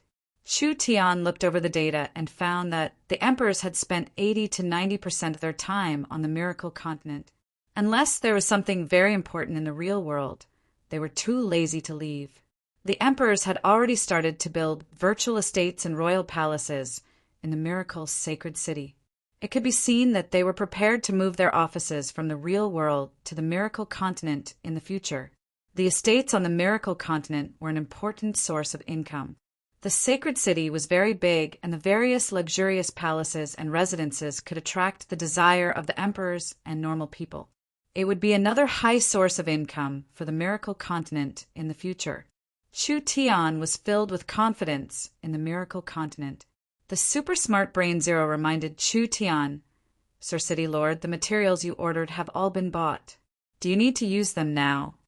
You bought them this quickly?" Chu Tian was very surprised because the materials he ordered were not normal materials. It had only been this long, and they had all been bought. This kind of speed was very shocking. "Send them all to my laboratory space warehouse. I need to use them now." Chu Tian came to his personal laboratory and opened the space warehouse, taking out all the materials. More than 10 supreme-grade medicinal herbs were placed in all kinds of exquisite immortal jade boxes and laid out. Any one of these materials was enough to make countless heaven domain realm experts fight over them. But now Miracle Commerce had sent them over millions of miles from every corner of the world in just 2 short days. This was Miracle Commerce's current strength. This was Miracle Commerce's current influence. The little fox was like a cat that smelled fish, immediately revealing a greedy expression that wanted to steal a bite. Go die to the side. Don't think that I don't know that you've just earned a large amount on the Miracle Continent. If you add in the materials you stole from the Miracle Gardens and other places, you should be worth at least 500 million source stones. If you steal a single immortal her from me, I'll freeze your account and confiscate all your things. The little fox was so angry that its fur was about to explode. That was earned by this fox with my own strength. What right do you have to do this? Even if I steal things from the garden and the warehouse, it was stolen by this fox with my own strength. Chu Tian waved his hand at the indignant fox and said, all right, I'm going to refine pills. This alchemy is very important, so go play on the side and don't disturb me. The little fox was filled with indignation. This fox had gone through life and death with you for so long. You actually didn't give this fox any face. The little fox directly left in a fit of anger. Now that the little fox had tasted the sweetness, she was prepared to take a stroll in Miracle City. Wasn't it easy to earn money with one's own strength? The little fox decided to personally start a business on the Miracle Continent. Chu Tian sent the little fox away, and he began to gather his spiritual energy and divine sense. With a gentle wave of his left hand, the ancient bronze cauldron floated into the air. Chu Tian infused his divine sense into the ancient cauldron and saw the source energy array lines on it light up. Chu Tian raised his hands high up, and with a loud roar, spirit energy surged out of his body. The auxiliary refining equipment in the laboratory also released spirit energy. Several kinds of energy were released at the same time. The ancient cauldron's source energy alchemy array began to show its effects. Chu Tian's personal strength was not weak, and Miracle City's laboratory could provide an endless supply of pure spirit energy. This spirit energy was directly extracted from source stones, so it was as pure as a human's. Chu Tian's spirit energy was mainly used as a guide in this process. The divine herb from the moon god's palace was taken out. A small piece was taken out, and he placed it into the cauldron to be refined. After 7 days and 7 nights, the cauldron released a dazzling glow. A pill was born from it. It was like the rising sun, giving off a dazzling light. Chu Tian did not waste any time. It was hard to find a material to seal this pill even in Miracle City, and if it was left here for too long, the medicinal energy would be lost. Even if a little bit of this divine pill was lost, it would be a large loss. Chu Tian picked up the pill and swallowed it. Then he sat cross-legged and started cultivating. The vast spiritual energy in his body flowed like a sea.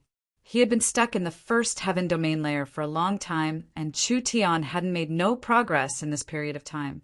Miracle Commerce had such a strong advantage in resources and production, so each high-level member of the company ate pills as snacks. Chu Tian was not an exception. He had to swallow an immortal pill every day to increase his cultivation. Accumulating like this, without immediately breaking through, made the foundation in Chu Tian's body become more and more solid. This elixir had undoubtedly detonated the sea of elemental energy in his body. Spiritual energy instantly permeated every part of his body and was refined in his meridians. Finally, it turned into pure and primitive elemental energy, making him feel as if every meridian was filled with elemental energy like a raging river. There was no suspense at all. Chu Tian directly broke through a layer. This was just the beginning because most of the spirit energy in his body hadn't been refined yet, especially the divinity contained in the pill. This was something that was rarely seen in pills before. When Chu Tiankai's spirit energy was fully absorbed, he very quickly reached a bottleneck, and in the end, smoothly broke through another layer of cultivation. He was in the third heaven domain layer. Chu Tian's cultivation was still lacking compared to the emperor's, but with his methods and abilities, even if the emperors wanted to deal with him, it wouldn't be easy. He now had the ability to fight against the giants of the Alliance, so he was one of the peak experts on the continent. Chapter 647. Chu Tian spent an entire 10 days to break through, and then spent another 10 days to consolidate his cultivation. After he finished, Chu Tian wasn't in a rush to leave the laboratory.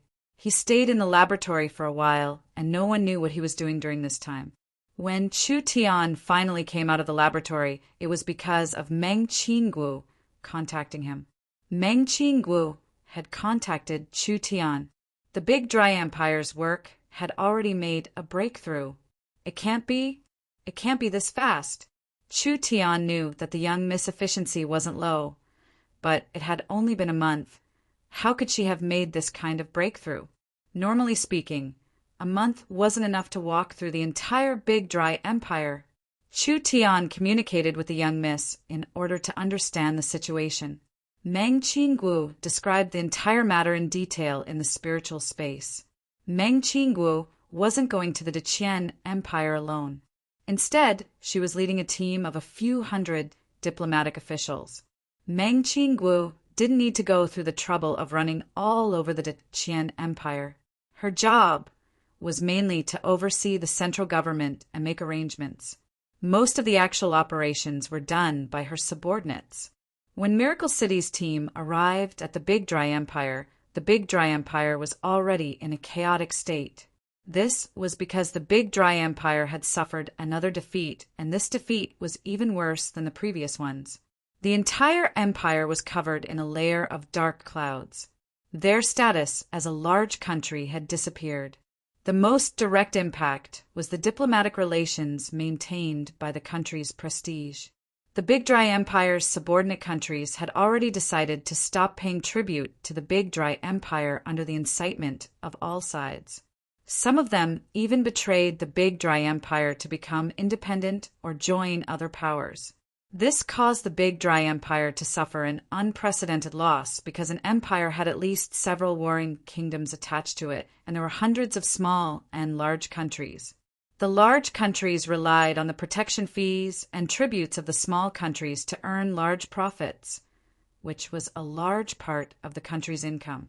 After the Big Dry Empire experienced 2 large defeats and the Big Dry Emperor being captured, the Big Dry Empire's citizens' confidence had greatly decreased.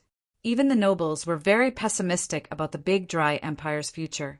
Not only was Miracle City becoming stronger, its development speed could be described as 1,000 miles a day, creating a new world almost every day. In this kind of situation, what could they use to protect the small countries? The Big Dry Empire had such a large grudge with Miracle City, it was already a problem if they could protect themselves. The Deqian Empire was definitely not in the mood to manage these small countries.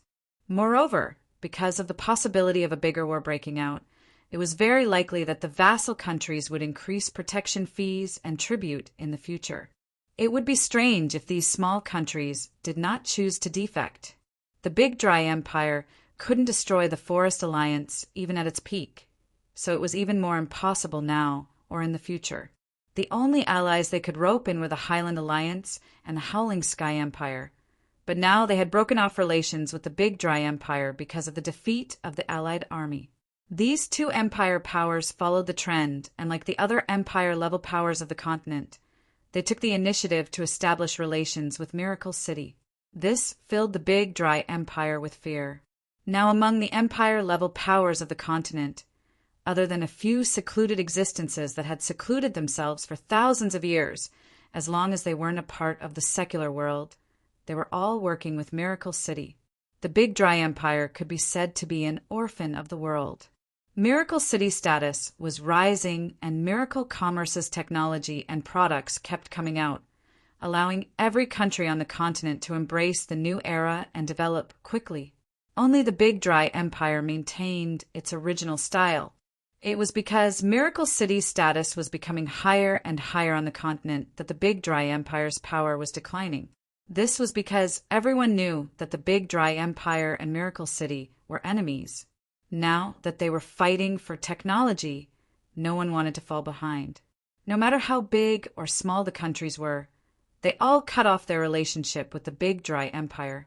There were even quite a few that became enemies with the Big Dry Empire in order to curry favor with Miracle City. This background was fully used by Meng Qingguo. Meng Qingguo first met the leaders of the Highland Alliance and the Howling Sky Empire through a spiritual conference on the way to the Big Dry Empire, finally turning hostility into friendship with the two empires. Miracle Commerce would use very generous conditions to build transport, logistics, and communication systems for the two empires. The two empires would use the conditions to put pressure on the Big Dry Empire. Miracle City not only had the support of the six empires now, even the Highland Alliance and the Howling Sky Empire were standing on Miracle City's side. From the western continent to the central continent, Miracle City didn't have any power that could oppose them. The surrounding countries rebelling against the Big Dry Empire was actually related to Meng Qingguo's actions behind the scenes. The emperor was captured, the subordinate countries rebelled, and there were internal and external troubles. They were in imminent danger. Meng Qingguo finally entered the Big Dry Empire at this time, but she didn't directly meet with the high-level members of the Big Dry Empire. Rather, she used various methods and channels, spending hundreds of millions of source stones to buy out all the media channels in the Big Dry Empire. The Big Dry Empire's media was very traditional, mainly using newspapers and letters to send information. This kind of media was very different, so it was impossible for it to be controlled by the central government. The various states of the Big Dry Empire all published shocking news, which was openly and secretly criticizing the Big Dry Emperor and the high-level members of the Big Dry Empire.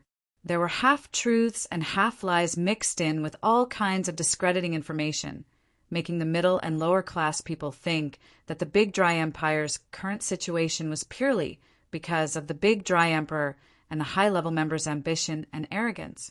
The main culprits for the Big Dry Empire losing over 1 million soldiers were the people in power in the court. Miracle City was purely playing the role of an innocent person in this matter. Other than that, they lost this chance to announce the changes Miracle City's technology had brought to the continent, as well as the consequences of the Big Dry Empire's seclusion.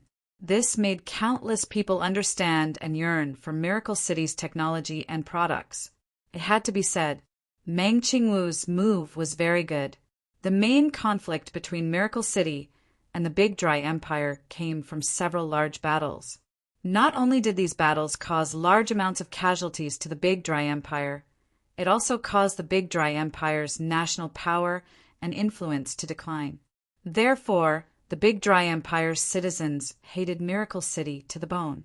The Big Dry Empire's high level invited them to negotiate. They were all rejected by Meng Qingguo. On one hand, she was dragging it out, wearing down their spirit. On the other hand, she was using external pressure and internal persuasion to control the situation from top to bottom. She had already obtained very good results. Now that Meng Qingguo felt the time was ripe, she began to negotiate with the largest families and nobles of the Big Dry Empire. Meng Qingguo's current strategy was very simple. If she could persuade, she would persuade. If she could lure, she would lure. If that didn't work, she would threaten. If that didn't work, she would fight or even assassinate them. The Big Dry Empire was like a group of dragons without a leader. The Big Dry Emperor wasn't here, and there was no one to support him. The entire empire's public opinion was turbulent, the subordinate countries were in pieces, and there was even more external pressure. In this kind of situation, with Meng Qingguo's outstanding mediating methods, she was confident that she could take care of the Big Dry Empire's high level in a month. Meng Qingguo said, "I mainly need 2 things right now. The first is source stones. I need enough source stones to bribe the high-level members.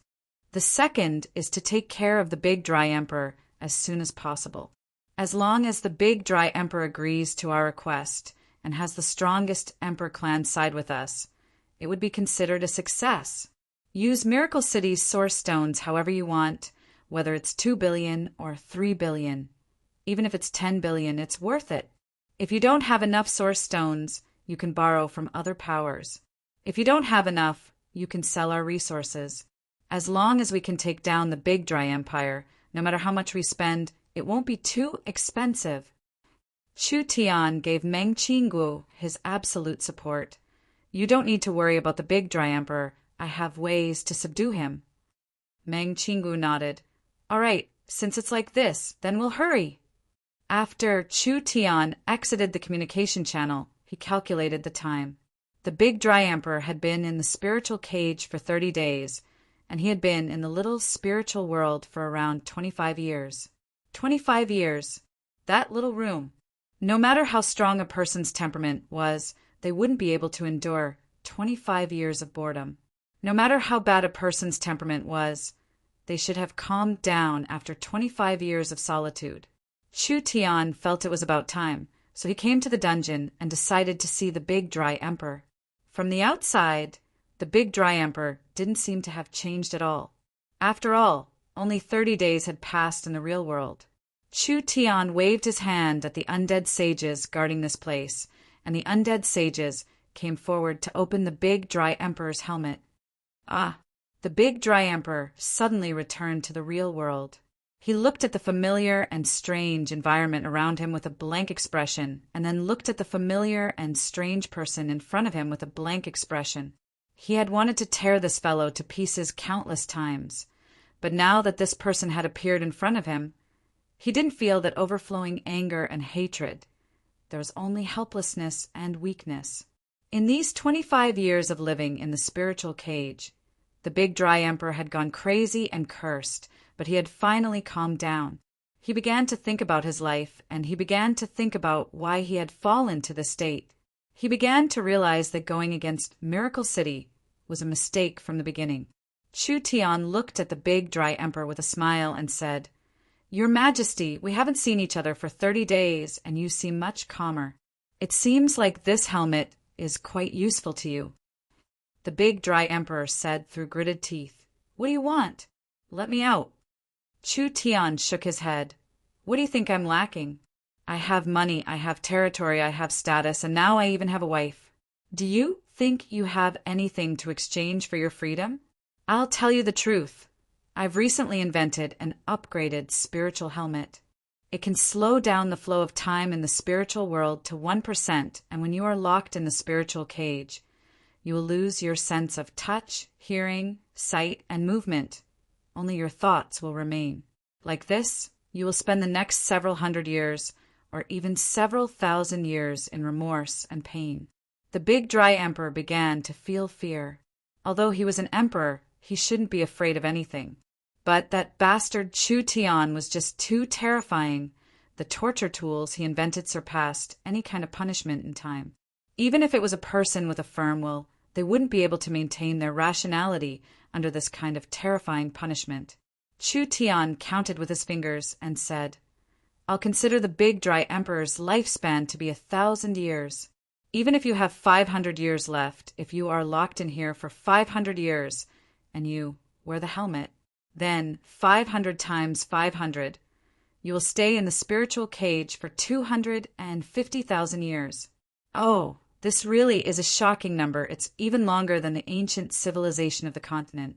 I think it's enough for you to see through all the mysteries of life from ancient times to now." "Stop!" The big dry emperor lowered his proud head like a blade of grass hit by frost. "What do you want? Just say it." Chu Tian said with a smile, "I don't understand the big dry emperor's meaning." The big dry emperor weakly said, "I'll agree to whatever request you have, in exchange for my freedom." Chu Tian thought about it and said, "This is what the big dry emperor said, so I won't be polite. I want to cooperate with your country. More accurately, it's a fusion."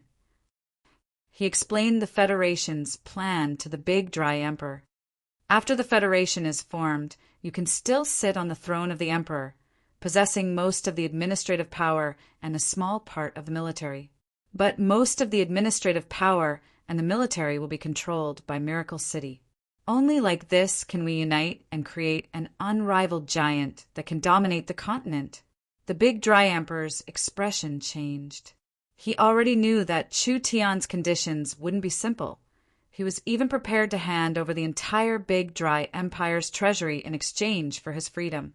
But the Big Dry Emperor never thought that what Chu Tian wanted wasn't the billions of source stones stored in the treasury over the past 10,000 years, but rather the entire Big Dry Empire. The Big Dry Emperor flew into a rage out of shame. Chu Tian, don't go too far! The Big Dry Empire was built with the blood of previous emperors. Do you think you can swallow the entire Big Dry Empire with just a single battle? What are you saying? I haven't swallowed the Big Dry Empire. The Big Dry Empire is still the Big Dry Empire. The Big Dry Emperor is still the Big Dry Emperor. The citizens are still citizens. Nothing has changed. We are only discussing a more scientific and perfect power structure. After we perfectly merge, I will focus all my attention on Miracle Commerce's technology and products, letting the billions of citizens of the Big Dry Empire obtain unprecedented wealth and power. What's wrong with this? What I sacrifice is just a part of the benefits of those in power. Wishful thinking. It doesn't matter if you don't agree because you still have time. An entire 250,000 years. I think it's enough for you to think about this problem. Other than that, I want to remind you that the Big Dry Empire is on the verge of collapse. All the subordinate countries have already left control and stopped paying tribute. The Highland Alliance and the Howling Sky Empire have already become Miracle City's allies and are planning to invade the Big Dry Empire. What about the Big Dry Empire? That is truly a mess. Over 500 million citizens are rebelling against the empire, and over 15 families are leading their cities to separate from the empire to form a kingdom. The royal families have already been pushed aside, and all the high-level members are fighting for the imperial palace. No one cares about your life or death. I'll say this much. Chu Tian snapped his fingers twice. Someone put the new helmet on the Big Dry Emperor. We'll meet again after 2,000 years. The undead sages were about to put the new helmet on the Big Dry Emperor. Slow.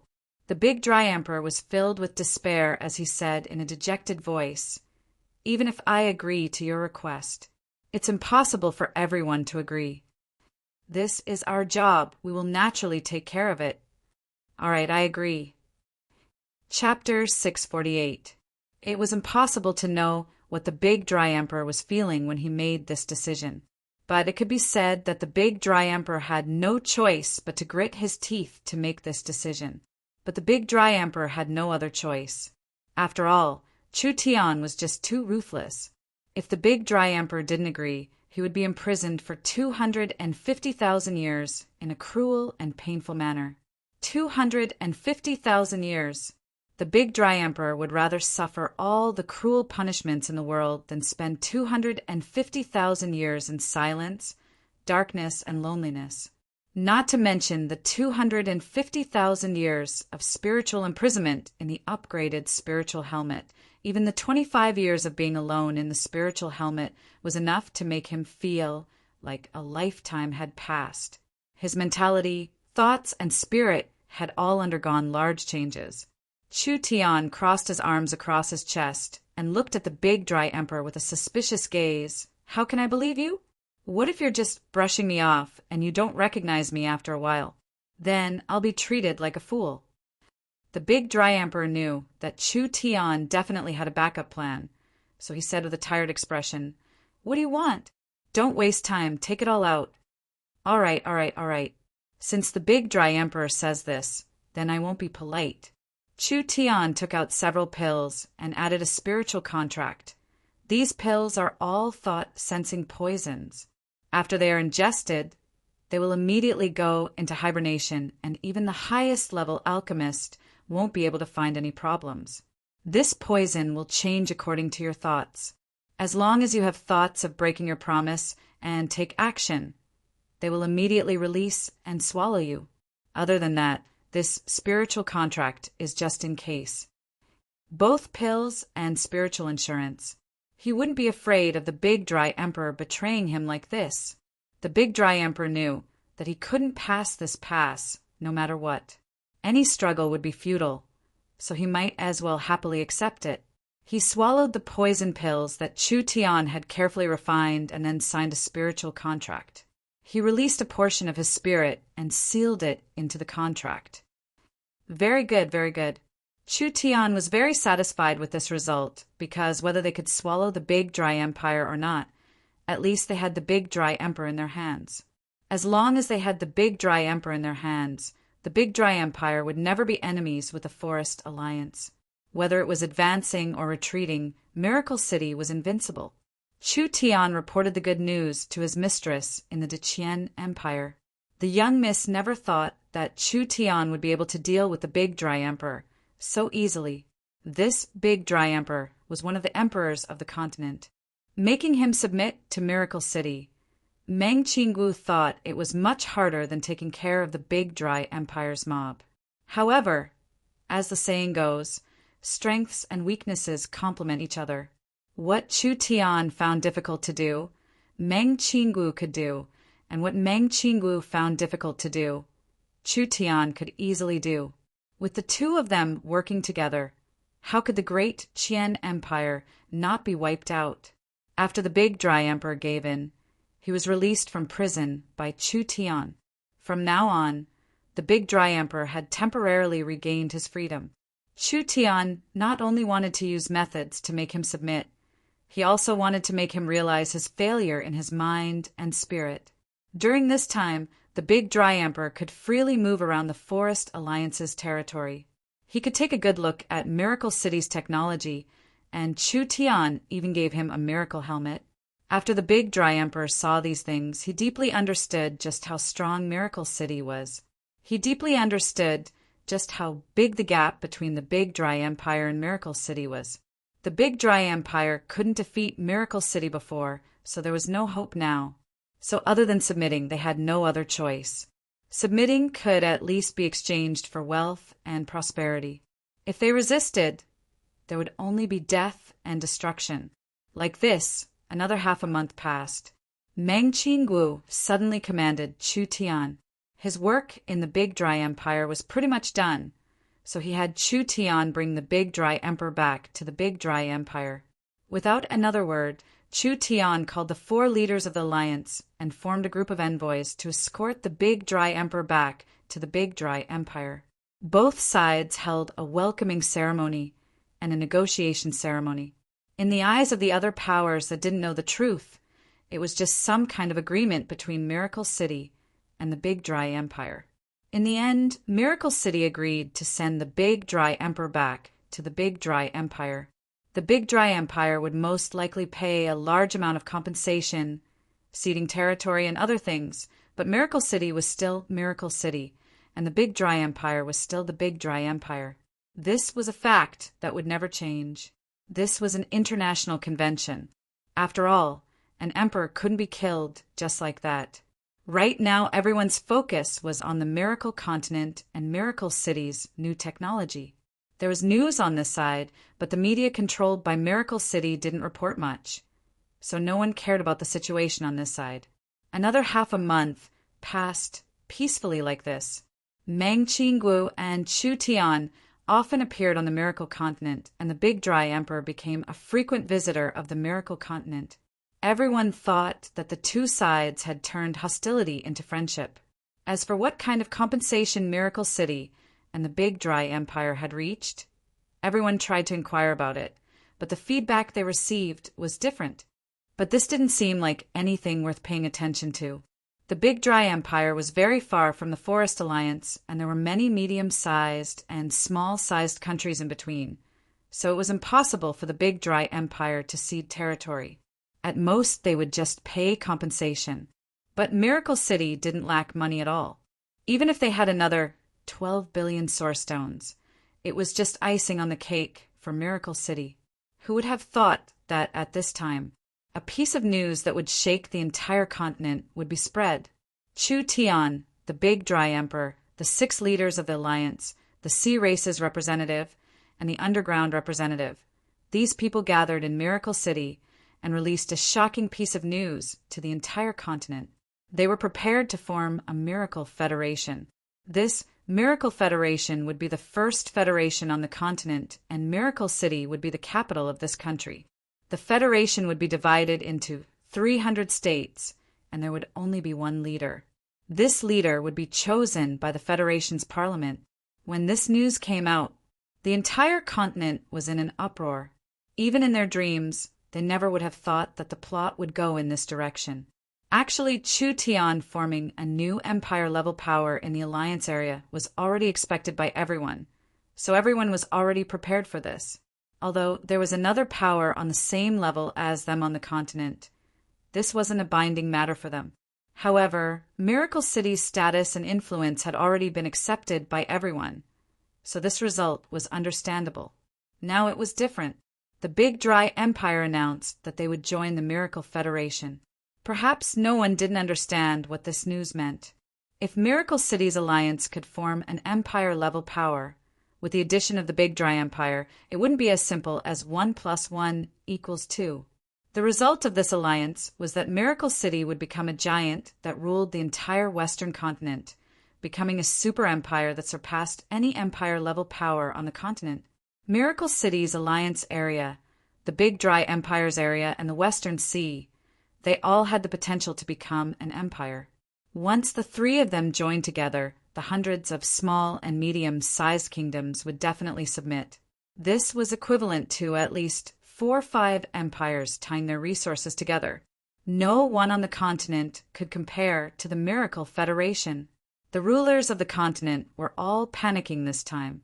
This was because Miracle City's ambition had truly shocked them. Now the entire continent was enjoying the benefits of Miracle City's technology, and their relationship with Miracle City was in a honeymoon period. Who would have thought that Miracle City would suddenly make this move, making every power feel a large amount of pressure? What attitude should they use to face Miracle City? This was the most painful and difficult choice of the century. There were several empire-level powers that jumped out to criticize Miracle City's methods. They thought that Miracle City wanted to be a dictator and they wanted to rule the entire world. So they called for the other empires to join together and stop Miracle City's ambitions from spreading. This kind of worry quickly spread across the continent. People were worried that Miracle City would become too big for them to handle in the end, because at that time there wouldn't be any power on the continent that could resist the Miracle Federation. Although there were many empires that responded, there were even more empires that were hesitant, especially the 6 empire-level powers that had a close relationship with Miracle City. Although it was hard for them to accept Miracle City's methods, they could feel how strong Miracle City was. Once Miracle City and the Big Dry Empire merged, their position in the Western Sea couldn't be shaken at all. Even if the entire continent attacked Miracle City, they could at least protect themselves. This would inevitably develop into a long war that would last for several decades or even 100 years. Once they started a war with Miracle City, outer space's underground ruins, transportation, and communication, these things would all be cut off.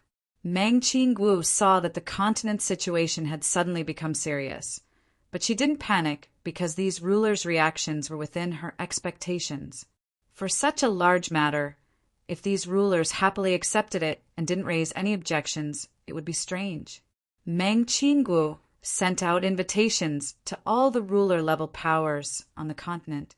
Miracle City was prepared to hold an empire summit, and this summit would invite all the rulers of the continent, letting everyone gather to discuss this matter. Meng Qingguo knew that although they had taken care of the Big Dry Emperor and the Big Dry Empire, if they didn't shut up the people of the outside world, the Miracle Federation would never be established. This conference was very important. It would even affect the future of the world. Chapter 649. The topic of this Empire Summit was Continent Peace Conference. This conference was proposed by Miracle City, and the location was still the Miracle Royal Palace. Ever since the Miracle Royal Palace was built, it had become the top meeting place on the Miracle continent. There were a total of 22 empire-level powers on the continent, and 3 of them were special groups that didn't care about worldly matters. Even with such a large matter happening on the continent, they still showed an indifferent attitude. Therefore, other than these 3, there were 19 powers participating in this conference. There was no doubt this was an unprecedented super summit. Each participant was in existence at the peak of the continent. The topic this time was to discuss the establishment of the Miracle Federation and the future development of the continent. Each emperor-level character had serious expressions as they sat in the conference room. Whether their relationship with Miracle City was good or bad, there was not a single emperor that was willing to see Miracle City swallow the Big Dry Empire and become a superpower. Chu Tian, City Lord's thoughts have changed too quickly. Your wedding has yet to settle the storm on the continent, and now you want to establish some miracle federation. Us old fellows really can't keep up with your thoughts. The first to speak was the Dragon Lord from the Dragon Territory. However, as one of the 6 allied countries, the Dragon Territory had a good relationship with Miracle City. Therefore, the Dragon Lord didn't oppose Chu Tian right away. He just patiently said to Chu Tian, "If it's just establishing the Miracle Federation, I think with Miracle City's current reputation, position, and fame, it would be acceptable. The problem now is that the area you've encircled is too large." That's right. The Wild Beast Empire's Wild Beast Emperor couldn't sit still. The Miracle Federation's territory is already larger than the average empire. If the Big Dry Empire is included, it will instantly occupy half of the western continent and the entire western sea. At that time, perhaps even 3 to 5 empires added together wouldn't be able to compare to the Miracle Federation. The Burning Heaven Emperor said, "I ask the city, Lord, to think twice before acting. After all, your actions will damage the relationship with the countries of the continent and will damage Miracle City's image on the continent. I say, why are you being so polite with him?" An emperor expressed his stance in front of everyone. He was filled with rage as he released a powerful and dignified aura. Each recognized empire on the continent has a long history of over 10,000 years. If your Miracle City rashly swallows one, I think it will cause chaos in the region. It will spread to the entire continent and become the fuse that will cause chaos on the continent. I can't allow this matter to happen. Exactly. Another emperor stood up and said, "The continent has reached a balance.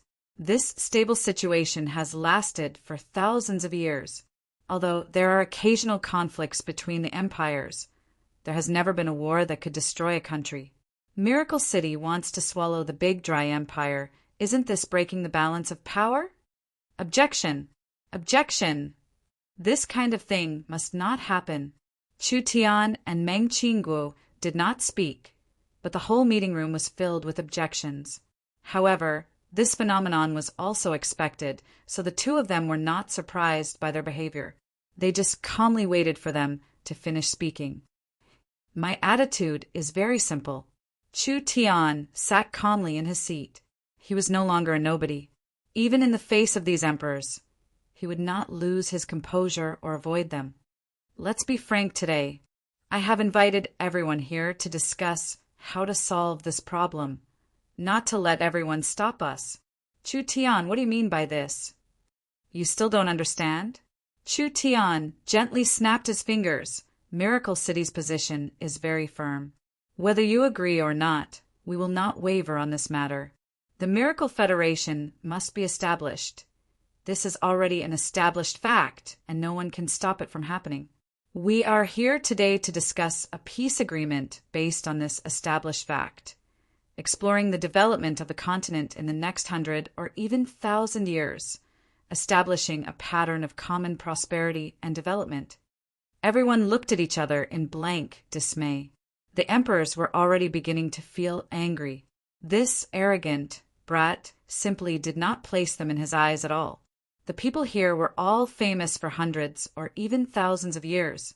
This brat, Chu Tian, had just risen on the continent for less than 2 years, yet he dared to not place them in his eyes at all. This was a very vile behavior. Chu Tian did not place them in his eyes at all, so he continued, The Miracle Federation's establishment is already a trend. It cannot be stopped by any opposing voices. Miracle City has the strongest technology on the continent, and the Big Dry Empire is the strongest empire on the Western Sea. Once our two powers merge to form the Miracle Federation, we will immediately become the strongest power on the Western continent. I might as well say something offensive. At that time, even if everyone works together, they might not be able to defeat us. Everyone's expressions changed. This fellow was just too arrogant. Was he declaring war on all the powers on the continent? Good Chu Tian, I never thought you would be this ambitious. It seems like there's nothing to talk about today. That's right, let's prepare for war. Our 19 powers. Do you think we can't deal with your little Miracle Federation? No matter how arrogant you are, you shouldn't go too far. The emperors angrily wanted to leave.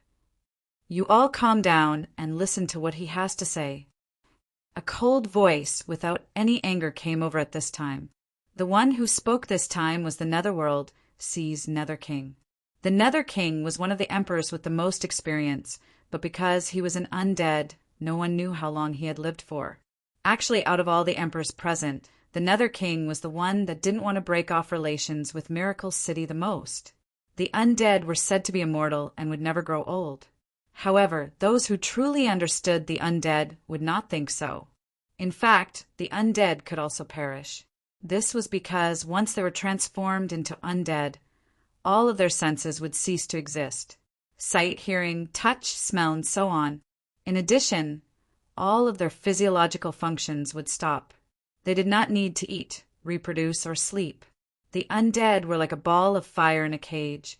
They could only use a special method to sense the world. The longer this state lasted, the more their soul and mind would decline. The aging of the physical body could be maintained with medicine, but once the soul died, it was irreversible. With the recent birth of the Miracle Continent, large amounts of undead from the Netherworld Sea entered the Miracle Continent. These undead reconstructed their bodies on the Miracle Continent, and they could use biological methods to dissolve the world, which had a large effect on the aging of the undead. The undead were a race that had no desires. The Netherworld Sea was one of the most mysterious powers on the continent, so it was unknown what kind of terrifying background they had. The Netherworld Sea didn't want to participate in the chaotic battles of the continent because wealth and power had no meaning to them. Only by making them truly immortal could they display their greatest value. The emperors that wanted to leave hesitated a bit. The biggest problem now was the attitude of the 6 empires in the Miracle City Alliance. The Netherworld Sea had the deepest background and history among the 6 empires in the Miracle City Alliance.